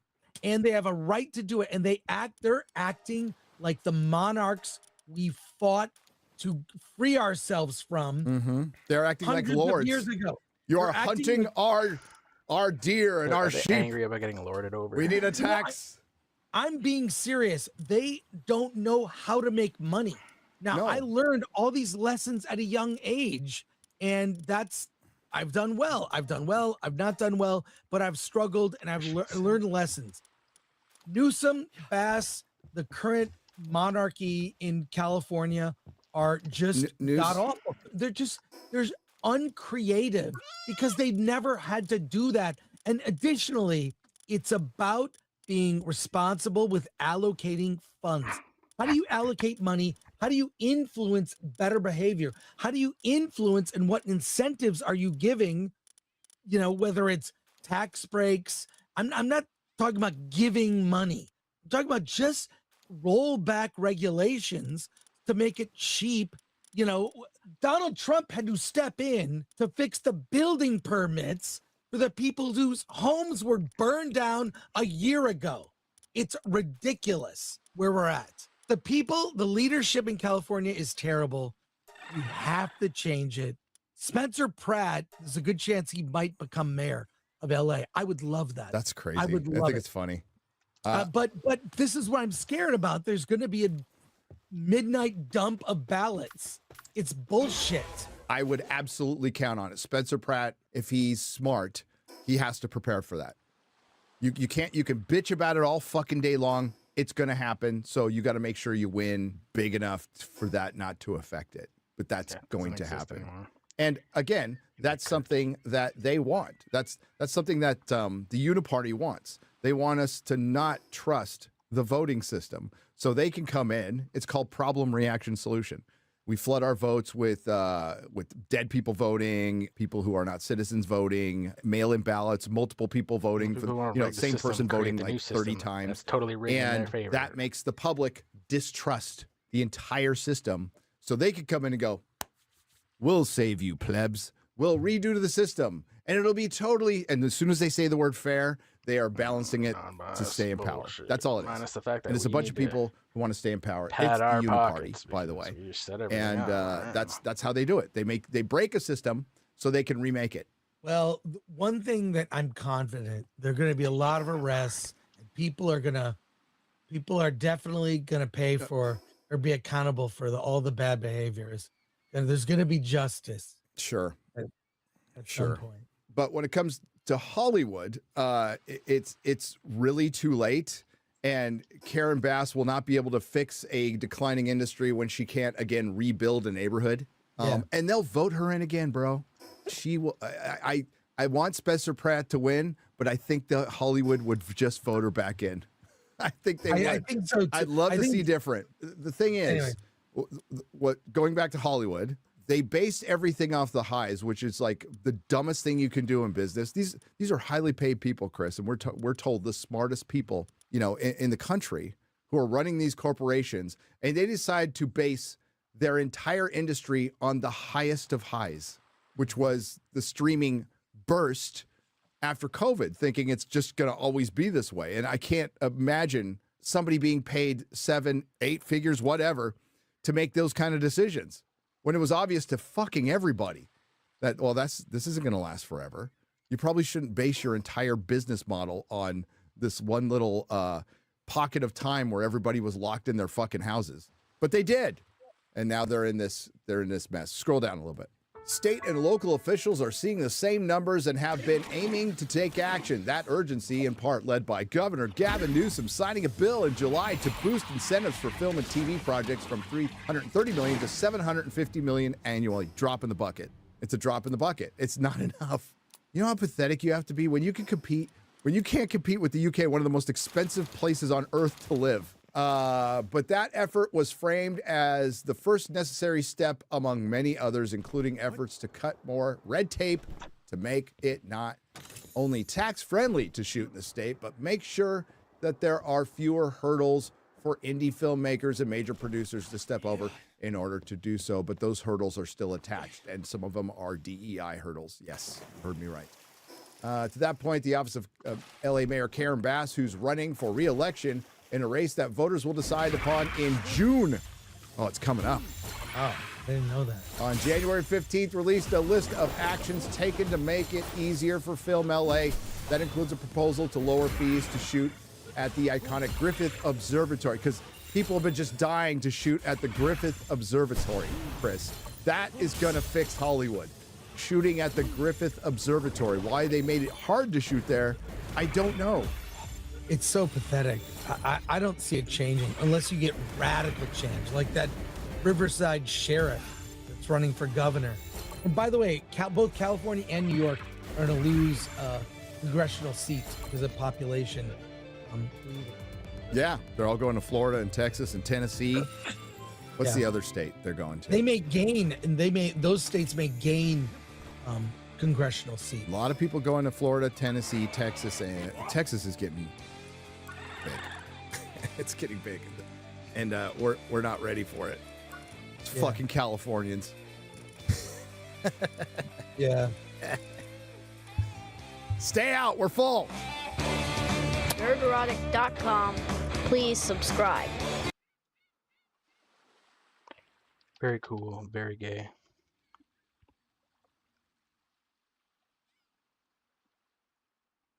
Ooh, new podcast cringe. Oh yeah, about the sniz, the anti-sniz guy. You lick sniz. I'm not gonna lie, I thought he was I was like, oh, finally, like a masculine family man. It's not fucking Steven Crowder, and he's not. He's a fucking retard. He's just smoked cigarettes in his. What did he say to fucking what's his face? That pizza shit, Shamuta, the real Shamuta. Andrew, whatever, said, I'll just shoot you. I don't need to work out. I don't need to be strong. I'll just shoot you. And he does look. And then now you look at when you look back at it, you're like, he does look frumpy. He does look like he doesn't work out. He just shit talks out his ass. Makes sense that he's fucking dating he's with a used goods. We're already on fucking YouTube. We need podcast cringe. Well, today on Joe Rogan, or this is Bites. Okay, because I gotta subscribe to his fucking shit to see the whole. Sorry, one of the things that I used to subscribe to Podcast Cringe and all those guys. Too lazy to try and stuff, but like they go behind paywalls. As soon as you go behind a paywall, I'm not. Fucking pick a lane. Are you on YouTube? Or are you not? Are you just? You can't just fucking. I mean, I get it. You got to make your money. Good for you. I'm not saying don't. I'm just saying you're not getting my fucking sub. You got it. You don't need any more support. You're there. You're getting paid. You're fucking behind a paywall. You're getting paid by YouTube. You got a fucking website. Getting paid. You got it, boys. I'll keep watching your content. I'll like it, but I ain't fucking subscribing. You engage in so many debates, man. I've consumed a lot of your content online, and I always wonder, like, what does that wear on you after a while? Constantly. I argue from a worldview. My worldview is Christian ethics, and this is a foundation from which all other arguments are starting and ending. So, Andrew, can I sell you on my worldview? Yes. I'm killing myself. Your wife has 3 baby daddies and has been married twice before. And you you lick. Under your religion. You lick. Excuse me, what? What is that? You're a fucking duck. Don't talk shit about my wife, you stupid. Shut your mouth. Shut your stupid mouth. To be an intelligent, reasonable person who's both well-read and has very good points that you can express. Your wife with the 3 baby What did I just say? Your wife with the 3 Sorry, baby doll. Well, I think you have a very unique mind for it, and I think you're very good at it. Here we are yet again with Joe Rogan scraping the bottom of the barrel to find a guest. This time around, we've got disgraced wannabe alpha male Christian guru Andrew Wilson. This guy is absolutely fucking hilarious. Whenever I see a video of him crashing out or melting down, I trip over myself to click on it. If you don't remember because, unlike myself, you're a completely normal person with a life outside of the internet, the last time we heard from this guy, he couldn't open a pickle jar. And look, I've got to give this guy at least a little bit of credit. He doesn't necessarily claim to be an alpha male. I mean, clearly he's not. Just ask Wes Watson. Jesus. Are you proud of Wes Watson, that's who it is. Well, look, are you proud? If you look in the mirror, would you guys say this motherfucker's proud of who the he is? That's a bag of trash, dude. Pull your shirt off. Tell me you're proud Because of I've been yourself. to prison? Jesus Christ, Because look I've been at to you, prison? bro. You got 10-inch arms and tits. Men don't have tits. No, they go to prison where they get they kicked up the ass. You've never been to prison. Look, That's you're what talking about shit happens. you don't know. They go to prison where they get. Now you get your ass beat in front of You think everybody. that that's better? You think that that's better? but he does seem to spend a lot of time hanging out with the red pill gurus, playing the morally superior, holier-than-thou traditional male with Christian values, who wants to save all young men from the vices of modern society and dating. He so desperately wants to be an alpha male type influencer who puts women in their place. And the thing is, he claims to be this well-read seasoned debater with a wealth of knowledge and wisdom, yet he's constantly debating easy targets like OnlyFans creators and adult film stars. And let's face it, for most of these women, debating men isn't their strong suit.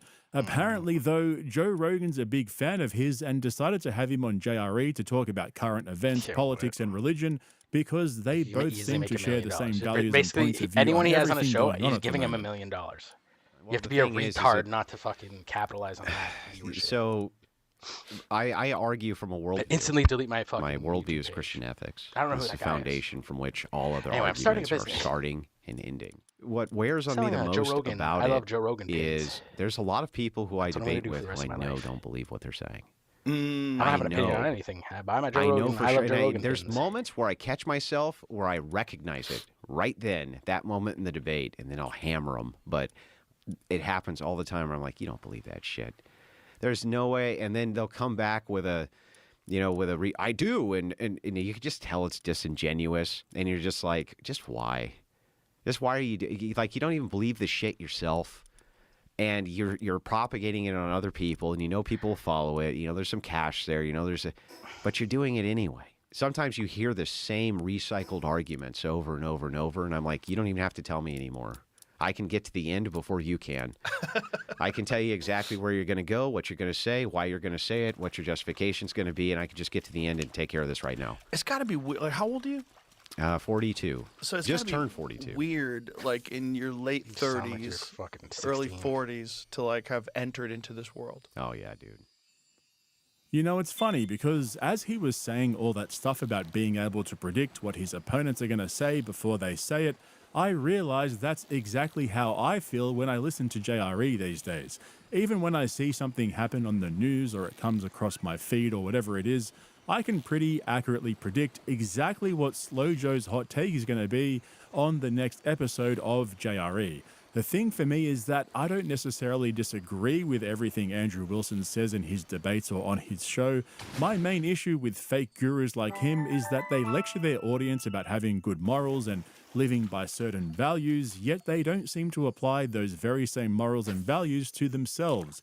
And this is a theme with all of these fake-ass red pill gurus.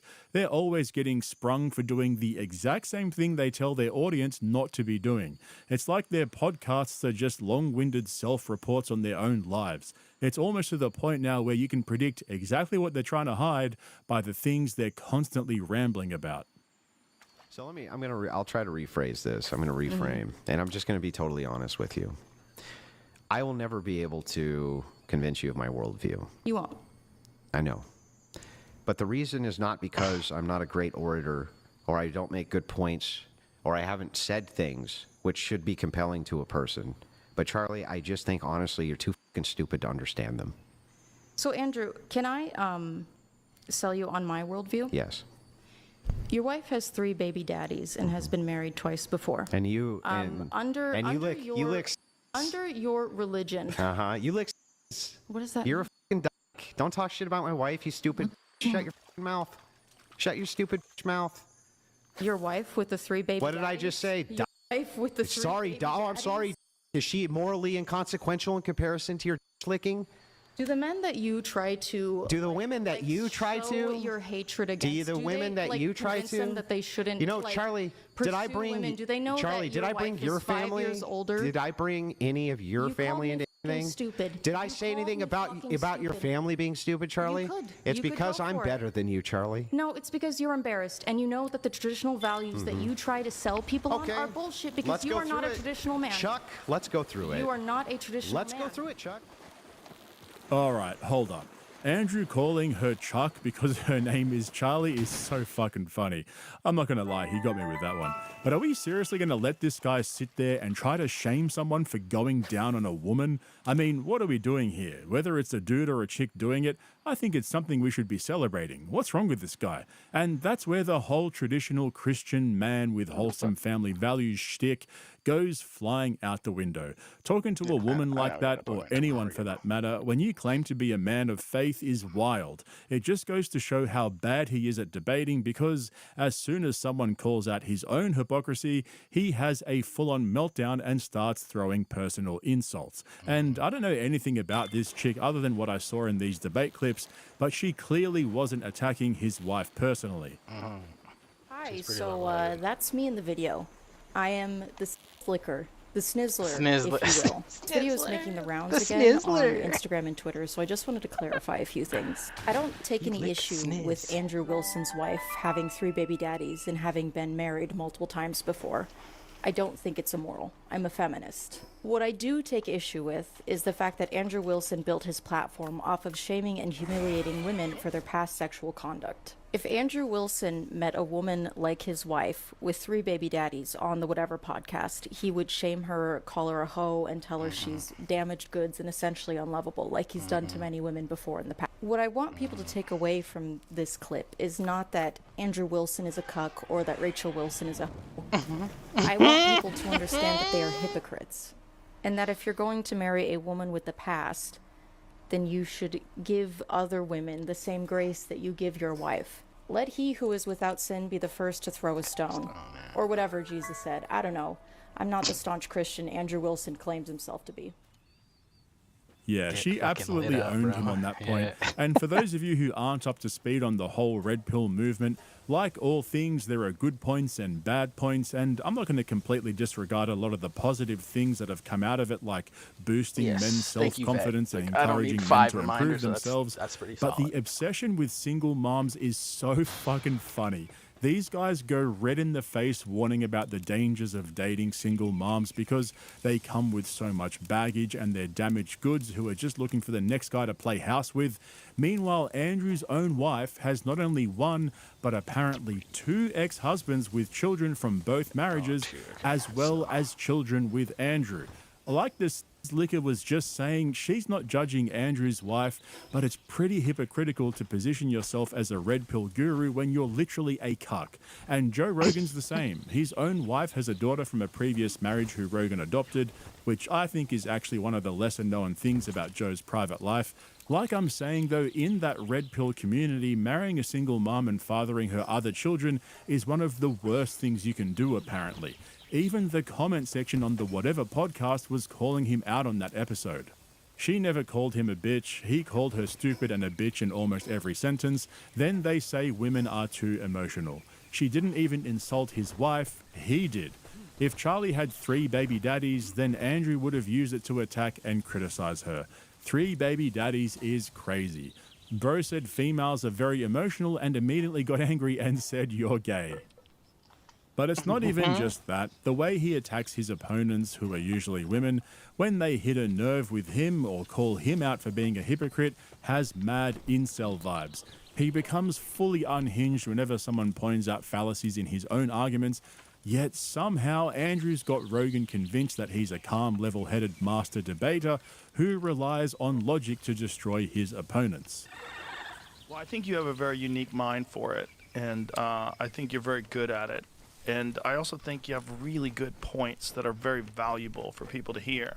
And you're really good at pointing out the logical fallacies and pointing out the ridiculous thought processes that a lot of these people have. To be an intelligent, reasonable person who's both well-read and has very good points that you can express about social issues, societal issues, it's a massive thing. It's a very important thing that mainstream media is not doing a good job of filling that role. It just doesn't. It's 2026 though, and even though having Andrew Wilson on JRE is surprising, when you think about it for a moment, it actually checks out. Rogan's basically at the point now where he's done with having interesting guests on the show. Instead, he's just cycling through his Twitter feed and inviting all the fake gurus that populate his echo chamber onto his show. So Andrew fits perfectly into the current JRE ecosystem. He's confident, he speaks in absolutes, he sounds smart to people who already agree with him, and he wraps everything in this vague moral framework that he never actually tests. And when it does, he just loses his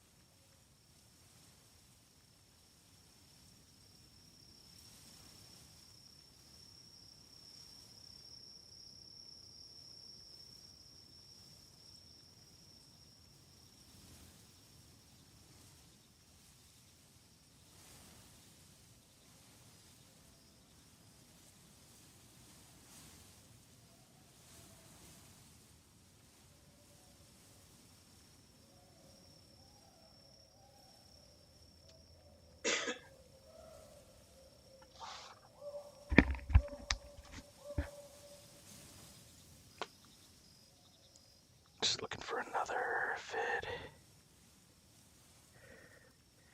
Pepper goes on the warpath against Duty Stream. I don't know. What is this? Mikey, no. I'm good on that.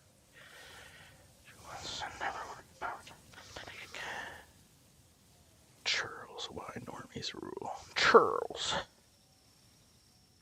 I think any firearms owner in Canada is happy about it. I tried opening a cafe in Palestinian town, instantly regretted it. Don't care.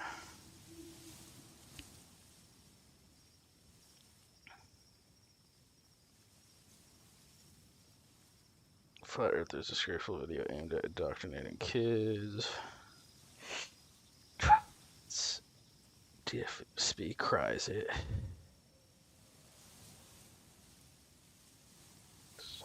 Too many DSP fucking lolcow channels. Can't afford to wait for Simon and Dan, I guess, for 12 minutes. He's got a couple videos I gotta catch up on. In my humble opinion, one of the worst things that a flat earther can do is try to convince their kids that the earth is flat. It's one thing to have that belief yourself, but to impress that on a child is just awful. So when I saw that the fittest flat earther has made a flat earth video just for children, I was positively raging.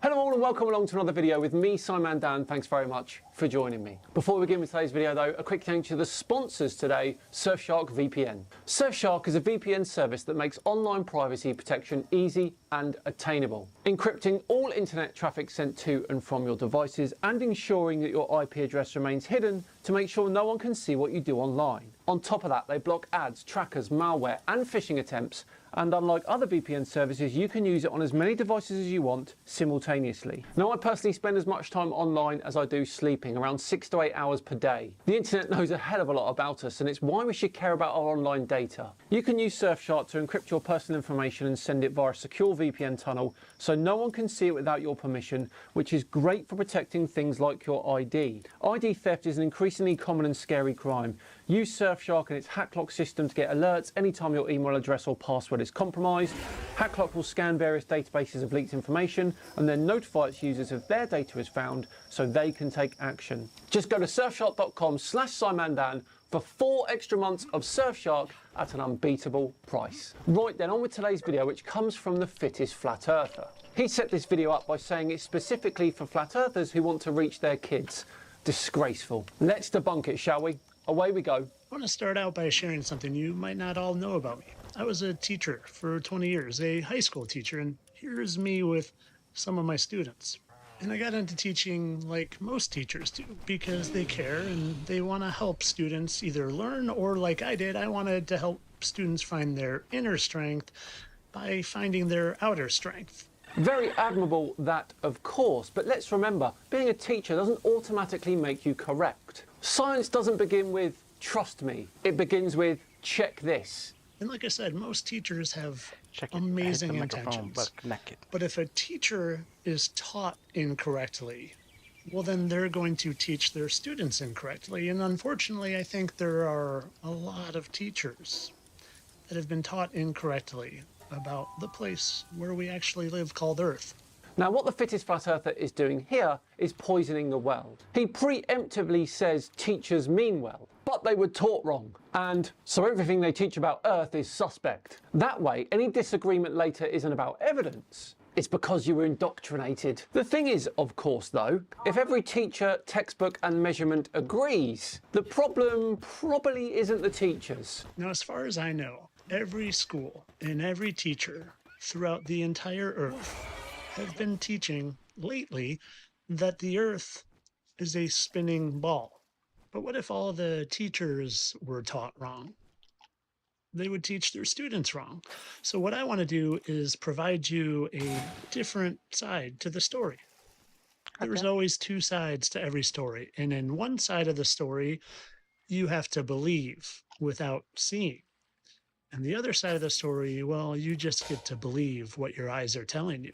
He has got this totally backwards. The globe model exists because of seeing, measurements, satellites, navigation, time zones, GPS, etc., etc. Flat Earthers survive by ignoring what we see when it contradicts the claim. How is he saying this with a straight face? Now, one of many examples I'm going to show you of just getting to believe your eyes is we all see the sun cross the sky every day.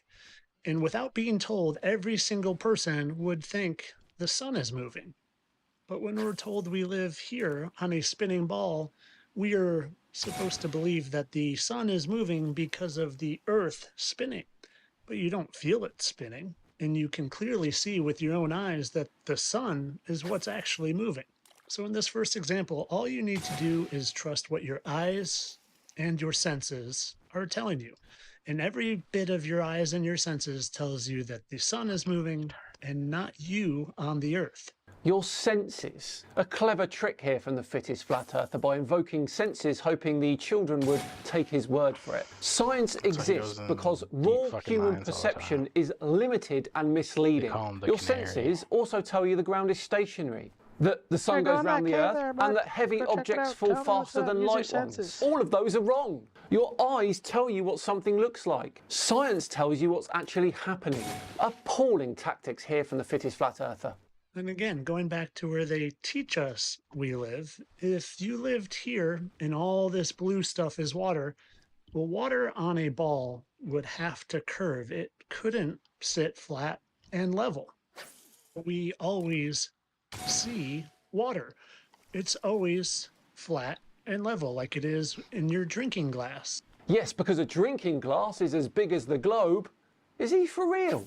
Or if you take a bath, the water always sits level. If you go to a small little pond, it's just a bigger glass where the water is sitting level.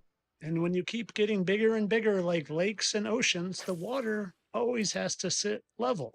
Except it doesn't in the sense you think it does. Curvature increases with scale. That's why you don't see it in a puddle, but you can measure it over a long distance. Water is level, yes, but to gravity, not flat to geometry. You are confusing the two here, my friend.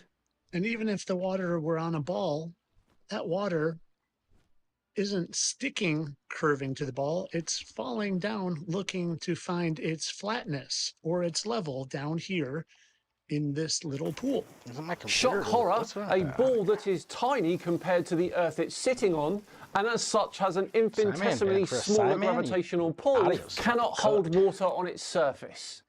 And if this ball were spinning, the water would come off, not stick to it.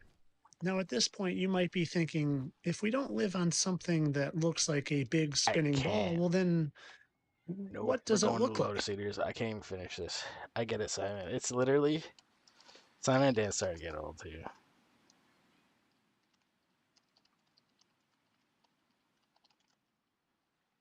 Look at this retard. Isn't he retarded? He's so retarded. He won't stop being retarded. Look how retarded he's being.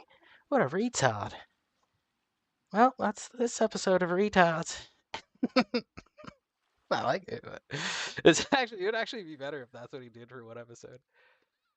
He's a compilation of all the fucking flat Earth retards.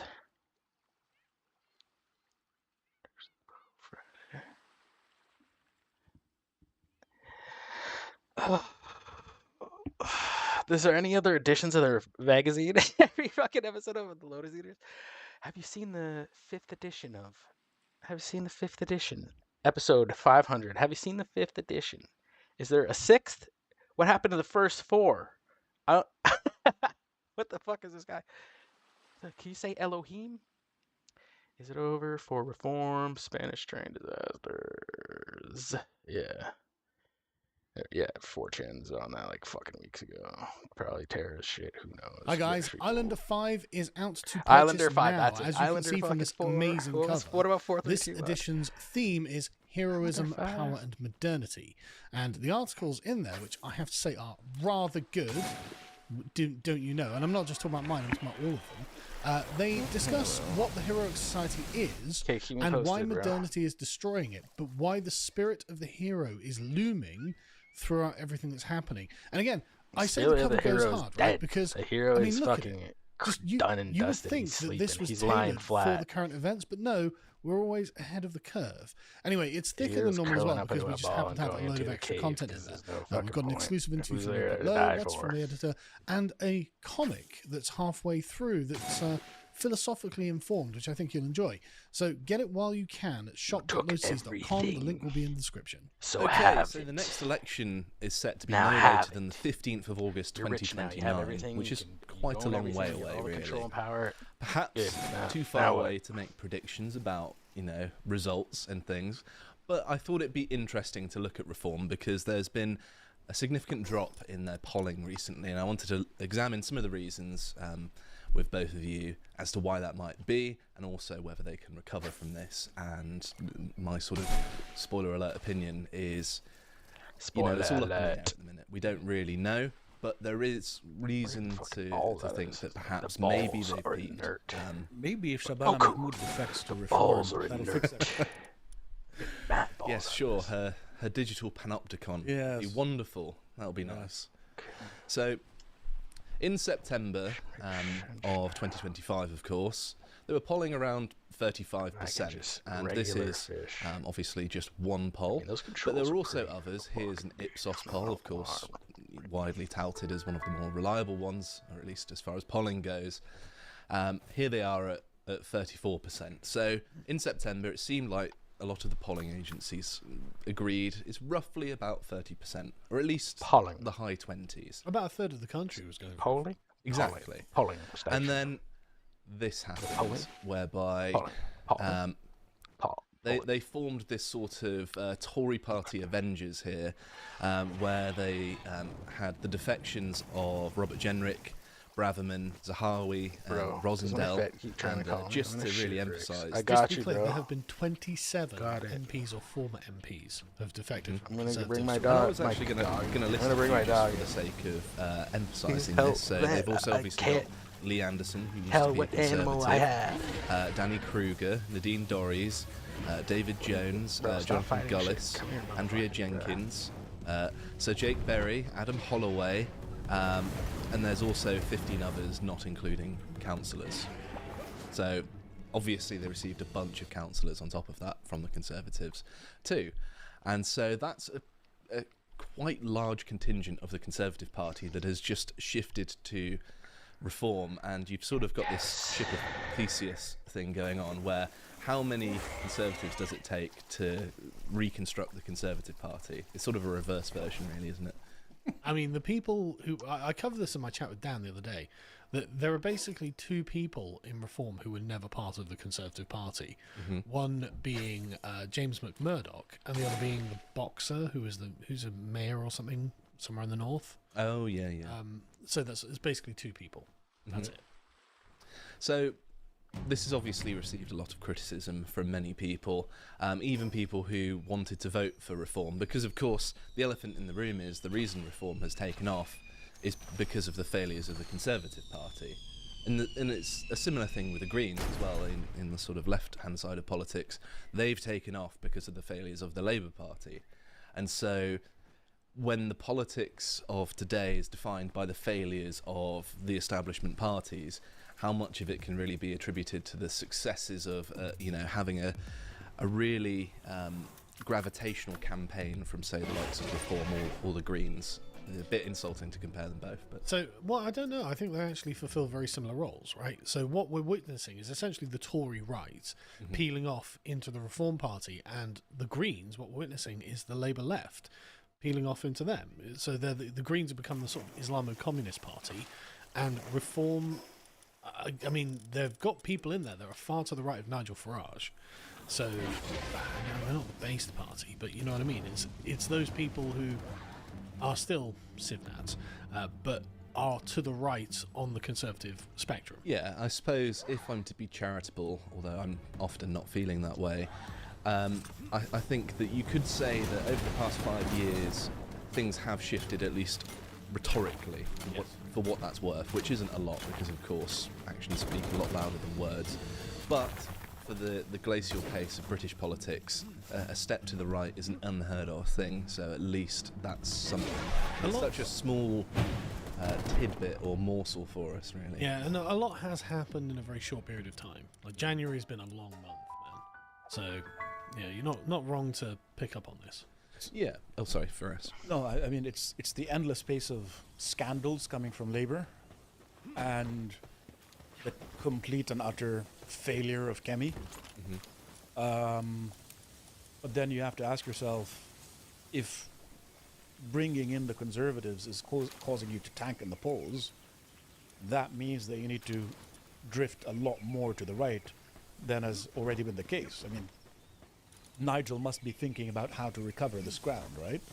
Yeah, and it's not unrecoverable, because if I'm being charitable, and I don't necessarily believe this, but a potential explanation that isn't too far out is that he didn't want to be too hard in signalling, listen, we're not the Tories, which he should have been doing, because they're occupying a void which they've left, and the voters feel betrayed. So the best rallying cry would be to say, listen, we're not the Tories, we're actually going to do what we say, and we're going to listen to you.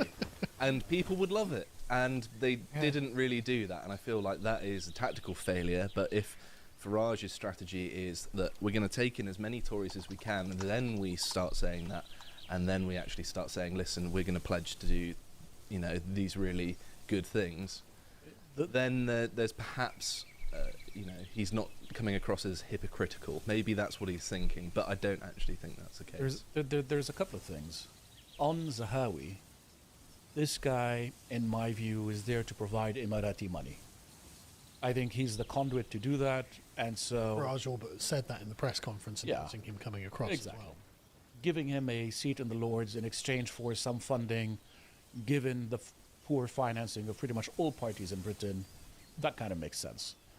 He needs a couple of people who are reliable on the media front, who can sit down and do interviews and not say things that create massive openings for The Guardian and for these kinds of left liberals that have become so insane. Danny Kruger position. Yes. So there is some use for some of these people. Yeah.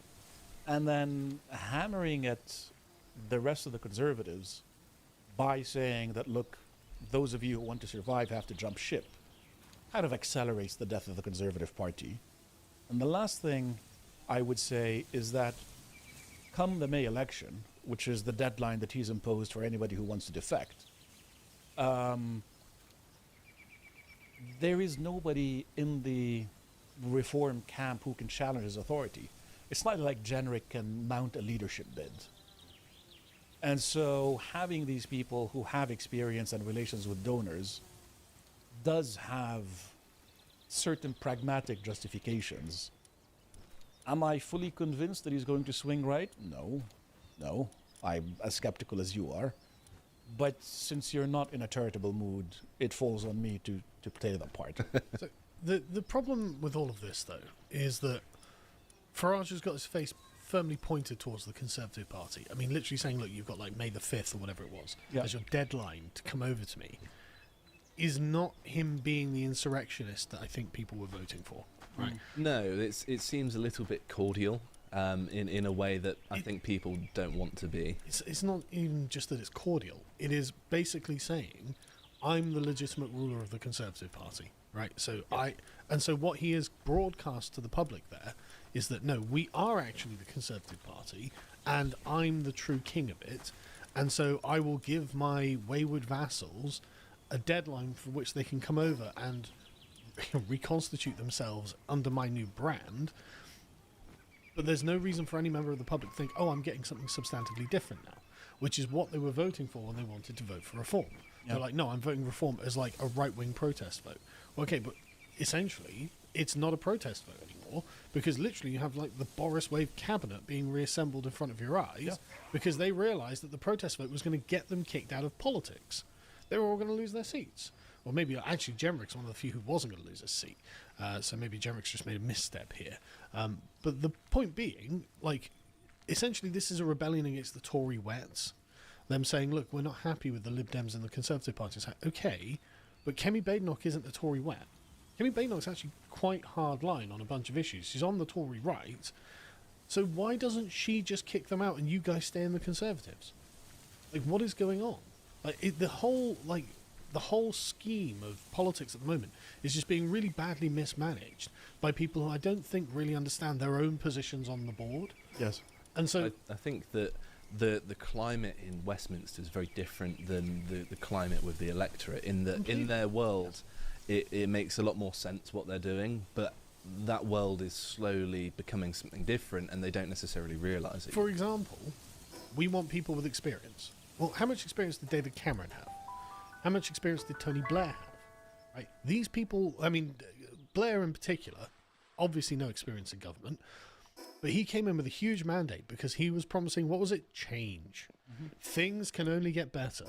We are going to, people, like, I don't know why Nigel Farage is even entertaining the narrative of experience. Who cares? Like, my argument would be because the donors want it. The donors are going to get... would be that the donors want it. You're going to get the victory, whether you like it or not, right? Because as you saw, back in September, Farage on 35%, Labour on 22%. No, the victory was coming to Farage, whether he liked it or not. He could just sit there and go, no, I'm against them all, actually. And we're just going to go in there like a bull in a china shop and ruin all of their job. Ruin everything that they've done.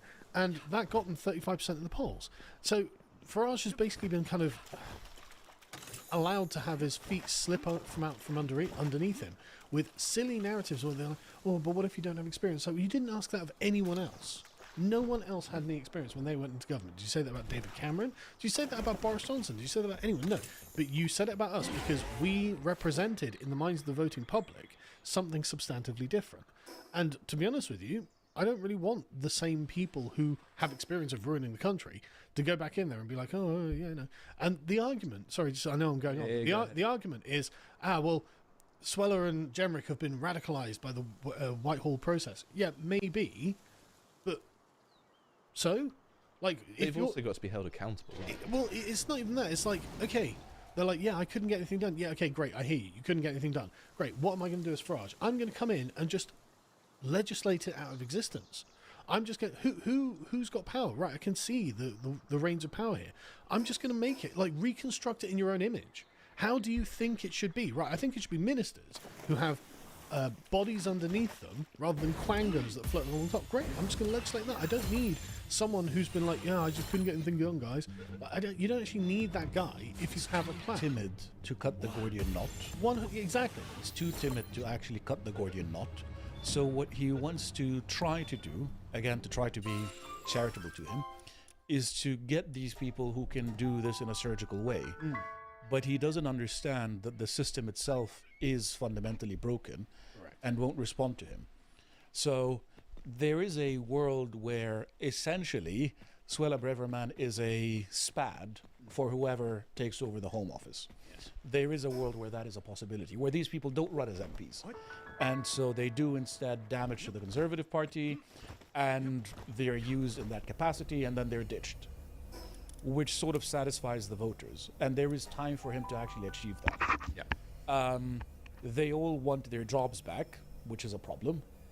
So whether or not he can do this, I don't know. Having defectors from both parties does have some benefit, but he hasn't gotten any serious Labour defectors yet, unless you count Lee Anderson or so. But it only has a benefit if you're in the minority position. Yeah. So if, like, the Conservatives were at 27... They're adding something. Exactly. If but the they're Conservatives not were at adding 27, Labour at like 30, and Reform are like 18, yes, it's worth having a defector in that situation. But actually, when you're on 35, and they're on 20 or 18, why do I need you guys? I've already crushed you, right? Yeah.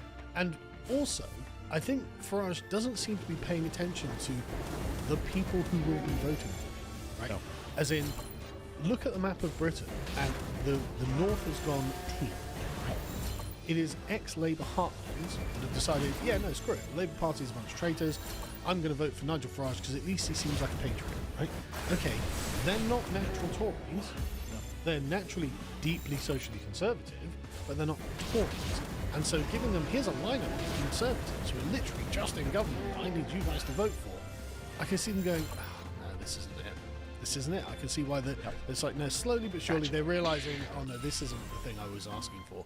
I thought Nigel Farage was Mr. Brexit, who literally came in from the outside to upend the system like he did with Brexit. And if he's just reforming the Tories, why would I vote for that? There's also a sizable portion of people from that sort of constituency that have never voted Conservative before, that will be going from Labour, and I've been looking at some of the data on this, and it's a surprising amount actually. It's a non-negligible amount that are completely stepping over the Conservative Party and going from Labour to Reform. And he should be encouraging that and not aggravating it by getting more especially since it's actually Labour that's the bigger party. Labour is at 20%, Conservatives are struggling at the 18 level. So Labour have been holding steady at 20 to 22%. You want to chip away at that, and with a first past the post system, if you chip away at that enough, you beat the Conservatives every time. But also, this is very Westminster focused, right? As in, people around the country are just hearing gossip from within the Westminster bubble. This is literally just like teen girls at the dinner table at one end of the cafeteria, just, bitching and moaning, and then everyone else is just getting on with their lives, or, playing video games or whatever they're doing. And it's just like, look, man, like, you are exactly right. You should be further destroying the Labour Party. Like in Manchester, Reform have a really strong hand at the moment. Why is Farage in London? Like, Manchester is something like half voting Reform at the moment. It's like, in the polls, like, you see the constituencies from the outside chewing into Labour's, what was otherwise an insanely secure Labour place. And so why isn't Farage constantly just touring Manchester, ruining the Labour Party in there? It's like, no, I'm stuck in Westminster, I'm stuck in Whitehall, the bubble, and I'm talking about the people who, literally, Boris, Jenrick was in Boris's cabinet, Suella was in Rishi's cabinet, right? This is the Tories who promised they would level up the North, who didn't. Like, these are the people involved in the betrayal. And you can say, well, look, they've changed. Okay, whatever, man, whatever. The average person just sees a bunch of Tories and remembers, like, literally 5 years ago, not even very long ago, you promised to help us and you completely sold us out. I'm not voting for you guys. And, what are we doing here? And whether it's this effect at play in the latest polling, here we have some from this month here, and it's showing them, this is YouGov, down to 25%, only 4% ahead of Labour here, which, by the way, one of the most unpopular governments in history. The most unpopular government in history. Keir Starmer is the most disliked Prime Minister ever. At least in recent history, I can think of a few governments in the distant history that might have been slightly more disliked. But sure, in the history of modern polling, then. And one thing that I did find... Just a quick thing on this. Go ahead. If I were Farage and I'd lost 10% of my vote share in the last couple of months after doing essentially silly things, I'd be panicking. Right? This would be cause for panic in Reform HQ. I'd be like, Jesus, guys, I thought we were a shoo-in here. What's happening? Well, one thing that I found interesting, to skip ahead a little bit here, is that when a lot of this polling was coming out, you had both Nigel here saying we've now led in over 200 consecutive opinion polls, which is true. Obviously, they have been leading, but the question is how much of a lead. And you also had Reform's official account saying the same thing at the same time. And to my mind, this spoke more of insecurity, of people saying, listen, you've gone down in the polls to quite a significant degree, and they're saying, well, actually, we're still leading, of the past 200, which isn't really good enough. But also, it's actually way worse for Reform to just be in the lead in the polls, right? Because the Liberal Democrats are never in the lead in any poll, and yet they're the third party when it comes to seats, because they got like 3.9 million votes in 2024. Reform got 4.1 million votes. They got, 70 seats or whatever it was. Reform got 5 seats. Because of the distribution. Exactly. It's because of the distribution. Because the Lib Dems know who their constituents are in the southwest of England, basically. Campaign heavily there and are concentrated in this area. So they only need to get their votes in this area, and they know they get a nice big flush in Parliament. Whereas so they can be way behind. For them, it's all zipped up here. But for Reform, it's spread across the entire country. And it was the same with UKIP as well. They would get about 4 million votes and basically nothing out of it because of first past the post. And so Farage has to know that he has got to be way into double digits above his opponents if he wants to sweep that map. He has to know that. So, like you say, this comes across as insecurity. Yeah, because actually you're on the downswing, and what's the plan? The problem that you have with taking in a bunch of old Tories is actually you are pinning your colours to a mast, and that mast is on a sinking ship. It's like, okay, why are you doing that? You were doing great before you took these Tories. Why are you doing this? And I found it interesting, actually, that YouGov explicitly asked, does former Conservative MPs joining Reform UK make you think more positively or more negatively towards Reform? And actual Reform voters, 17% of them said it makes them think more negatively towards Reform. 23% said it makes them think more positively. I don't know why, I guess because they're getting defections. And then 48%, the majority, said that they don't care. It makes no difference, I'm going to vote for them anyway. Still, losing 17% of the people who are pinned to your ship is not good. Like that, it's a significant enough portion, isn't it? And the thing is, 23% makes me think more positively towards Reform of Reform voters who are already supporting Reform. So who cares? Yeah, it's not really changing anything. Yeah, you've already got those people. You might lose 17%, and the people who 48% who just don't care. I'm here as a protest vote. Why would you mess with the formula? You're at 35%. Don't change anything. No, they were doing well enough. Yeah. Why haven't you got the business leaders? Why isn't Alan Sugar coming on? Alan, get on there. I want you to be the Chancellor. I want you to go in there. You're fired. You're fired. You're fired. To a bunch of bloody, Home Office, Bank of England or whatever. The Treasury, yeah. Why aren't you doing that? Why don't you have... watch that new movie. What was the Super Nanny or whatever? With Not that chick necessarily on the her, island. someone of that so sort good. of no, that's in charge of the Home Office. We're going to sort this country out morally. We are going to fix a bunch of the problems. Why just... we'll just bring in the old dregs of the old party, and then hopefully they'll fix it. It's not persuasive. It's a terrible narrative. It's such a weak and easily exploitable narrative, and everyone sees it. I've seen it from both the left and the right, going, right, okay, this is just Tories then. But everyone sees it. And it's not just the YouGov poll as well that's found this sort of trend. Here's another one here that puts them at 26% rather than 25%. Oh, really went off there. And then here is Car's really going off. Which also points out that almost half of Britons say they would never consider voting for Reform. which is unsurprising actually. They have them at 27%. And so they're sort of floating around this sort of margin. The fundamental problem of the margin between them and Labour. At 6 points ahead, 4 points ahead, you're in very bad shape, considering the unpopularity of Starmer. If you say that Starmer's 20% or 18% or whatever it is just the sort of payroll vote, fair enough. They got 7-8% pay rises. They're happy, but you should be doing much better than this. Well, yeah, this poll in particular, if you're only 6 points behind the Conservative Party, you're doing something wrong. Yeah. Everyone knows that they're the ones that screwed up the country. You're not even 10 points ahead of the Labour Party in this one, though. No. Nope. Again, everyone hates Labour. It's, of course, worth mentioning, I'd be remiss not to mention it, that polling, of course, is fraught with mistakes recently.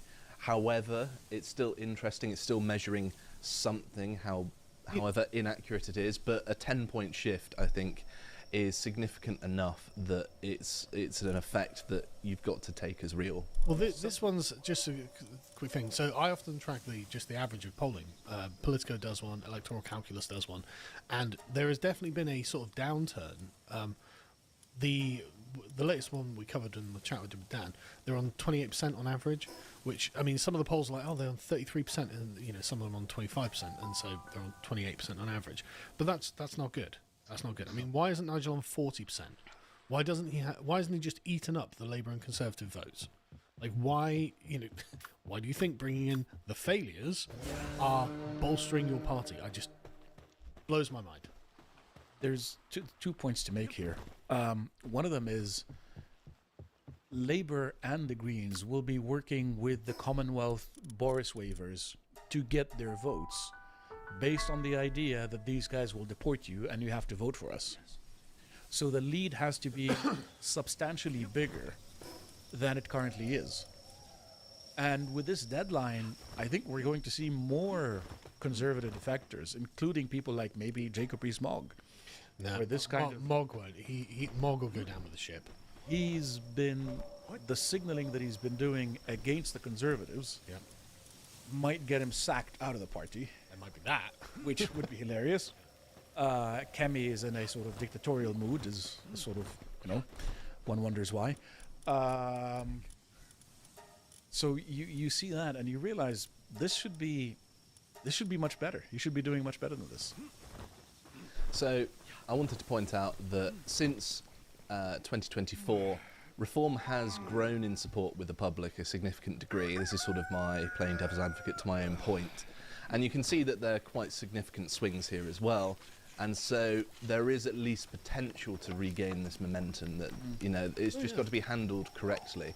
But it is worth pointing out, and I need to scroll all the way down this YouGov polling, I think, to show that it might not necessarily, this is the Reform data I just showed, but here are the Greens with a similar phenomenon, and this is why I was comparing the two, is that they've both had a sort of meteoric boost in popularity, and that's because of the collapse of Labour here, as you can see, just absurd levels of falling popularity here, but also the Conservatives as well, to a slightly lesser degree, and they've even got some gains here somehow.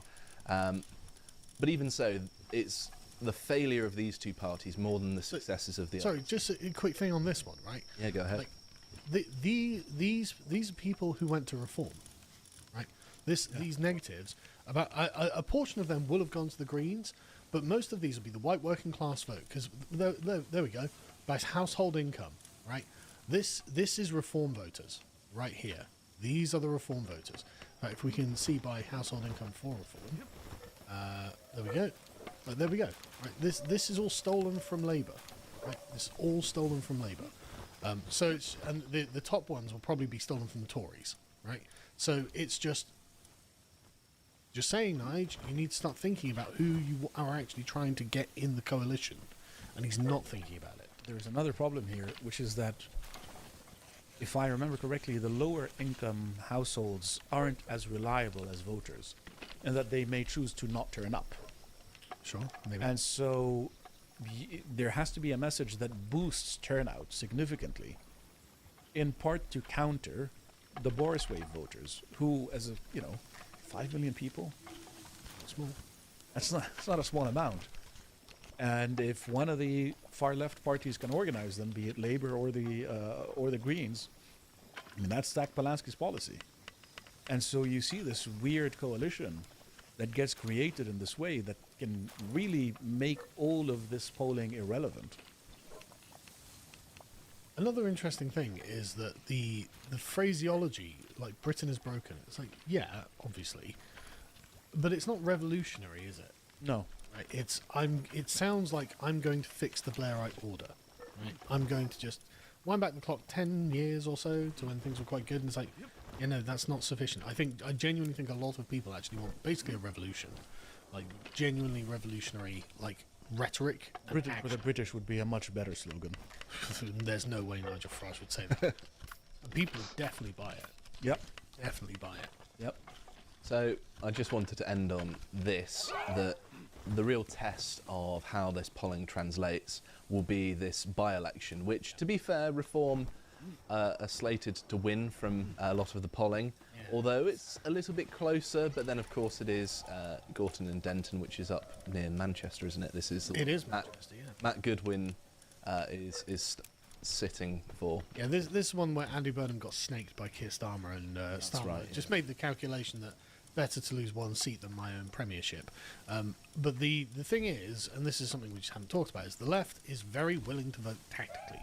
Yes. Like, it's I mean, this is what happened in Caerphilly, where it didn't look like Plaid Cymru were going to win it, and then they stormed it because it was just tactical voting. All right, we're not going to vote for Reform because he's an evil Nazi, and then so we just vote for the Plaid Cymru, which the voters themselves didn't realise how left-wing Plaid Cymru was. They didn't know what they were voting for.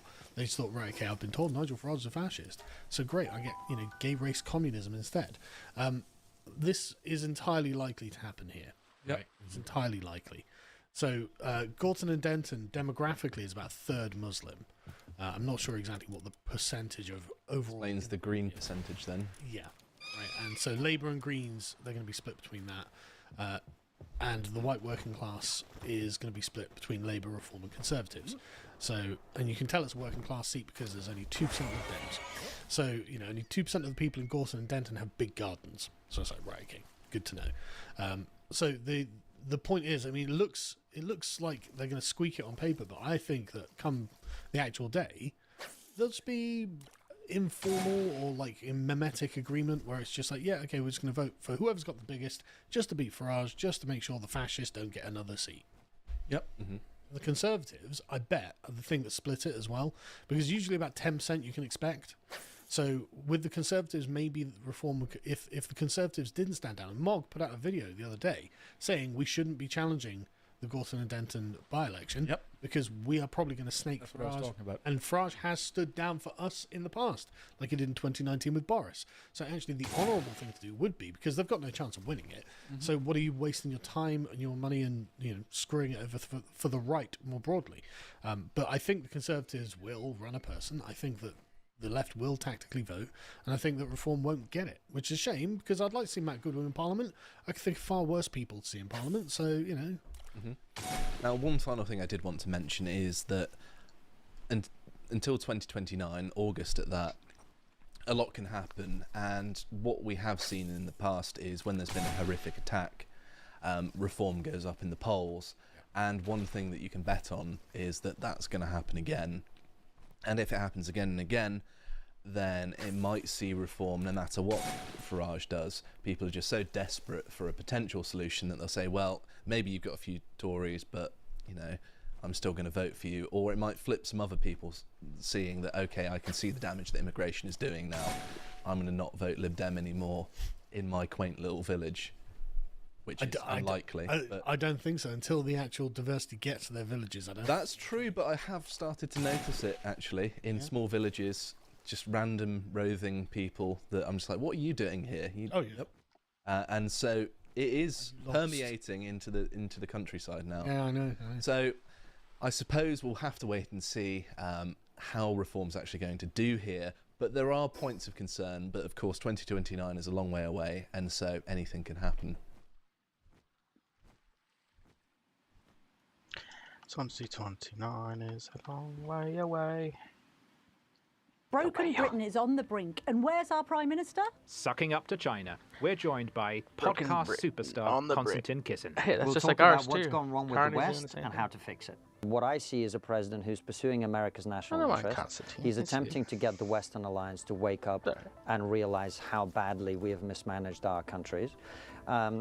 He's done something that we have been told for the last decade at least is impossible, which is dealing with illegal immigration. Is there going to be some collateral damage, particularly when it's incited by his political opponents? Yes. Do I regret that? Yes, of course I do. And every person who's killed in the process of that, I think, is a tragedy. But you cannot solve the problem of mass immigration without deporting illegal immigrants and criminals. Konstantin, as someone who was born in Russia, what do you think Britain gets right, and what does it get wrong? What I think we get right is I think we have a liberal democracy that we're clinging to as best we can. And I think some of the values that we have in this country, historically speaking, are really incredibly important. Our attitudes to freedom, our attitudes to the sanctity of the individual, our rejection of collectivism in that extreme version of it, I think is incredibly right and valuable.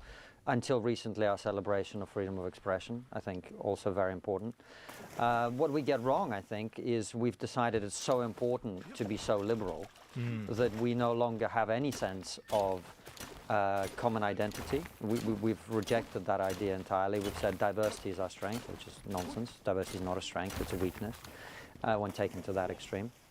What I also think we get wrong, when I say we, I think our political elites have got wrong for a very long time, and I'm sure we'll come to talk about geopolitics as well, is we've sort of decided that strength is bad and weakness is to be celebrated, and that reflects in our economic policy, it reflects in our energy and industrial policy, and it reflects in our attitude to our military and all sorts of things. Who runs so, to the extent that we money. have our leaders for 2 decades now my view is our leaders for the last 20 years have been engaged in a deliberate policy of economic, industrial, and cultural suicide. And that is what Trump basically said at Davos to everyone's consternation, but he's entirely right. And that's not just true of Britain, it's true of Europe. Deliberate policy. Of course. See, I think we could all agree on the suicide bit. It's the deliberate bit. And could it be that much of what you're describing is the British character? Talking yourself down, making do, muddling through. And could it also be that as an immigrant, it seems strange to you, and you notice it, and you point it out, and thank you for doing so, because I think that's necessary. But one might say, well, this is part of what makes us us. One might say that, but I don't think it's a uniquely British phenomenon. I look at the continent of Europe and I see very much the same thing happening across what I would consider our continent. I think Britain obviously is somewhat separate, but nonetheless geographically part of Europe. I'm sure you and your listeners and viewers will be familiar with what Angela Merkel said as far back as 2011, which is Europe is 12% of the world's population, 25% of its GDP, and 50% of welfare spending. That is not sustainable. What has happened in the 15 years since then is we've become a smaller percentage of the world's population, a far smaller percentage of its GDP, but our welfare is meant to help people temporarily. So, no, I don't think it's part of the. I don't think it's the British self-deprecation that has got us here. I think it's perfectly possible. In fact, I would argue a huge strength of being self-deprecating is that it allows you to use your strength with a measure of self-restraint and a kind of self-awareness, as opposed to the more bombastic, brash attitudes that some of our cousins across the ocean sometimes adopt. And I guess my point is that what you described as the good things about Britain, I feel are partly rooted in that self-deprecating nature, that perhaps our liberality, our tolerance, comes from not fetishizing strength. I am not remotely suggesting that we should fetishize strength, and I come from a society where that is currently happening, and the repercussions of that are terrible. I think, as with all of these things, there is a sweet spot. And I feel the problem that Britain and Europe has is we have strayed way to the outside of that sweet spot in one direction. I'm not suggesting that we go to the other extreme. I would like us to return to the sweet spot. Murdering everybody first and asking questions later. And the deliberate nature of these changes. Deliberate, of course. You're right to pick me up on it. I don't believe, for example, that industrial suicide, which we call net zero, has been pursued with the aim of destroying our economy. Right. But that is a deliberate policy that has destroyed our economy. Now, the fact that these idiots thought they were saving the planet while actually increasing our CO2 emissions in the process is you know, it's somewhat defensible, I guess. I don't think that ideologically possessed people ruining our country for a fake narrative is something that we should respect. I think it's a terrible policy that's been pursued by left and right-wing governments in this country, sadly. And it is why we are now increasingly irrelevant around the world, which pains me to say, because Britain is a great country and should be a great country, and I hope one day will be a great country again. But if you cast your mind back to what would it be, 20-odd years ago now, the war in Iraq, for example, a war I completely disagreed with. I thought it was a gigantic error, and I was totally against it. But if you cast your mind back to how hard George W. Bush had to work to get Tony Blair on side, to get Britain on board with what they wanted to do, that's not where we are today. And it's not because of Donald Trump, it's because of our leaders and because of the way they've made us weak militarily, weak diplomatically, weak economically, and weak geopolitically. And so no one has to care what the British Prime Minister says anymore, because he is irrelevant. Well, it could be because he isn't a very good politician. We're going to ask about China and Trump in just a minute. To ask you a rather woke question. Sure. Do you identify as British? As a trans woman, no. No. Have you ever grown a cervix? No. Do you identify as British? How long have you been here now, I've lived here since 1995, 96, depending on when you start the clock. So I've been here for a long time. I am British, of course. Yes. Yeah. And do you agree with the narrative, because there's some discussion about it on the right, that Britain is broken, as Farage claims? Badenoch says no, it isn't. We can probably all agree that if it was quite broken, now really Labour is smashing it up. It was broken the second that a pub broken? got shut down because Well, it depends what you Sharia, mean. whatever the fuck, is crying And by the way, about I think the reason Kemi Badenoch is saying that is because she has to deal with the threat of reform. It's not because she doesn't think Britain's broken. I think all the sensible people in the Conservative Party privately would agree with the view that Britain is in a very bad way. I don't think it's broken beyond repair. And they're in a bad way for now, but if we continue down this path, it will become broken beyond repair. Absolutely. So my view is, it is, like I said, Britain has been a great country, and it can be a great country again. But that requires a very significant shift in not just government policy, but I think in terms of our attitudes and our cultural beliefs about what is right and what is wrong. Back to the geopolitical question. So we now have this week Keir Starmer going out to China tonight, our time.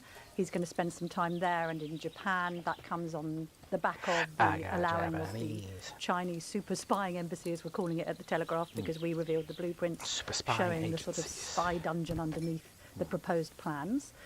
We've also got, and we're coming back from Davos with Mark Carney, the Canadian Prime Minister, massively leaning into this idea that the world order has shifted.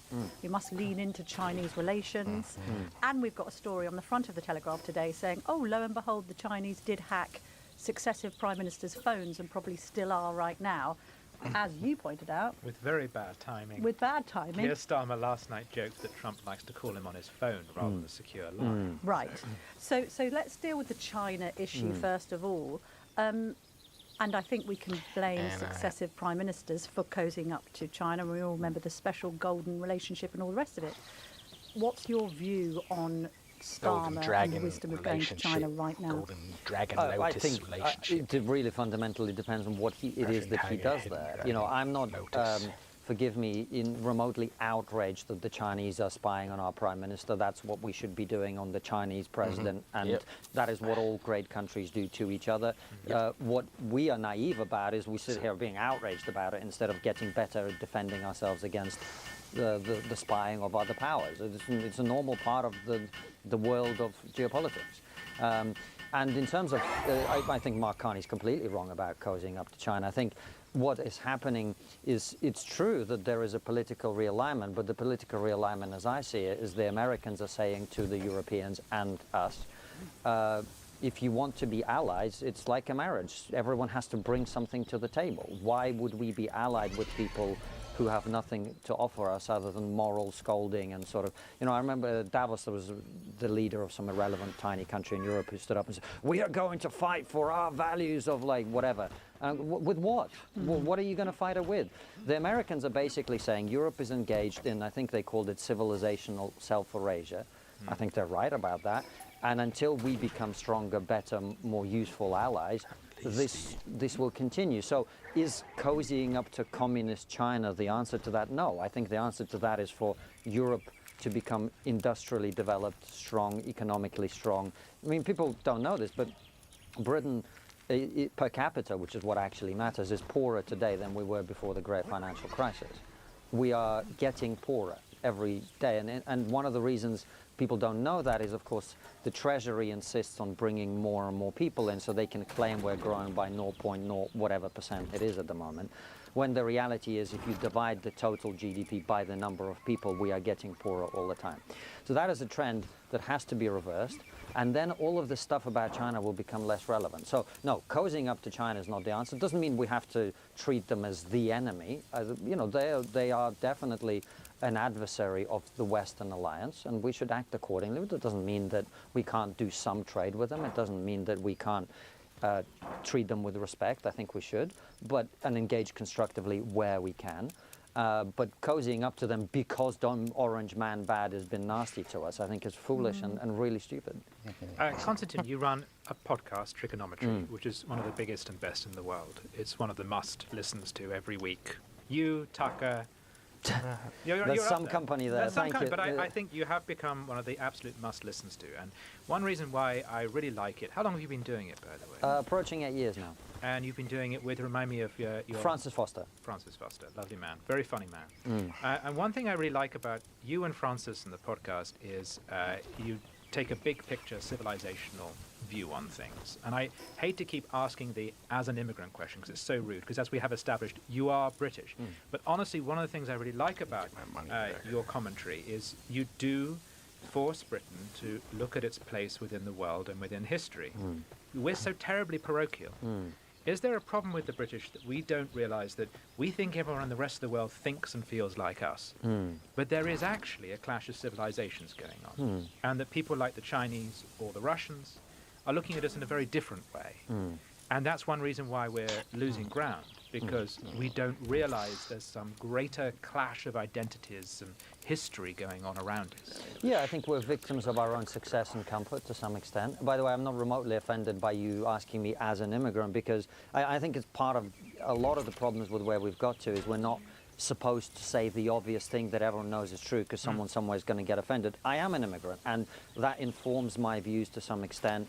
And I think it's been helpful to the commentary that I provide, and I'm not remotely offended by that. I'm very comfortable with that identity. But in terms of your question, I think this is also true of many people in other countries around the West. We're just very, very, we're very successful historically speaking, and we're living off the benefits of that, of the work of our ancestors, I would argue, in this country. And so because of that, we can afford to not concern ourselves as much with what's happening outside the world, and we're therefore quite uninformed about it. I would say we're very fortunate, actually, that people outside of our country haven't quite realized the degradation that we've gone through in the last couple of decades. If you speak to people in Russia or Ukraine or other parts of the world, they still think that we are the Britain of 40, 50 years ago. Influential, powerful, etc. It's funny how, like, in that part of the world, there are lots of conspiracies. Well, the British are doing this, and I'm like, believe me, they're not. But they're really not. We no longer have the competence to do some of those things. So yes, but I think for the reasons that I articulated, and unfortunately for some other things that I think are probably coming down the line that will be very bad for our country, people will increasingly be confronted with the realities of what is happening geopolitically and unable to ignore them. But doesn't it work both ways? Don't we tend in this country, at least economically, to overstate Russian supremacy? I appreciate with boots on the ground in Ukraine, that's a pretty powerful stance, and indeed there's now a cult around Putin that has become one of these despotic figures of history. But at the same time, we're overdoing it. It's not like the old days in Russia either, is it? No, and Russia is not an economic superpower. What Russia is because of terrible European energy policy, has been able to wield its natural resource wealth against Europe and forced it. I mean, you'll remember, of course, that when the war in Ukraine broke out, the Germans' opening offer to the Ukrainians of help was 5,000 helmets. That was it. And that's because they destroyed their nuclear energy facilities and made themselves entirely reliant on Russian gas, which, by the way, to the credit of Orange Man Bad, he said it to the German politicians' faces and they openly laughed at him, right? So Russia has been able to wield its energy supplies to Eastern and Central and to some extent Western Europe in powerful ways diplomatically. But Russia's strength is not in its economy. Russia's strength is in the fact that it has a very large nuclear arsenal, which means that it can bully other countries. And it has a willingness to deploy force in a way that we, frankly, in the Western world have become very, very uncomfortable with, and is prepared to suffer hundreds of thousands of casualties for a small bit of land or for Vladimir Putin to go down in history as Vladimir the Great, or whatever the objective of this war is, in your perspective. Donald Trump has bruised our ego recently, and we had to push back because Greenland is an issue of sovereignty, and criticizing NATO presence in Afghanistan is a matter of self-respect. We had to correct him on that. But do you think that at Davos last week, actually, what Trump was asking for, he got, and he is generally correct? Two very, very different questions there. I don't know if he got what he wanted. I suspect that actually European leaders will buck against his criticisms and potentially even double down on the stupidity that they've been engaged with today. But he is correct. I think the one area where I really disagreed with what he said was criticizing the contribution of NATO allies during the wars in Afghanistan and Iraq. I think particularly here in Britain we can be, you know, I disagreed with the wars, but I think the proud service that our men and women gave and the terrible suffering of many of them and the deaths of hundreds of them is something that we are rightly proud of, and I think he walked back those comments, and I think it was wise of him to do that. But in terms of the overall analysis about civilizational decline that we're ensuring in Europe, I've been saying those things for a very long time, and so have many sensible people in our country and across Europe. So to see that now articulated, and I think J.D. Vance has talked about this as well, Americans see Europe as committing harakiri, and they don't want it, and what they're saying is stop doing it. And the people who are doing it on our behalf get very upset when that happens. I don't care about that. I want those people either to stop doing it or to be replaced by people who will do something else. Although there needs to be an acknowledgement in America that they themselves have committed acts of self-sabotage. Okay, previous Democrat presidents from Obama to Biden have been extremely weak on the world stage. I feel like we're always coming back to this issue of actual leadership of Western countries. And as you say, Orange Man Bad, this kind of walking personification of a Cheeto. At the end of the day, if you're looking for very strong leadership, then a consequence of that is going to be very divisive rhetoric. It's going to be divisive policies. I think, with all respect, what happens is these people create the giant problems and someone comes in and says, we've got to fix them. And I go, why are you being so divisive? That is a very large part of what's happening here. The tragic deaths of people in the United States who are attempting to basically subvert the efforts of law enforcement. That is what's happening, right? Even in situations where the ICE... Sorry, let's just speak about ICE here, right? ICE deporting illegal immigrants, people protesting, and then 2 people have been killed in the course of and, you know, I haven't followed this latest situation closely. From what I understand, it may be a case where ICE agents have really acted in a way that's totally wrong. And if I'm not saying that's what happened, I'm saying that's my impression based on insufficient information at this point. I haven't really had a chance to delve into it. But even if that is what happened, as with all police brutality, in 99.9% of cases, if people were not resisting people acting lawfully in discharging their duties as law enforcement agents, none of this would be happening. The reason these incidents are happening is that there is a narrative among Democrats in particular that what they have to do is encourage people to go out into the streets and confront ICE. Well, when people who are civilians are going up against law enforcement, who are forced to contend with the fact that there have been people who've tried to shoot them, there have been people who've tried to run them over with cars, etc.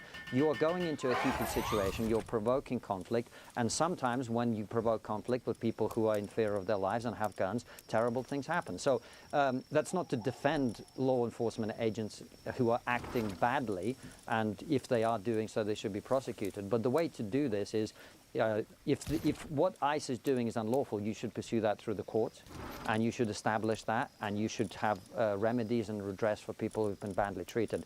But we should not, and nobody should be encouraging ordinary people to go into the streets and confront law enforcement officers who have guns. That is stupid, it's irresponsible, and it's one of the main reasons that these people are being killed.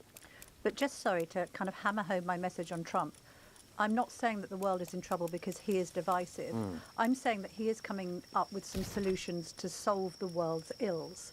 But increasingly now, figures on the right that had once supported him are slightly having buyer's remorse. Alistair Heath, our colleague here, the editor of the Sunday Telegraph, telling the Daily Tea last week, and indeed writing a column that was headlined that Trump was suffering from imperial delirium. You know, sometimes we have looked at leaders who have shown strength. They certainly haven't been perfect. And what we basically said was, well, look, it's better than the alternative. But what's your actual analysis of Trump? Is this guy a genius, an idiot? Is he mad, maniacal?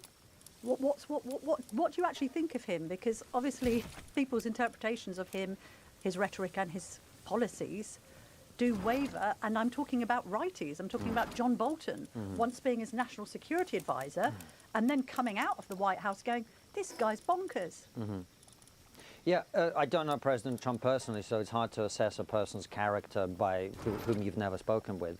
My general approach to assessing people is A, their actions, and B, the central thrust of their argument. The things that they say on the fringes, like I said, I thought his comments about Britain's contribution in terms of soldiers, etc., was very wrong, and I understand why many people would be upset by that, and I'm glad he walked them back. But overall, on the general thrust of things, what I see is a president who's pursuing America's national interest. He's attempting to get the Western alliance to wake up and realize how badly we have mismanaged our countries. He's done something that we have been told for the last decade at least is impossible, which is dealing with illegal immigration. Is there going to be some collateral damage, particularly when it's incited by his political opponents? Yes. Do I regret that? Yes, of course I do. And every person who's killed in the process of that, I think, is a tragedy. But you cannot solve the problem of mass immigration without deporting illegal immigrants and criminals. And if people then get in the way of that process, you will see the sorts of things that we're now seeing. So is President Trump perfect? Absolutely not. But is he, on the broad sweep of things, doing things that I approve of? Absolutely yes. See, I think this conversation is so interesting because it exposes some of the fissures on the right, that there is a perspective that says structural problems are so great. The real issue is Republicans want to enforce the border, and Democrats don't believe you should enforce the border. Therefore, they think it's perfectly legitimate to send people out, as you say, to confront policemen. And that's what's creating the climate that leads to these clashes and tragic deaths, versus the also conservative view that, okay, there's a structural problem here, but it doesn't have to be solved the way Trump's doing it. Why does it require an extreme overreaction? Part of the issue with ICE, of course, is that they have signed up lots of people who are essentially amateurs, given them guns and sent them out to deport people, in some cases clearly violating constitutional rights. So that's more of a sort of a Tory perspective of, can we just fix this, but in a calm way? Well, this is what we were discussing yesterday, conservation versus reformation. Yes. And we're going to get onto the British solutions to that. But just to push back against your point of view, one could argue that part of the problem is our problems are so embedded and we've so internalized them that it requires a touch of madness like Trump to fix them. Because only Donald Trump could get elected. Only Donald Trump would do what he's doing. And the flip side of someone like him who's willing to say what needs to be said and break things up is he'll also say really stupid things. Yes, but also because the world may be crying out, or at least righties in the world or the Western world, for anti-status quoism. Yes. So this kind of like, I will pay Peter and Paul, and on the one hand and then on the other, and we must, what did we do last time? Let's just keep on doing it again. Has been an abject failure. That then makes Trump more acceptable because of the desperate times people feel that they're in, right? Yes. Well, my perspective is I don't think President Trump is mad at all. I think people don't understand this, and I've been very fortunate to spend time in the US, and not only on the East Coast and the West Coast, which is what the vast majority of people do. President Trump is not some crazy outlier. He is what America is to a very large extent. The way he talks, the way he thinks, the way he behaves is how many, many, many, many millions of Americans are and feel and behave in day-to-day life, in the way they run their businesses, in the way they talk about things. So he's just a very pragmatic guy who's, forgive me, trying to get shit done. And does he always say the right thing? Absolutely not. Does he always do the right thing? No. But remember, we live in a world of choices. Everything, as we say in Russian, is understood in comparison. And given the choice between people who insist on leaving the border open for their own ideological, or maybe even some would argue pragmatic reasons, and people who believe that illegal immigration is wrong, I choose the people who believe illegal immigration is wrong. Does that mean that I agree with every single thing every single ICE officer does? No, of course not. But ultimately, countries need borders. This is why I'm not on the right. I'm basically a 1990s liberal, and I've not changed any of my opinions, but for some reason the left decided open borders is now what they believe in, and I've suddenly ended up in being this anti-immigration. But I've never been anti-immigration. I just think countries need borders. All countries need borders, otherwise they're not countries. And I believe in a closed border for the same reason I lock the door to my house every night. These are very simple, common sense, obvious things about which there's overwhelming majority consensus in America and in Britain and in European countries among the people. And it's time for our elites to catch up to that. I think Nigel Farage is facing a little bit of a dilemma right now. I picked some of this up in conversations with reform-type people over the weekend, that he can't appear to condone, obviously, some of President Trump's statements, not least on the NATO troops.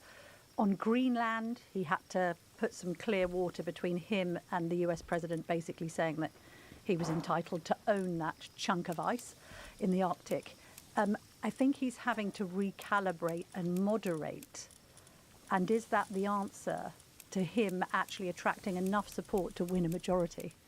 Well, I think he's navigating a fairly difficult thing in the sense that I'm more at liberty to speak because I don't really have to care about the electoral consequences of what I say.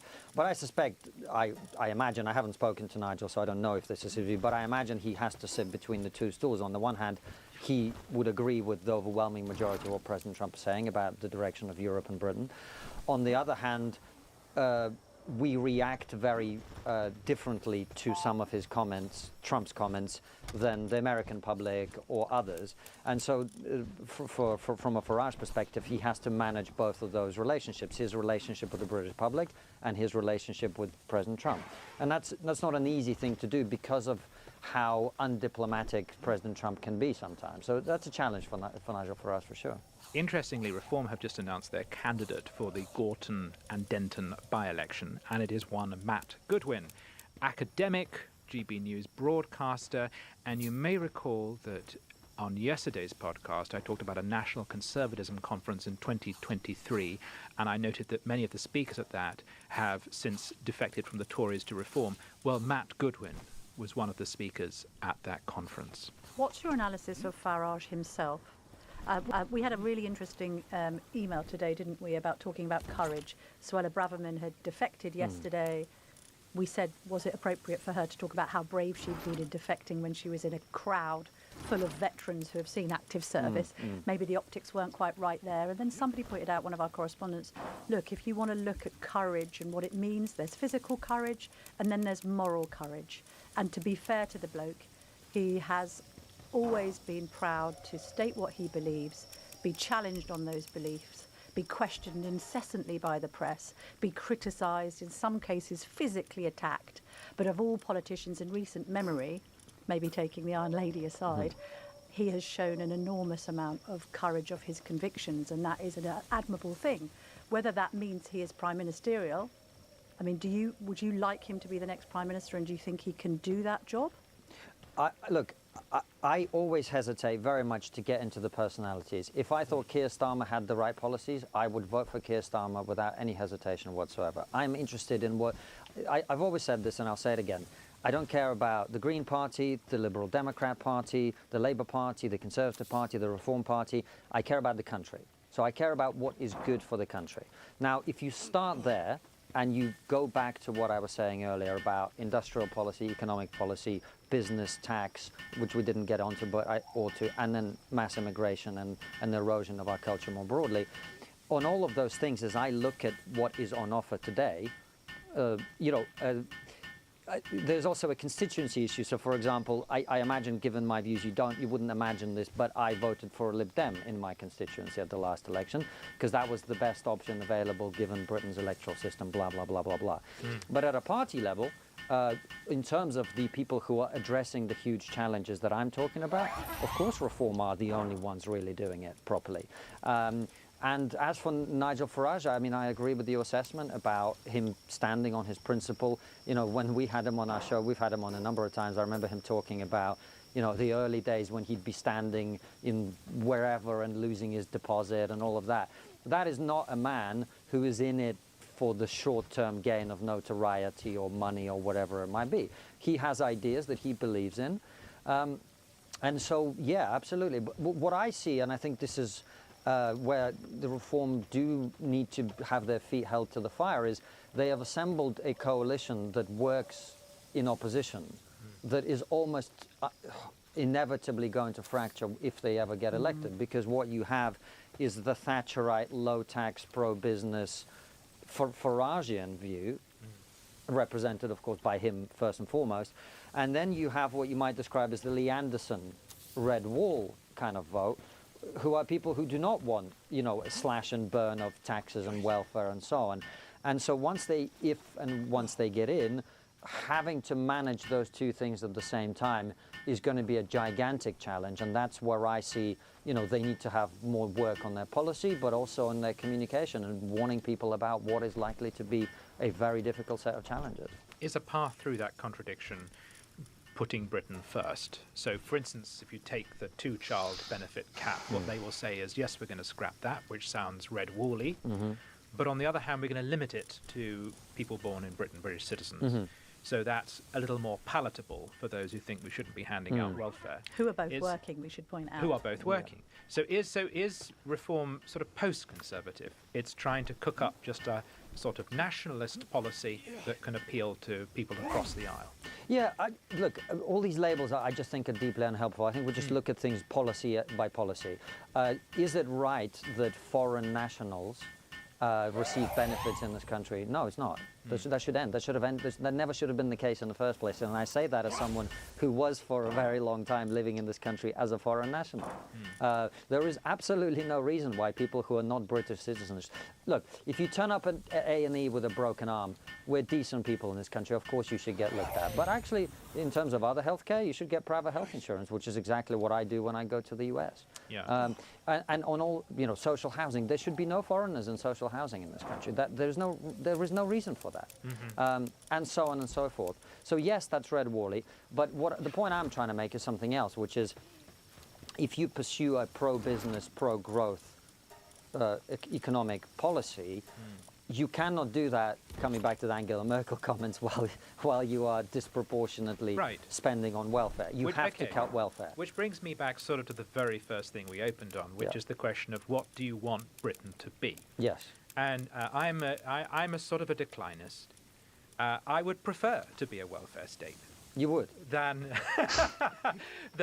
some kind of free trade zone with a military attached, which I do feel is what some on the right want. I quite like my free healthcare. I like my education from cradle to grave. I'm very reluctant to give up these things. And I think most voters are too. They are. Sell me on why, after several hundred years of fighting for the vote, fighting for industrial democracy, building a welfare state, explain to me why I, as a citizen of this country, should suddenly seek to become like America. I'm not suggesting that we become like America at all, although there are some great things about America. I mean, their attitude to business, their attitude to growth, their mindset is incredibly inspiring. And I go to America, inhale that attitude and bring it back to my business, trigonometry. You know, we employ 11 people now, and we go for things in a more aggressive way, and we pursue things with that inspiration in mind. And that's lovely, but I don't want to work a 12-hour day and have to pay for healthcare. That's fine. I'm not suggesting that you should pay for healthcare, although I don't have a problem. I've worked 12 hours, well, I've worked much longer days for the last 8 years to get our show to where it is, and I love work, and I think... Because you want to, but most Brits don't. They just want to have a family and have free time and be able to live a decent life with dignity. And I think those are perfectly admirable things to want. However, if you don't want your children to be poorer, and if you don't Britain to be weaker and less able to defend itself in the world that's coming, then we are going to have to get serious about having a strong industrial base, having a strong economy, and having strong leadership. It's just inevitable. Otherwise, we will continue, as we are already doing, getting poorer. And then what you will see, and I alluded to this earlier, of course, all the sensible economic analysts are predicting that there's a fiscal crisis coming because you can't afford this level of spending that we are having indefinitely. And when that happens, you are going to have the adjustment and the correction whether you like it or not. And it's going to be a lot more brutal than if we do it ourselves now.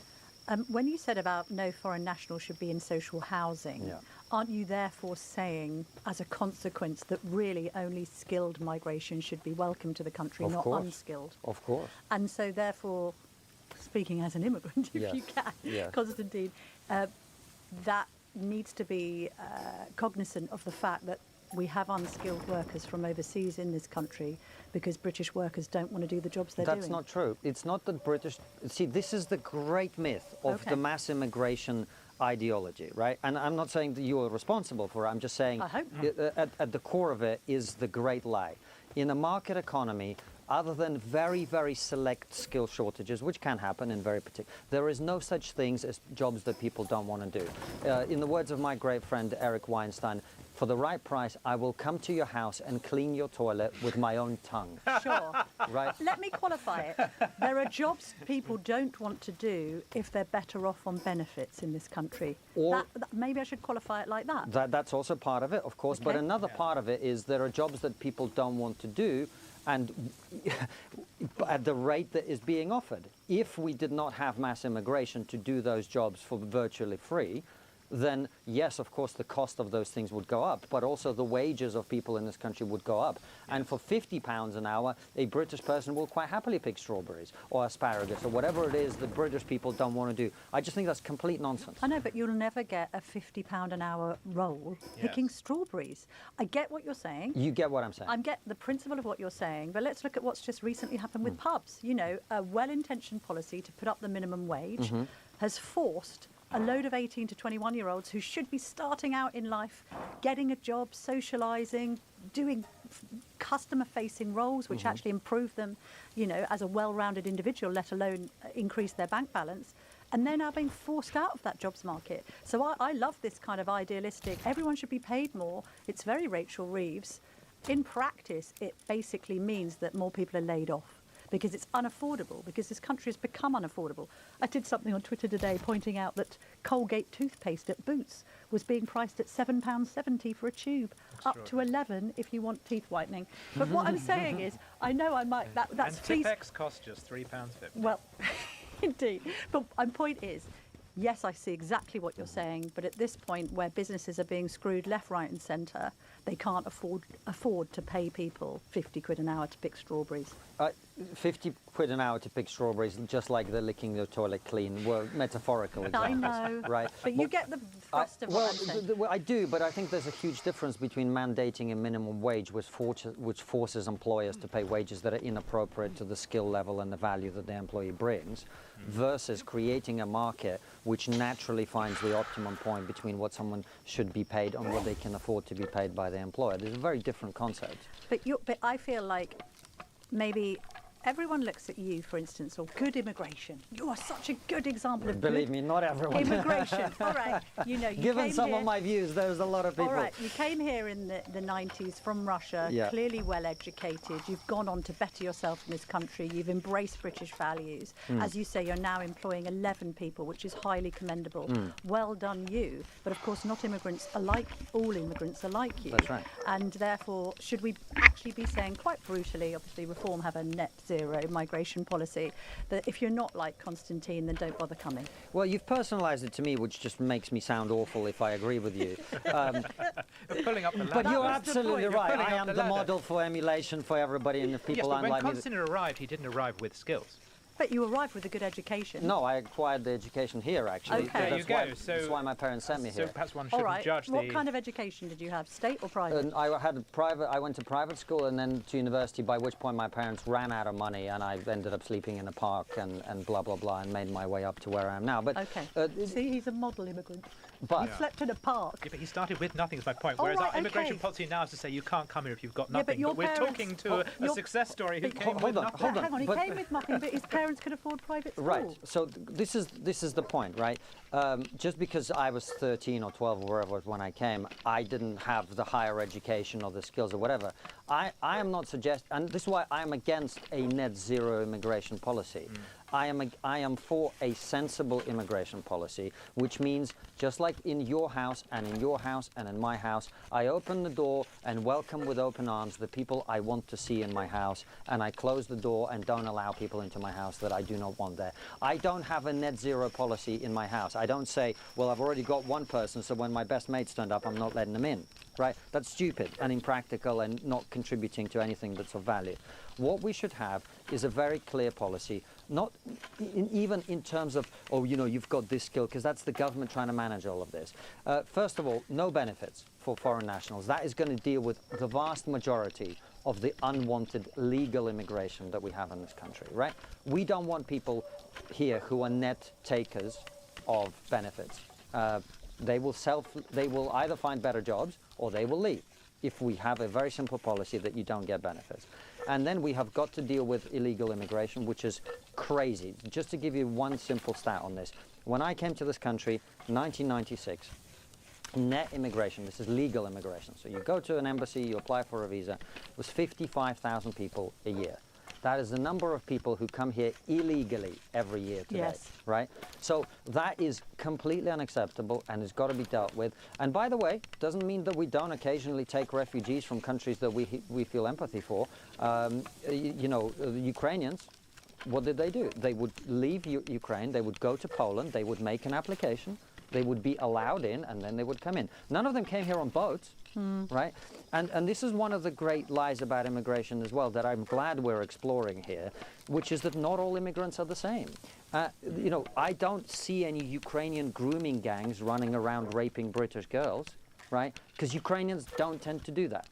I don't see the Hongkongese phone snatchers on the streets of London, even though we welcomed tens of thousands of Hong Kongers in a short period of time. We have got to be selective, and it's not about, oh, blaming this group or saying this country is bad. It's about looking at the data. What does the data tell us about what people from certain countries seem to do at a higher rate or lower rate, depending on what it is? And then we go, well, if people from this country seem to commit more crime, then we will be extra selective. Maybe there's an extra interview, or maybe you need a high level of education, or maybe you need a better job before you come in.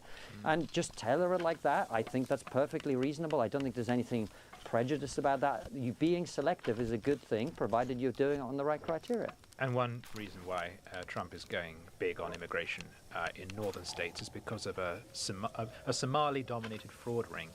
The story which is fascinating and people should look into, that billions, well, so far $1 billion it is reckoned was claimed fraudulently during COVID, where mostly Somalis set up fake businesses and then claimed COVID support money for them. Yeah.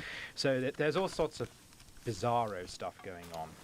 Let's finish on the right and whether it should unite. I know you're saying that you're not looking at this from a party political point of view, but a policy-orientated one. Because what you're saying you support, actually, Kemi Badenoch has now pivoted the Conservatives too. Although we had Braverman yesterday saying she's lying, she won't leave the ECHR. They're Tories in name only. What's your view? Well, I look at people's behaviour, as I said. If you look at the record of the Conservative Party, I think it's very difficult to disagree with Suella Braverman on that.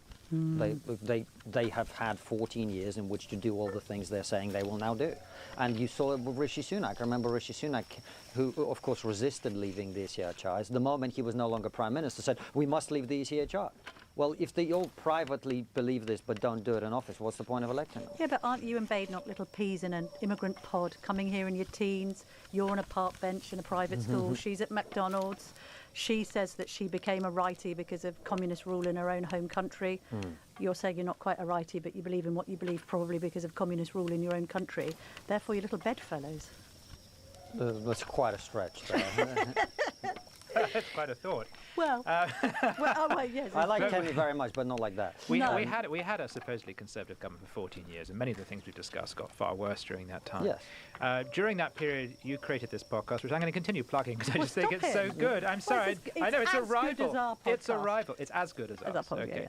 I know you will not be pigeonholed as conservative, but what podcasting has done is created a space outside of politics. A safe space. Outside of the psychodrama, as Kimmy likes to say, of politics, where ideas can be expressed and articulated and explored.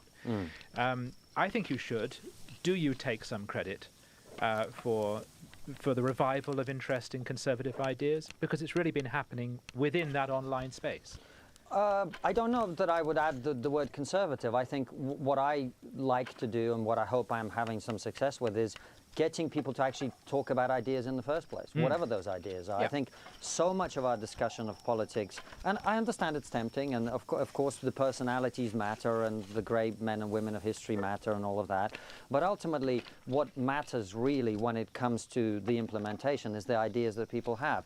And we talk far too much about personality and also about, you know, there's this great general assumption and I'm sure you guys would agree with me on this, speaking to politicians regularly as you do as well.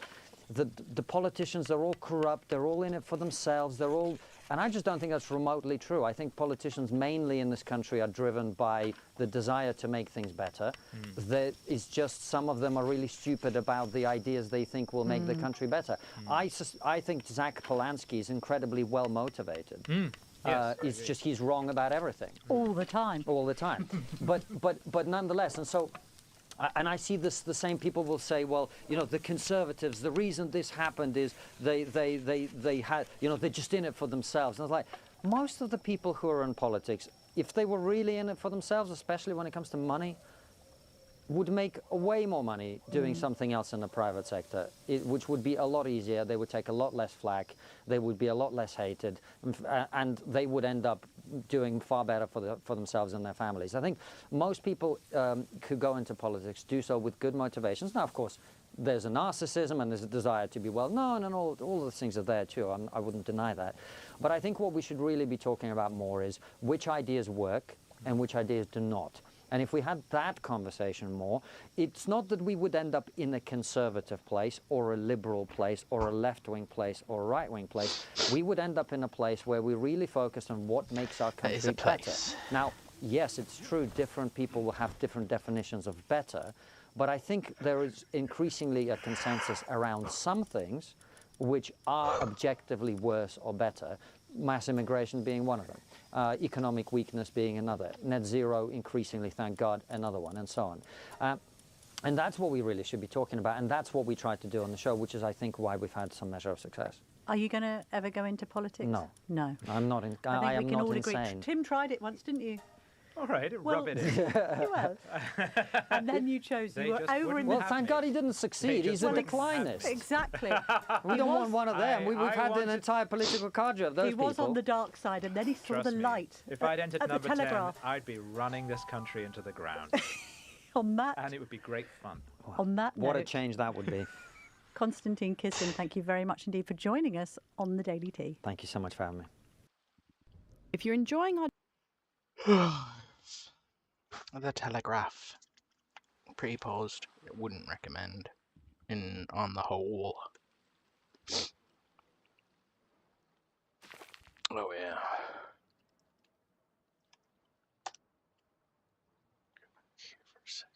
Kitty? Elohim.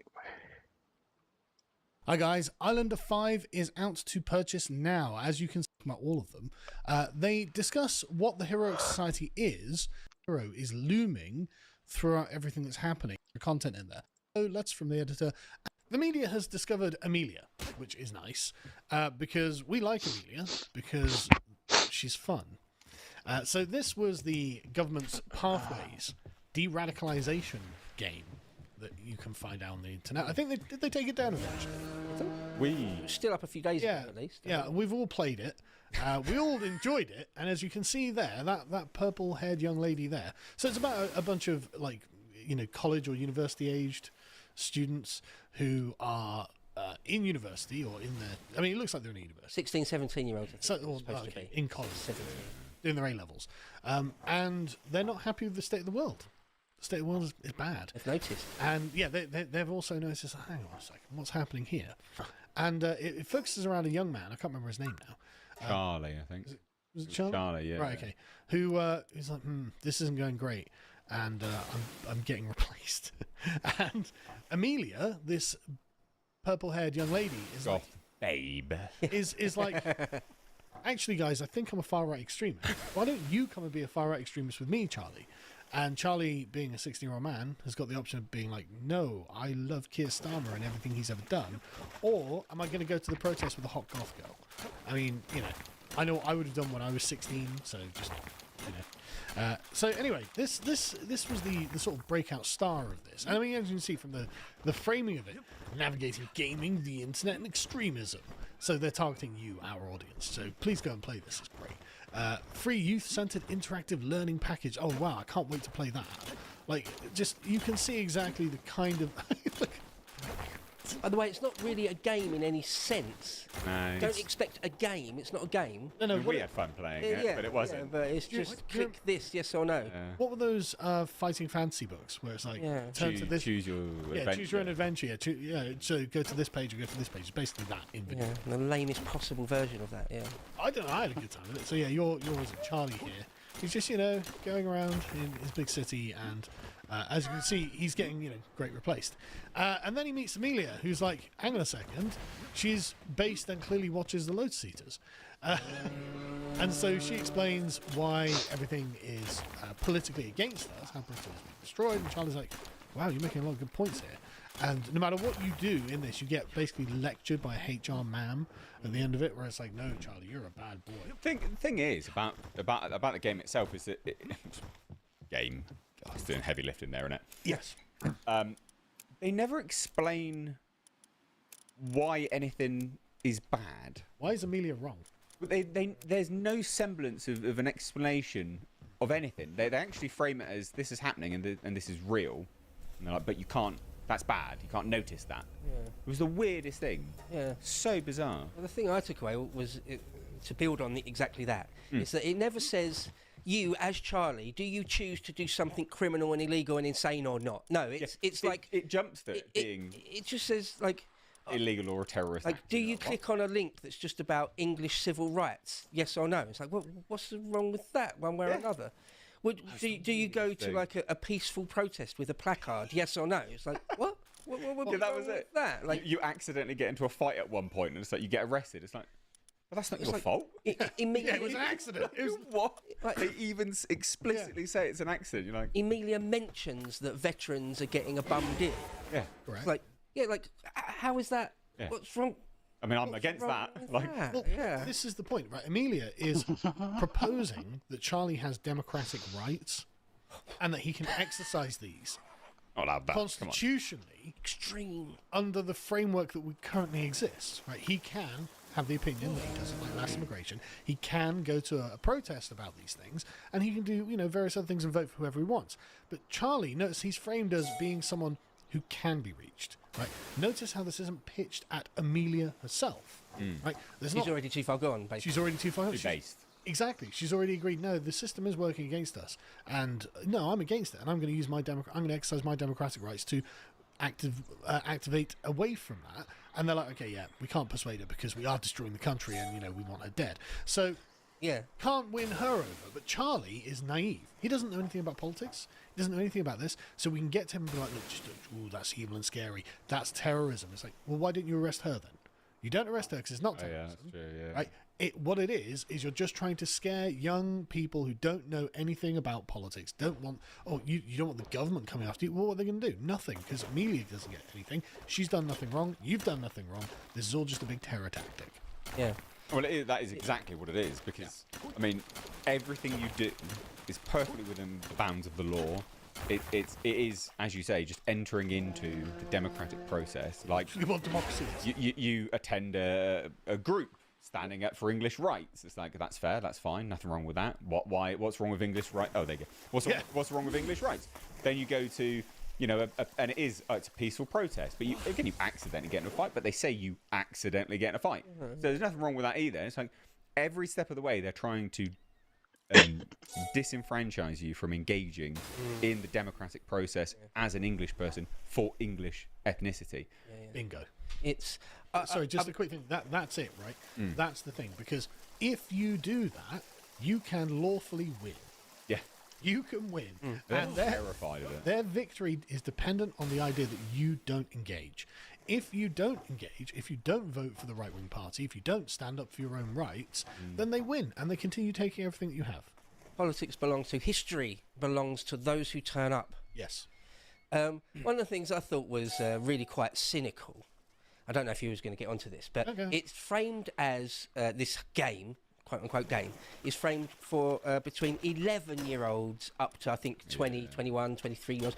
So if you took this in good faith and you really were truly naive, you're not like a 16, 17-year-old who's starting to notice, but you're genuinely an 11-year-old who just wants to be good and do the right thing, then this game is truly pernicious, like it's truly evil. You're actually trying to get inside the minds of relatively small children. Yes, that is literally what they're trying to do. I mean, that's really, really horrible. And the other thing I was going to say is that we joke that it's a meme, it's a trope about noticing. But that is really what this is that Charlie's crime is noticing, is hearing Emilia, hearing her. That's his crime. Yes. And the point of the whole thing is say, look, don't go down that road, because you'll be a terrorist, and also, once you go down that road, we can't get you back. Like, we can't persuade you that the country isn't being destroyed, you know, so just keep on the straight and narrow being good boy. That's what it was all about. But, I mean, this was a great screen from it. It was like, Emilia, Charlie's close friend, has made a video encouraging people in Bridlington to join a political group that seeks to defend English rights. Yeah. There's literally nothing wrong with that. We have various other interest groups that are defending Muslim rights, Jewish rights, minority, you know, black rights, whatever it is. Or all those protests happening for David Lammy a couple is of years now. Want reparations and all this sort of stuff. Like, and the only way that this could be problematic is if they would say, well, there aren't English rights.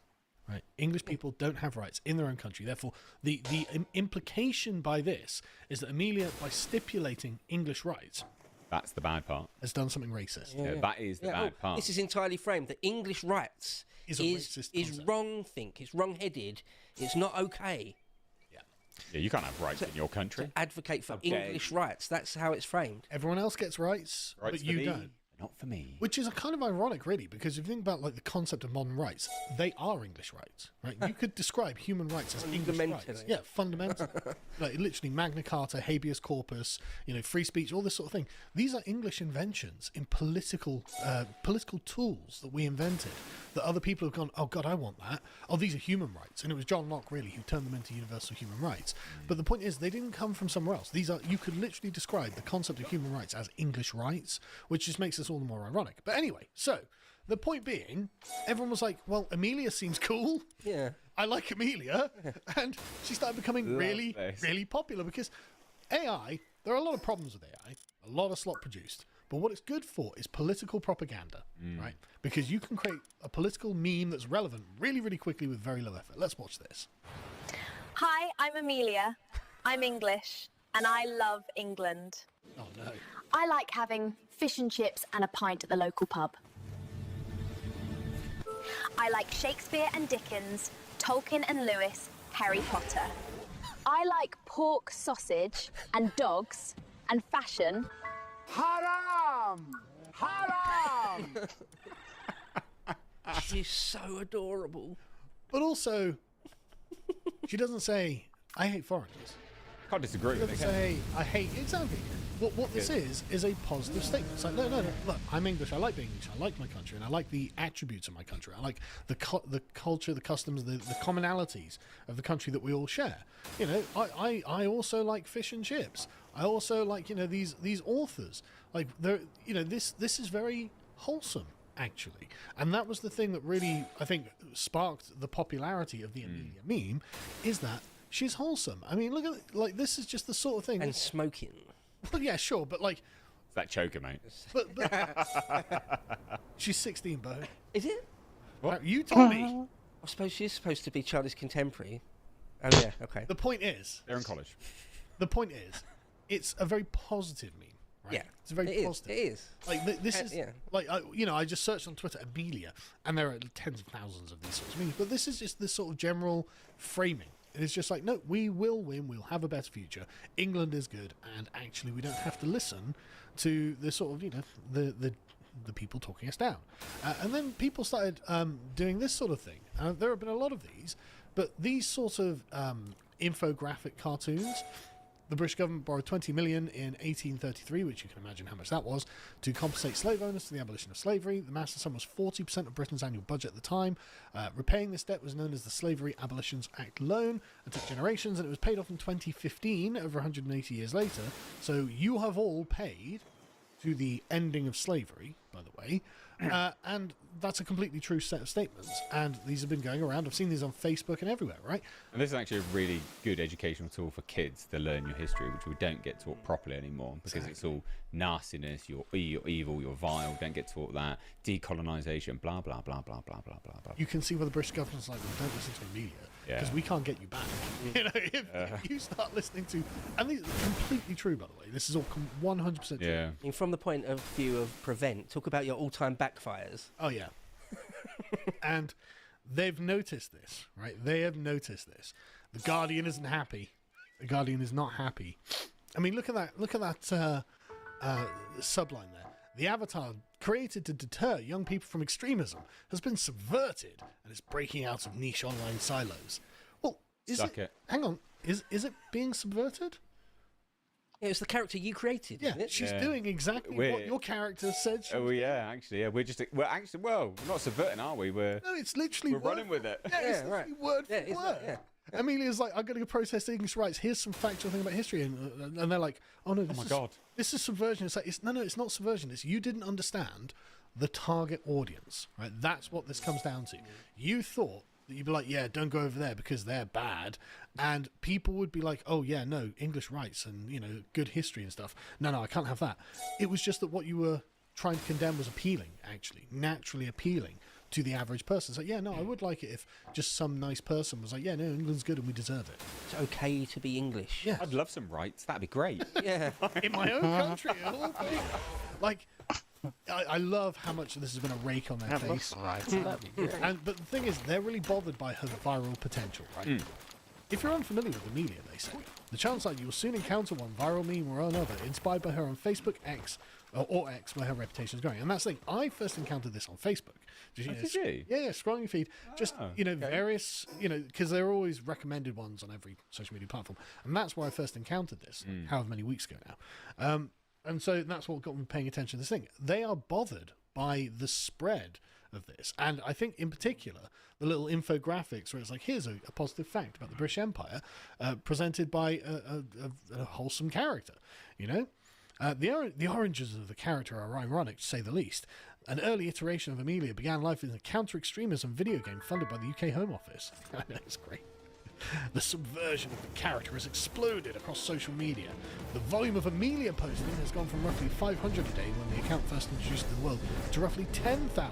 Why aren't they happy about this? I mean, on Wednesday, there were 11,000 Amelia posts on X alone. But they used our tax money to make this stupid little game, and now we're spreading the message for free. Why are you unhappy with it? You don't have to take any more of our money to do it. We're doing it free of charge. If they were confident in Amelia's message, they wouldn't have a problem with it, would they?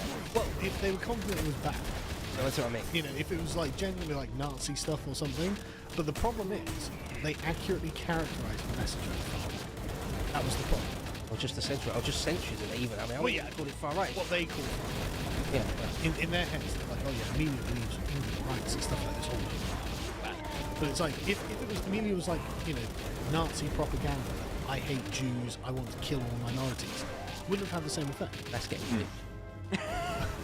But yeah, no, absolutely right. Like, there's one bit, it's so milk toast. Like, there's one bit, isn't it? I mentioned it about the veterans, where Amelia says to Charlie, like, basically, have you noticed that loads of veterans are homeless or living in penury whilst boat people come over and get given a house? Something like that. They literally don't say that's not happening.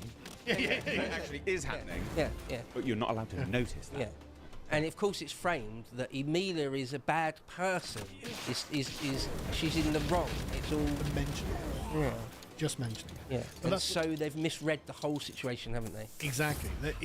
Because in their minds, Emilia occupies the same position as Hitler, right? And so they're like, well, I can't believe that you like this character. It's like, okay, but she's not Hitler. She's actually a very normal person in this country. Normal people are like, why the hell is this happening? Why am I a two-tier citizen? Why do I have to pay for these boat migrants? Why are all these foreigners in my town centre? Why can't I get a house? Why am I taxed so high? Like, everyone's asking these questions, and Why can't I get a job? And she is just an avatar of those frustrations. She's not Hitler. I think she was. And this is the point again. Like, the funniest thing, no one's changed anything. Right? They're angry about the way. I mean, I guess they've made her less angry looking. Made her less northern. Yeah. Do you notice in the original? She's a lass from Oldham, isn't she? And in all the memes, she's popped now. Yeah, that's a good point. Other than that, but okay, we'll allow it. Other than that, it's just the same character saying the same things for the same reason. And this got to LBC. Man. Did they melt down? Andrew Marr is not happy. Andrew Marr? Andrew Marr is not happy. It's going to give him an aneurysm, is it? I mean, it might, but it is. Emilia is an AI purple-haired goth girl originally created for an anti-extremism computer game generated by the Home Office, but now an increasingly outspoken anti-Muslim flag-waving so-called English patriot. She has become very popular, and here she is in action. I'm Emilia. I'm English, and I love England. I like having fish and chips and a pub. I like pork sausage and dogs and fashion. This character talking like Macy Williams. Leering over her shoulder. Yeah, right? an ugly But slag. then you have this Chloe Gannon? I don't know. What do we worshipping the royal family. You know, then we have this very angry guy who's going to explain these. His character has essentially been taken over, and it's staggering that how quickly this has proliferated across the internet. The middle of last week, from nothing at the start of January, there were 12,000 posts involving this character in one day. The other thing that's perhaps most damning about this is Elon Musk himself has now retweeted an account which has created a cryptocurrency behind this particular meme. So you can now get an Emilia coin, because let's face it, right-wingers need another cryptocurrency. Elon Musk is now promoting that. And this is monetizing hate. This is one of the clearest examples we've ever had of somebody trying to make money out of right-wing hatred. And, okay, we get hatred from all sides on the internet, but this is very clear where this is coming from. And the AI account, for example, Andrew suggests is English. I'm of high confidence those videos did not originate in England. They were made outside of the country as disruptive tactics through deepfakes and other technology. Sorry, monetizing hate? Yes. So what did the Home Office do then? Well, the game. I mean, I guess they didn't monetize it, but is it hateful? Like, sorry, I just don't see the hate, actually. He's so angry, isn't he? Cope harder, Pinko Butterball. Yeah, exactly. Greasy head, dude. Take a shower. But this is a wonderful disconnect, right? So they're like, I mean, you've got this, very unappealing looking angry progressive, but like, they're monetizing hate. And then, let me check out this Emilia meme. And it's just like, I like England. England's good. I like sausages and dogs. The disconnect. Oh no. We should exercise our democratic rights. It's like, oh yes, this is hate now, is it? Yeah. So, they literally have no argument. And you can see, I mean, look at that face. Yeah. Look how worried he is. Look how stressed out he is. No, you can't share the AI-generated cute Emilia meme on the internet. No. The very idea that you might have any sympathy for a veteran is hate. Yeah, and like you're monetizing hate, and it's like, well, all I'm saying is you can go and buy our Goth Girl mugs, right? Seamless. It's seamless. How good is that? I mean, I'm not saying that we're monetizing hate, because I don't think anything that we're doing is hateful, but we are monetizing it. So go buy our mugs. Let's move on. Great. Boom, mic drop. Yeah. Small price of $14.99. Yeah, it's a great deal. I just love that Andrew Marr is shilling our mugs for us. They're monetizing hate. Yes, we are. Shop.loadseas.com.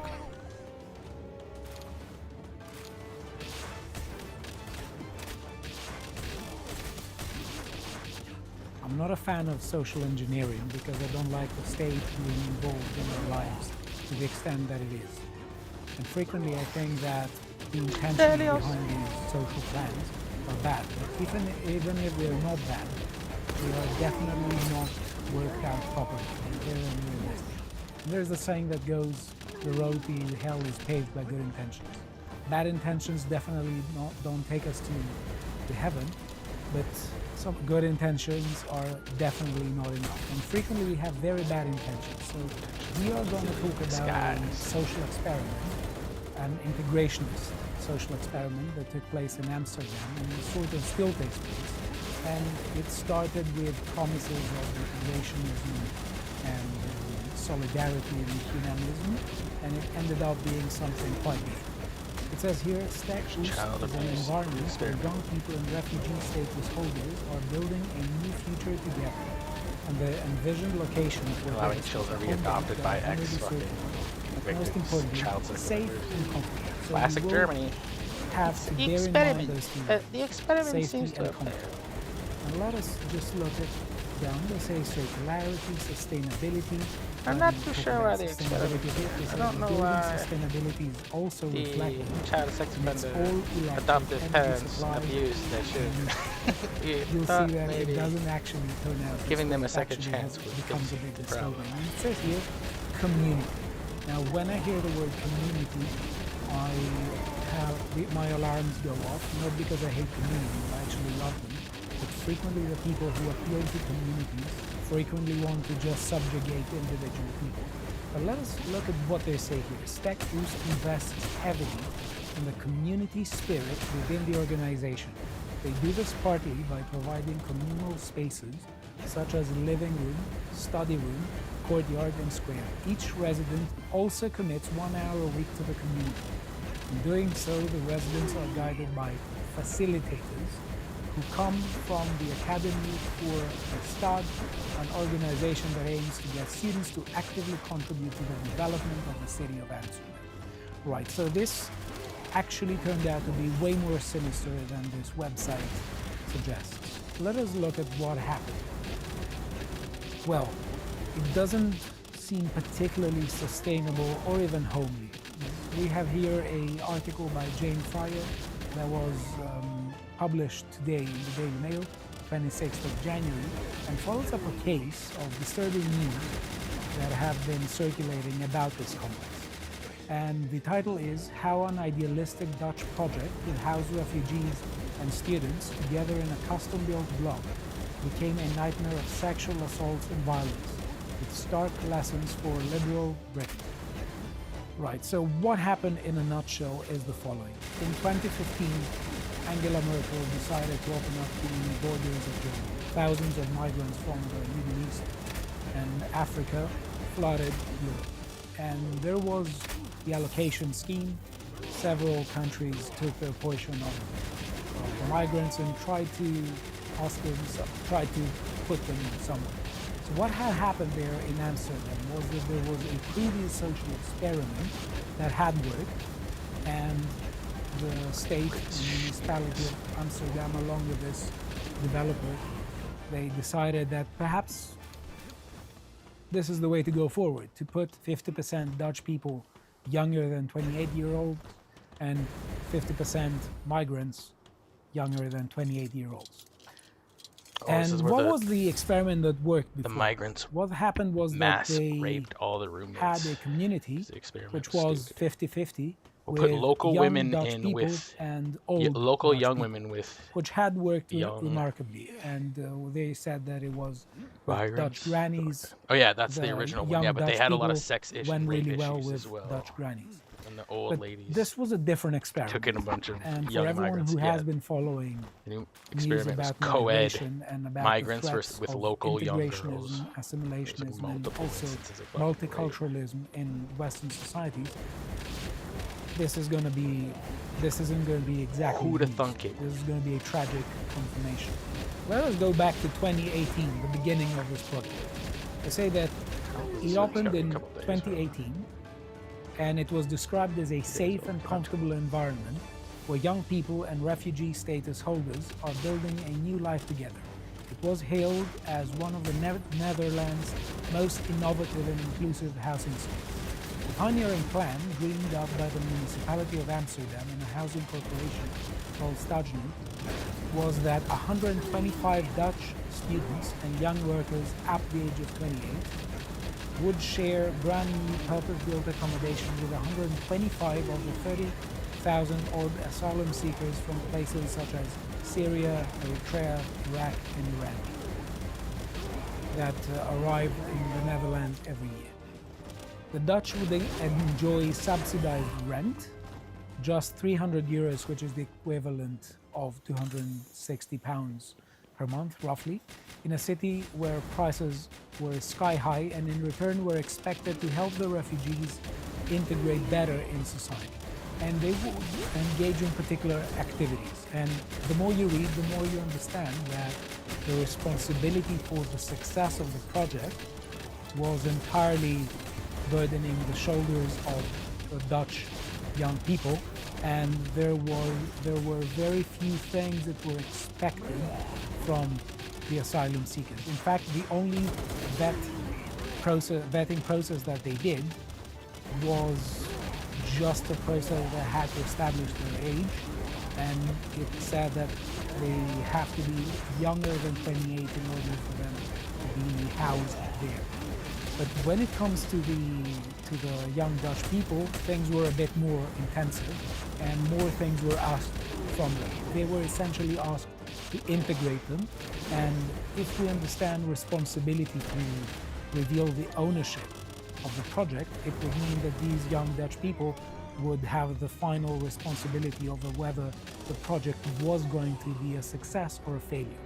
But this was very badly designed, and it's incredibly unfair. The way I describe it to you, it seems horrendous, and also it seems bound to fail, and failed it did. It says these activities involve them buddying up with their neighbors, volunteering for an hour or so each week, and engaging in several communal activities like barbecuing, going out for cafe shops, going out for a coffee, group suppers, and also outings to the bouldering center. And they had to make the migrants, the asylum seekers, feel welcome, but it really didn't work well. It says, perhaps unsurprisingly, it didn't pan out like that, and the poor Dutch students endured shouting, screaming, and appalling aggression. Smashed glass doors, punched walls, brutal attacks. One female student with the name, they put in scare quotes, Amanda, most probably not the real name, was raped by her Syrian buddy in his room in 2019. She reported the incident to the police, and shortly afterwards, the case was dismissed because she was told that there was inadequate evidence. 6 months later, though, there was another girl who complained against the same person for sexual violence, and he only left the complex after being arrested in March 2022. In 2024, he was sentenced to just 3 years in prison for the two rapes. And right now it's 2026, so sometime next year this person is gonna walk free in the streets of Amsterdam if he hasn't already been set out. So you understand that this isn't justice, this is a travesty. A young man called Stain was threatened with an 8-inch blade. Fights and drug dealing are commonplace, and there are swirling rumors of gang rape in one of the rooms. I read a bit more into this, and they said that there are more than 20 accusations of rape. So things are very ghastly there, and it looks like the authorities don't take it that seriously. Or at least they don't take it as seriously as they should, and they haven't shut it down right now. There are some rumors that the project is going to shut down in about 2 years, somewhere within 2028, but this is just a rumor at the moment. And they say that a documentary by Dutch production company Zambia has laid it all out: the violence, the sense of hopelessness, the lack of support for both students and refugees, the grounding fear. And perhaps most of all, the shocking fact that Stekboost, run by Stadgenoot, along with other similar setups around the city, are still operational. all of which is of course dreadful. But why should British people be interested? Because lately in the UK there is pressure to the government, there is concern of British people with respect to the housing of illegal migrants to very expensive hotels. And there's a question of whether the government is pondering whether they should get them out of them and place them elsewhere. So if this is going to be an argument that people in the government are going to put forward, it will be a disaster. And we know this from how it played out in the Netherlands. And it gets a bit more worrying if you see they say that there was no screening process to Stek Oost, other than you had to be under 18, says Kassem, now 28, a Syrian who arrived in the Netherlands in 2017, is studying to be a social worker and has lived at the housing scheme for 2 years. An assessment to see if you should be sharing in this sort of community. Just dumped here with young Dutch people and left. And he says something that particularly I find infuriating. He says, which for many of them, arriving straight from asylum centers was a disaster. Most of the people like me have come from war zones, terrible times. A lot are from Eritrea, where there are very bad stories, he says. They need proper help from experts, clinics, psychiatrists. It is not okay to just put them here and say, this is your room. It is dangerous, very dangerous. Kids that just got out of high school. To whom is it very dangerous? It was very dangerous to the Dutch people. That was who it was dangerous to. And I think that this level of this rhetoric, yet again, shifts responsibility from the migrants who committed these assaults, again, to Dutch people.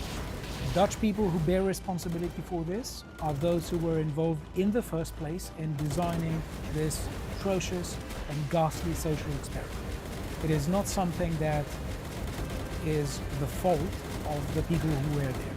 Because this person, Kassem, is implying that these people couldn't help them properly, and because they couldn't help them properly, they were let down by the state. I believe that this is infuriating rhetoric.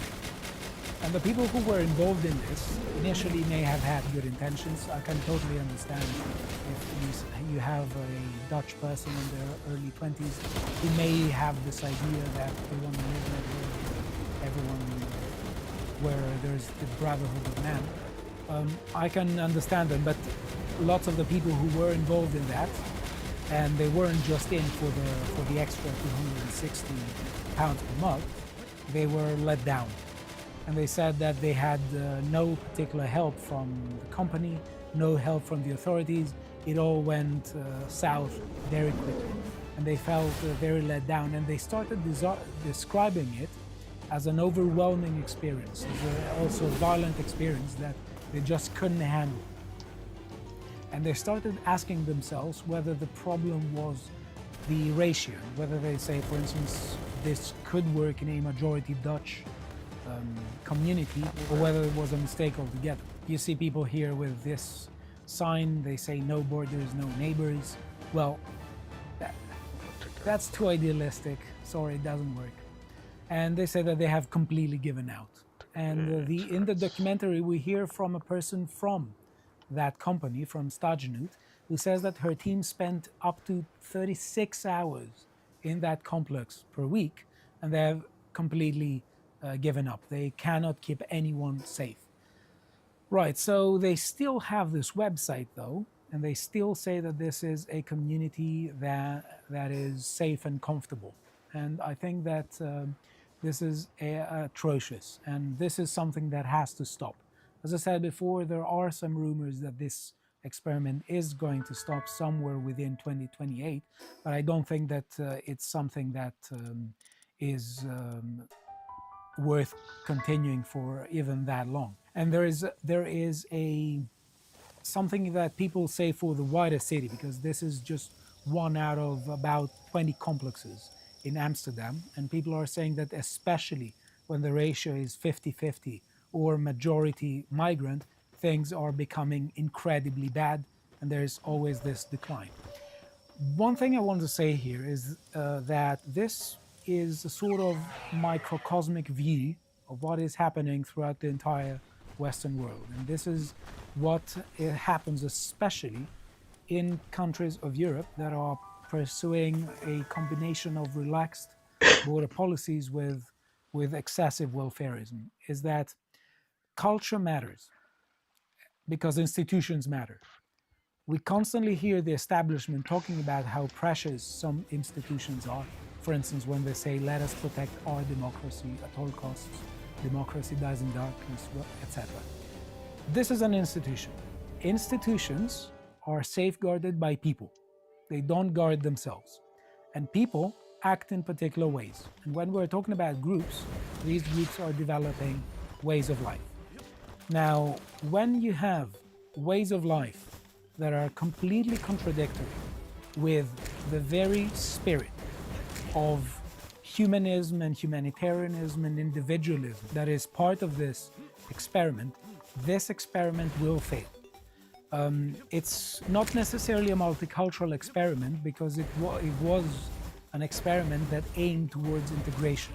But integrationism can also be very much problematic, especially when there aren't sufficient forces for integration. And it looks like 50-50 isn't the right ratio if your aim is integration. So this is happening throughout the entire continent. And where the countries that pursue these policies and this combination of policies more are suffering more from this. And one thing is that what is particularly infuriating, and lots of politicians act as if they don't get, is that when they get risks, they shouldn't get risks with other people's safety. And it looks like they do assume risks, they do take risks with their citizens' safety. They either didn't know about these risks or they did. Now, in the former case, they should learn. And there's enough evidence right now to suggest that these policies do not work. If they did know, well, just there's no other way of saying it. They're doing it in purpose. Or they're just hoping that next time it will work. Sorry, it doesn't work for a very specific reason. When you have groups, you have cultures. Any institution is as strong as the culture that is able to sustain it. So if you see that in a 50-50 ratio, this doesn't work and decline is the result out of it, this means that an alarm should go off. And these policies, especially the combination of welfarism with relaxed border policies, must end. And however virtue signaling the people who pursue these policies are and defend them, however virtuous they think they are, they should ask themselves, what are the realistic expectations they can have from these policies and what are the limitations of them. And it looks like they are not asking these. So whether it's ignorance or malice, it looks like they are hell-bent on pursuing some really bad policy.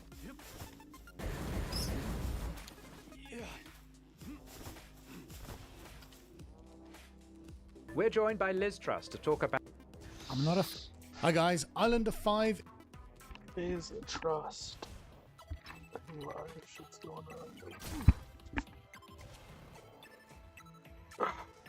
Hi guys, Islander 5 is out to purchase now ahead of the curve. Trump's second term and all of the madness and unpredictability surrounding tariffs, right? Because every time another foreign country does anything, it seems to threaten a change in tariff rules from the American government, and it's brought a lot of unpredictability. And I think in particular as well, because of the ongoing tensions that have been created between America and Europe over Greenland as well, what's happened is that the EU have accelerated plans that they've been working on for many years now, but a free trade deal with India. And this has all been it's been signed between both parties. It's not come into effect just yet. It has to get ratified and everything, but it's the EU, right? And if there's one thing we know about the EU, it's that if they want something to go through, they will make sure that it goes through. And if they don't want something to happen, well, you better not be one of the poor unfortunate souls who's on the side of that. Well, the third thing as well is if they want something to go through, they will especially make sure it goes through if it just means more foreigners in Europe. Oh yes, if it's treacherous, they'll put double the effort into making sure that it happens, and it so often is. This also comes off the back as well of the Makosa deal that the EU were recently in the midst of making with many of the South American countries as well, which kicked up quite a riot in Brussels towards the end of last year, where once again people looking out of their office spaces in Brussels would have seen tractors and shit all across the streets, and the farmers protesting because they saw that deal was going to undercut European farmers and their labour. Is that a figure of speech, or were they actually spreading manure? It is both. Okay. It is both, yes. And so here we are. We have this new EU-India trade deal, and I suppose we ought to talk about some of the raw numbers from it before we start talking about the other numbers that are even more upsetting. So, India tariffs on 30% of goods traded with the EU are to fall to zero immediately. EU firms are going to save up to €4 billion a year in duties. And it also says that improved access for EU firms in financial and maritime services. And basically, it seems that 99.5% of all goods between them have had some sort of reduction of tariffs. So it is enormous. It is obviously a very, very comprehensive deal, and you can tell how many years have been worked on this. But from the other point of view, benefits for India, they're going to have 0% tariffs on 93% of their goods within 7 years coming into Europe. And so what all of this amounts to is that the EU we're going to be sending India things like cars and wine. And in return, we're going to be getting textiles and base materials and, jewellery and gems. But, of course, we're also going to be getting endless numbers of foreigners. Because, as with any trade deal that India seems to produce, it cannot exist without attaching... You have to bring the deal. Right. In. Yeah. It's like you've got all of the trade stuff, and you've got the numbers of all the goods and everything, and then, like, Modi just comes along with a stapler and just attaches a little, addendum to it saying, also please import hundreds of millions of Indians. It is his main form of diplomacy. It is. Really is. I'm going to send 50 million Indians to your country. Mm-hmm.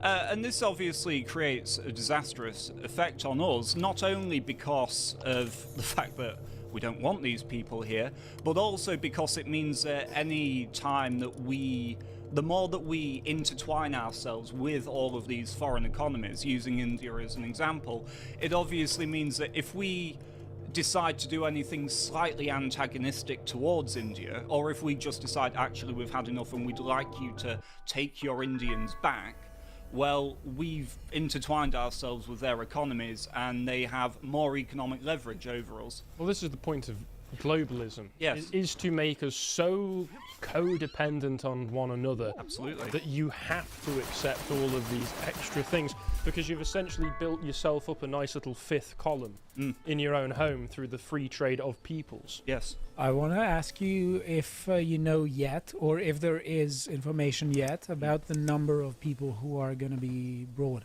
So is it endless, or is it targeted specifically, like saying, well, we need an X amount of nurses, Modi will provide, or we need X amount of doctors, Modi will provide? Well, the problem is that there's a very general term, which is high-skilled workers. We've heard all this before, right?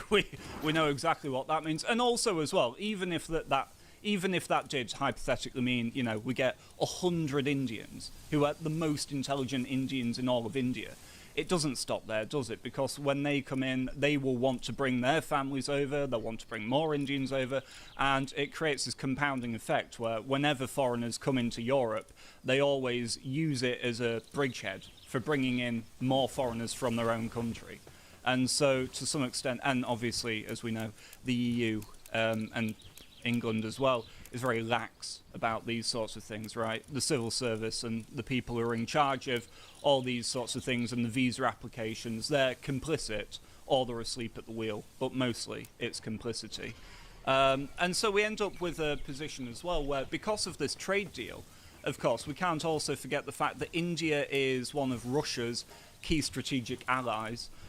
India is one of the world's biggest consumers for Russian crude oil, which makes up to 40% of its total imports and roughly 1.7 million barrels a day, which is quite a lot. And some estimates suggest that it's imported just under £125 billion worth of crude oil, second only to China, since the war has begun. And so we're intertwining ourselves in the name of diversifying our trade and, you know, trying to uncouple ourselves from America.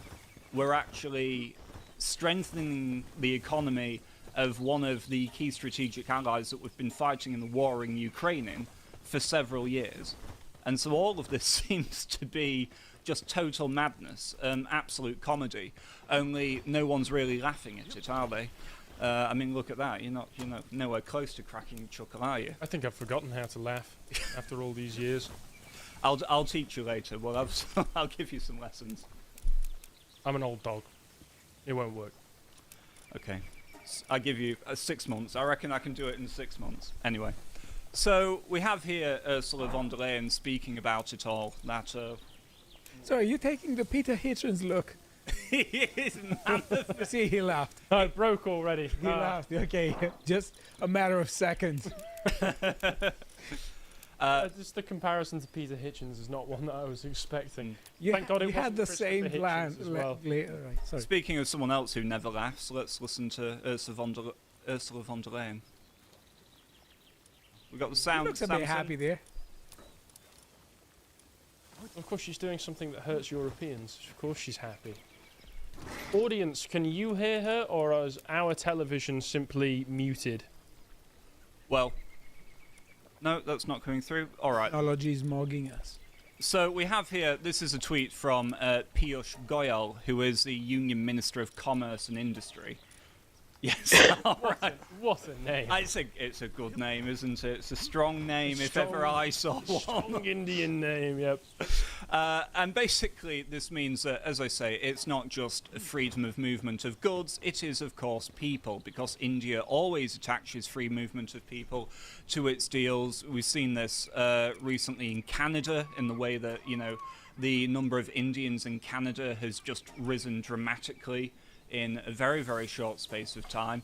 And so we have here an agreement of mobility with India, facilitating the movement of students, researchers, seasonal and highly skilled workers. Do we really need students from India? Do we really need seasonal workers? Do we need Indian strawberry pickers coming in? Well, that's one of the main, I suppose, avenues to try and combat this legitimately, which is that if they felt inclined, I doubt they do, but if they felt inclined, unions across Europe could complain that this is going to be competition in the workforce. And they should. Because really that's going to depress wages, as this sort of stuff always does. Now you're not only fighting for wages with a globalized market in general, you've had even greater openings to one of the largest labour markets and the single largest labour market in the world. If you're just talking about India, the amount of Indians that there are. Yeah. And I'm going to be fair, there are plenty of intelligent and high-skilled Indians, but are they the ones that are going to be coming over? Why is Modi so eager, if it's about high-skilled workers, why is he so eager to send all of these talented individuals over to improve our countries rather than put them to work within the Indian labour force? There are many questions that you could have. I would expect that I've read a number of reports on India itself being a multi-state country, having interstate immigration problems where some of the better off, more prosperous states within India are experiencing troubles where a lot of people from the worse off states are trying to go from state to state and immigrate and put pressure in that way. So I would imagine this might be some kind of pressure release valve for him. Well, this state and our states aren't going to have to worry so much because a lot of the people from these states, which aren't doing as well, can just go to foreign countries. Yeah, absolutely. And also, as well, as we say, it just gives India a form of global soft power because it's building up a diaspora all around the world. Oh, absolutely. And so we get to the point as well, though, that this is the European Union. And the European Union, as far as I know, I've not really looked into it, is struggling with popularity a bit these days. We're in only these days. We're in a position where there seems to be centre-right, right-wing, whatever parties springing up all across Europe. The more liberal-minded progressive view of Europe that these people insist on us driving towards is going to change. I'm not suggesting that these new parties are going to change it half as dramatically as it needs to or as we want it to, but it will result in somewhat of a pivot, even if that pivot is to becoming more entrenched under America again, because you can see here them trying to diversify, obviously, their economy to get away from the hegemony of America. But ultimately, we're in a position where it just seems that they will do absolutely anything. The EU are more than happy to ban political parties, they're more than happy to ban political opponents, they're more than happy to cover up waves and years of endless crimes, and they will do anything, absolutely anything, apart from stop importing foreigners. That's the interesting contradiction. There are lots of reports. Obviously, Europe is trying to, or at least the elites in Europe right now, trying to decouple themselves from America, as a result of a lot of the belligerence that's been coming from America, as well as their own personal disagreements with the Trump administration over there right now. Sure. But if you want to actually rise up and become a superpower, you don't just have to throw off the shackles of America and its bases and such. I've seen lots of reports of European countries within the EU starting to try and build up their own defensive capabilities. They're starting to try and get projects to be able to replace things like the stealth fighters and other armaments and technology that we have to rely on America for, so that it can stand on its own.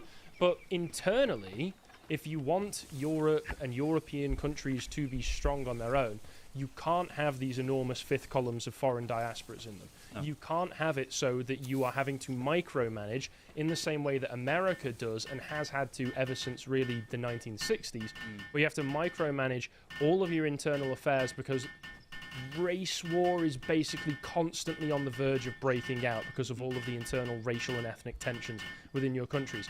So this is directly counter to their stated goals of becoming a superpower. This is how you prevent yourself from becoming a superpower. And it just goes to show how thick-headed these Eurocrats are. That they're trying to decouple from America whilst also clinging desperately on to the multiracial, multicultural attitudes that America kind of helped to put them on and that they adopted and took on wholesale. Yeah. And they show no signs of wavering from it either. More and more it just feels like, the peoples of Europe are just something akin to, King Lear just shouting and yelling, into a storm. But there's no effect to it because ultimately the storm is stronger. And I mean, I personally want it all to come crashing down because you can see the sorts of numbers put here by the Brussels signal, and they are truly startling. It goes on to make a point in the article saying that pre-existing trends show that Indian immigration to the EU is growing. And as an example, it says Indian nationals in Germany rose from some 86,000 in 2015 to about 280,000 in 2025.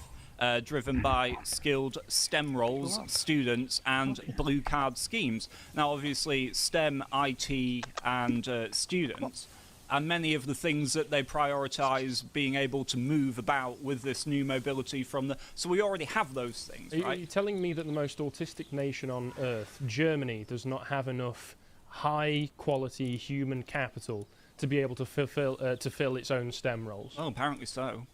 Or if maybe not that, it does seem, of course, that, and we know how this happens as well. We saw it in Silicon Valley, and we see it around the West, as the Indians in particular, who are very ethnically nepotistic. As they start obtaining roles in these systems, they outsource all of the work to other Indians as well, and it's a dangerous trajectory. goes on to point out that by 2021, more than 600,000 Indian citizens were legally residing in the EU, and in 2022 alone, EU member states issued more than 180,000 first resident permits to Indian nationals, making them one of the largest non-EU migrant groups. I remember also seeing in this mobility scheme there is a stipulation that for the Indian students who are coming to the United Kingdom, they will also be entitled to a one-year visa scheme after they graduate so that they can try and find work in Europe. So not get the degree, go back to India and presumably do something with those skills to better your own country. No, it is designed in such a way to encourage them to stay once they have come here, come to Europe.